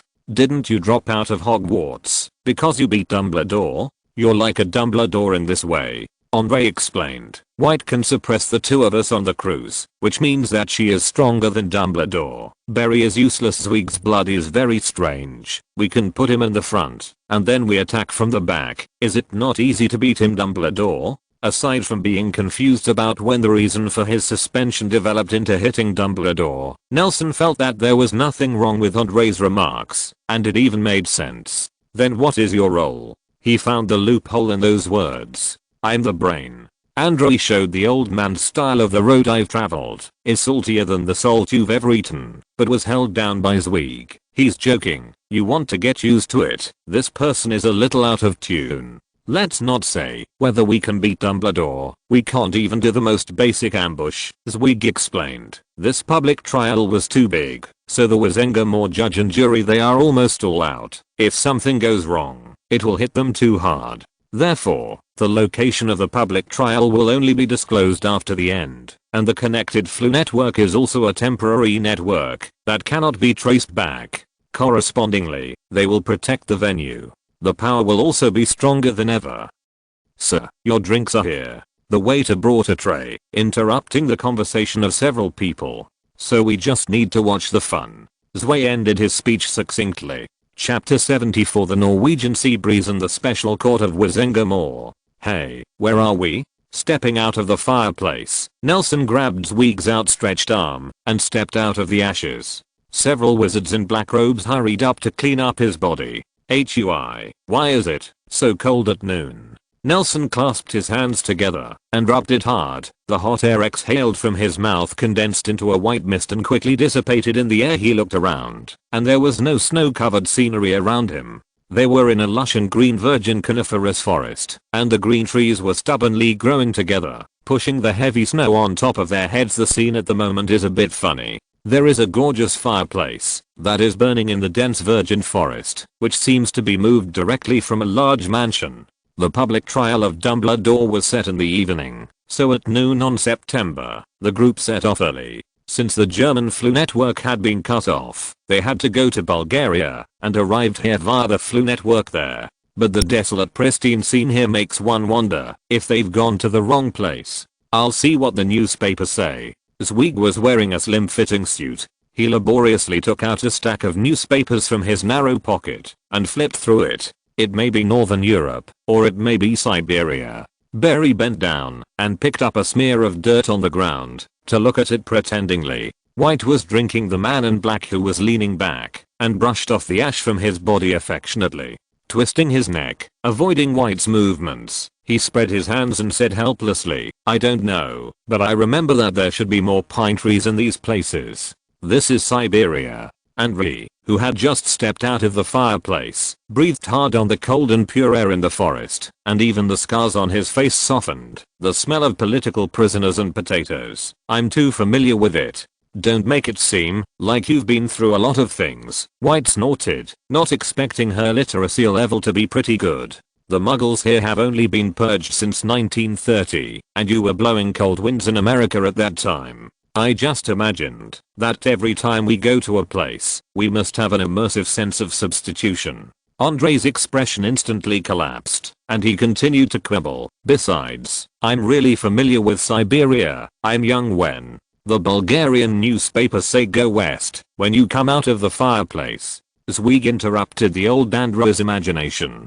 Guide to the north. Nelson held the wand in his palm. It slowly floated and rotated, and finally pointed in one direction and stopped moving. Nelson led the crowd to the west, and soon came to a sparsely vegetated cliff with no trees. The icy cold wind mixed with the salty icicles attacked everyone, and everyone wrapped their robes tightly. They looked around the cliff, and every now and then a wizard emerged from different parts of the forest alone or in groups. They looked at each other, and every now and then a wizard shouted in Bulgarian, as if asking for directions. We are in Norway.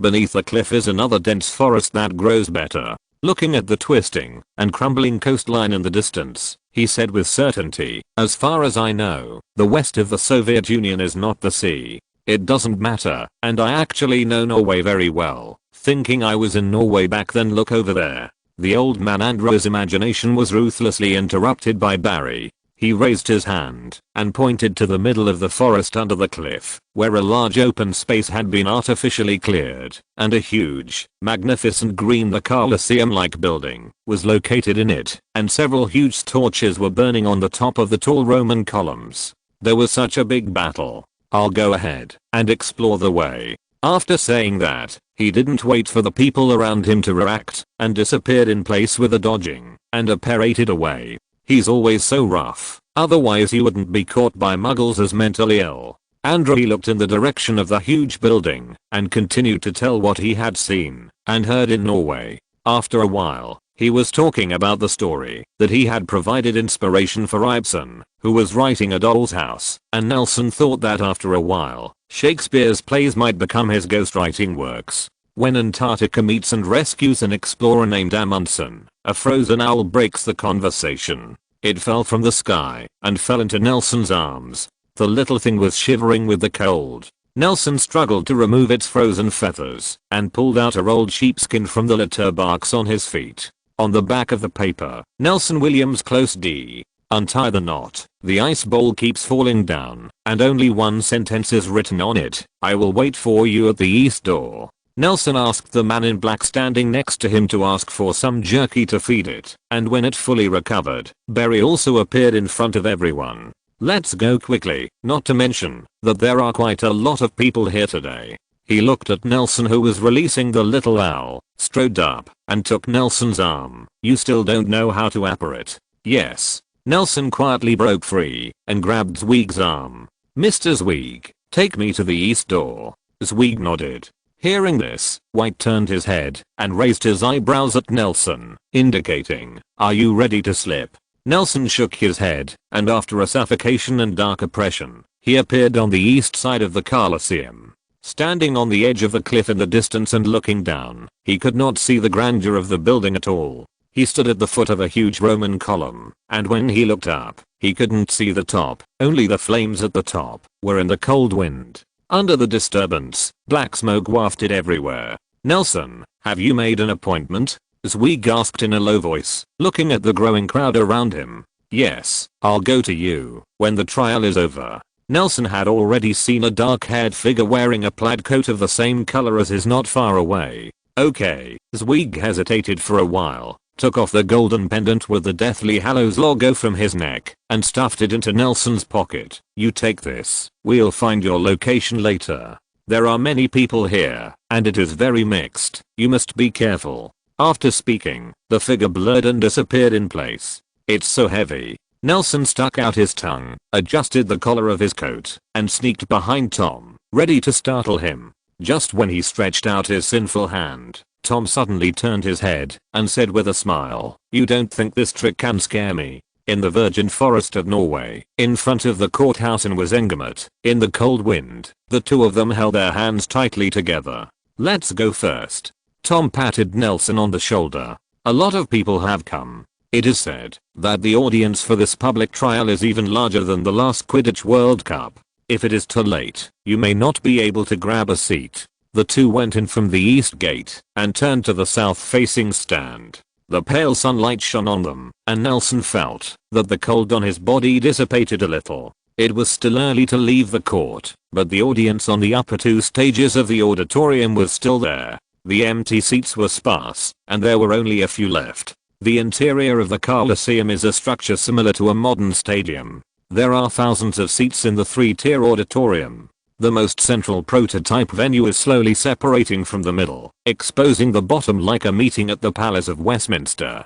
The structure of the hall, a circle of uniformly colored red dragon leather high back seats spiral downward. The floor is solemn black. The whole structure is in the shape of a pit, and there is a black raised upward in the center and bottom of the pit. The high platform, with a stone speech table at the very center, will be the focus of all eyes in the venue today, reminiscent of an idealistic politician who impassively stated his ambitions and commitment to the country in Congress hope. Those red dragonskin high back chairs are reserved for the members of Wizengamo, but the number is far more than 50. It seems that, because of the serious matter, they have also invited legal institutions of other countries. There are also very few people on the first stage at the moment, which is reserved for juries from all over the world. It really deserves to be Dumbledore. Nelson sighed, to be treated like this in a trial. What's this? You'll have it too. Tom seemed to react to what he said was unlucky, sticking out his tongue in embarrassment. I mean, he's here to stand trial after all. He's a sinner. That's not yet known. Nelson shook his head and narrowed his eyes at the center podium. Don't you make a prediction? Tom asked curiously. How about predicting Azkaban for 80 years? How can this kind of thing be predicted unless I control the Wizengamot Camera Obscura? Nelson rolled his eyes. Besides, I really can't predict. No, you will, Tom said firmly. Do you remember when you told Alfred on the train, you will bring your talents to the Quidditch field? As you might expect, he succeeded already. Has he been drafted by the Slytherins? No, he was chosen by the school to be a Quidditch commentator. The two of them chatted happily and shared the new things that happened in the past few days. Many wizards saw business opportunities from the people waiting in the stands, and they pushed small carts to sell snacks and drinks. By the way, I found clues about the Slytherin treasure in the school history. What? Tom's words were interrupted by a movement in the middle of the field. An old wizard in a silver robe walked up to the high platform, pointed his wand at his throat, and then made a deafening sound. Quiet. The chaotic venue instantly fell silent. Albus Dumbledore calmly walked along the special passage to the tribunal, followed by 2 rows of heavily armed aurors. He walked to the lecture table and stood still, looking deeply at the direction of the south stand. Nelson also looked at him, and their eyes met in the air. Chapter 75 Public Trial. Dumbledore and Nelson's eyes met in the air, and then quickly separated. Nelson didn't know if Dumbledore saw him, because at the moment Dumbledore was not wearing glasses, but chose to wear his twinkling pair of glasses that seemed to be able to the penetrating blue eyes were revealed. Nelson rubbed his eyes, and suddenly found that the high back chair in the center and the jury bench on the first floor were suddenly full of people. The silver-robed old wizard who made the audience quiet went to the center and top seat of Wizengamot, facing Dumbledore. He lowered his head to check the file. His head was covered with silver threads, and he met with the silver wizard. The robes were joined together, and became the only light source of light in the courtroom at dusk. After a while, he raised his head, like an old lion with no anger. Albus Percival Wellthric Brian Dumbledore, is that himself? Under the blessing of the spell, his voice echoed throughout the forest. The clerk beside him trotted to the jury bench. Nelson took a close look and saw that it was Albus' brother Aberforth Dumbledore. He trotted back shortly after, and said something to the old wizard. He nodded, picked up the mallet in his hand, tapped it lightly, and the sound of King Gaiu echoed in the stadium. Albus Dumbledore, I'm Ernest Shafik, the presiding judge in your murder of Muggle Alex Cabuster. Are you ready to stand trial? I'm ready.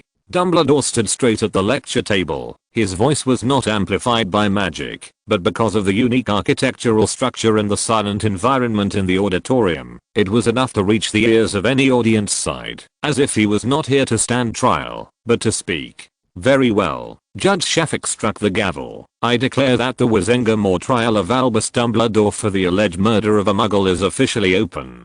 Dumbledore nodded expressionlessly, only a faint glimpse of his haggard from the ragged beard on his chin. Albus Dumbledore, do you need legal aid? I do not need. Okay, first of all, is it true that you surrendered to the British Ministry of Magic on September th about your murder of Muggle Alex Cabuster? True. There was an uproar in the audience. Quiet. Judge Shafik struck the gavel, and the whole hall fell silent again.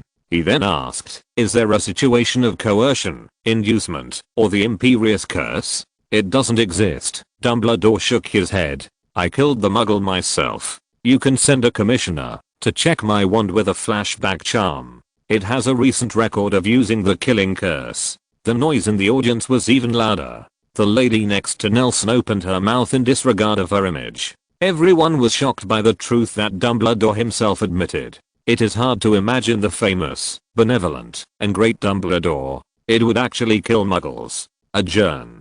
Judge Shafik struck the gavel again, then hurried off the seat, and followed the assistant to check the wand. There was a commotion in the auditorium again. This time the noise intensified, and even turned into an abnormal farce. More indignant audience members took out their wands and shot at Dumbledore, but they were all blocked by the barriers of the tribunal. Ineffective. Some even brought stones, tomatoes, and rotten eggs, and threw them at the tribunal point. The aurors who maintained the order had to surround themselves with the iron armor curse, but the abusive words, vicious curses and even angry emotions could not be blocked by those protective curses. In just a moment, Dumbledore almost fell into a situation where the world is the enemy. Why do they suddenly love Muggles so much? Tom laughed self-deprecatingly and whispered in Nelson's ear, I've never seen them sacrifice a Muggle life before. They're just venting. If Dumbledore hadn't stood there, of course they wouldn't dare. Nelson shook his head, but as long as they are large enough, and stand on the moral high ground, and stand in a stronger position, they will even dare to insult Merlin. It's just a bunch of clowns. Tom snorted.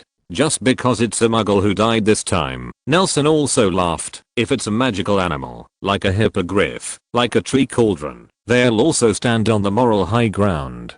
Those who attacked the murderer, even some people did not have any attitude, let alone any position or attitude. They just heard the people around them criticizing, so they also criticized. The people around them praised, and they also praised. Yeah. Tom nodded thoughtfully. They make me sick. Besides, they may not have the chance to pull someone like Dumbledore into the water in their lifetime. He nodded again. Although I don't have the ability to climb out of the stinky ditch, I still have the ability to spit into the sky. Tom did not lower his voice here. These words were understood by the audience watching the lively around. When Tom raised his head, only to find that these people only dared to glare at him and refused to communicate at all. They were afraid that they would make themselves more serious. Stupid. Tom nodded again. More and more he felt that most of these ordinary wizards were just paper tigers, and even he could easily manipulate their thoughts and play with their behavior. They really disgust me, he repeated, then looked around and raised his lips again triumphantly. After a while, Judge Shafik returned to the main seat, sighed, shook his head, and said slowly after maintaining order, the flashback spell test on the wand has been completed, and the fact that the killing curse was cast recently is confirmed. Next it's up to you to state your case. Okay. Dumbledore raised his free hands, adjusted his collar in a shackle gesture, and said, on the 2nd of September, I will return to London to deal with some personal matters, and then the next day, met the Muggle. On September Road, I killed him in a pub called Troker's Pub in London's West End. It was a completely subjective decision of mine. Dumbledore shook his head. Within 2 days before, the Muggle regime in Germany launched a war on Poland, and in a very short time, the Muggle regime in Poland lost their homeland, and the Muggle I killed was out of a certain kind on the day I heard the news. The most bizarre reason is that he was a patriot who wanted to avenge the Germans for his country, and then killed another Muggle in an extremely cruel way, and that Muggle was killed simply because he was Germans, so they were killed in the street. What is even more terrifying is that there is no repentance in his heart. He is a heinous person and has committed many evil deeds, but at least he will repent, and he will reflect on the theft many years ago when facing the gods he believes in crime. But in his heart there is only numbness. There is no guilt for him to kill an innocent passerby, even if he does not know whether he is referring to a saint or a demon. As long as he is, the Germans are just fine.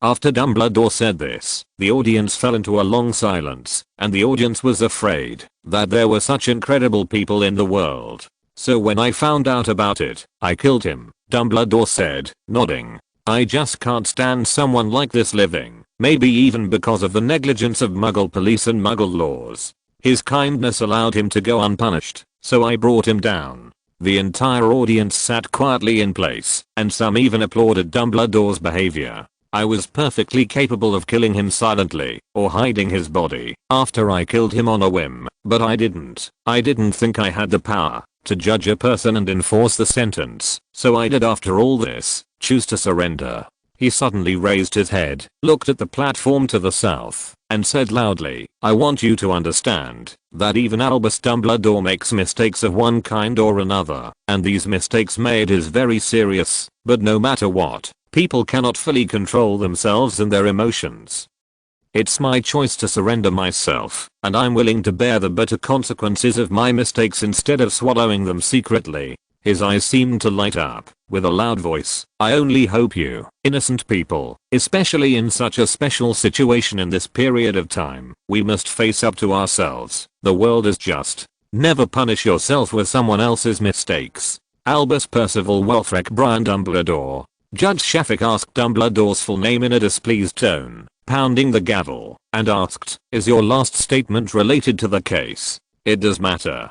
Dumbledore stood upright at the lecture table, and the noise in the audience grew louder. Silence. Silence, shouted Judge Shafik, banging the gavel. Read was Engermore's verdict below. Let's go. It's boring. Nelson stood up, making the people behind him look unhappy. I don't want to watch it. Huh. Tom raised his head and followed him out of the arena, with Judge Shafak's verdict sounding behind him. Albus Percival Wulfrich Brian Dumbledore, Professor of Transfiguration at Hogwarts School of Witchcraft and Wizardry, holder of the second level badge of the Order of Merlin. What's the matter, nah? Tom asked after him. It's nothing. Nelson curled his lips. I feel like Wizengamore's sentence is really boring. Killing, illegal, unforgivable curse, bad influence. Indeed. Tom nodded and looked at the edge of the forest in front of him again. Look at that person. Does he look like a senior? Recover the badge. Stop teaching. Until I admit it. This is not a standard court trial process, and it is a lot simplified. I'm afraid that I will fail the law test if I believe it, but those who take the law test should be well informed. The judge also plays an important role. The character card has been updated. If you have any character you want to add, you can tell me, and I will add it. Thank you for your support, and friends who read questions. I can't reply, but I see it all. Thank you. During the winter solstice, remember to eat mutton and dumplings. Almost reached the 3-shift achievement, but typing is still slow. Please recommend, comment and favorites. End of this chapter. Thank you very much for reaching the end. Don't forget to like. Looking for more exclusive content and immediate access? Subscribe to our Patreon. Remember, every like, subscription, or donation encourages us to continue. Thanks to everyone. See you in the next video.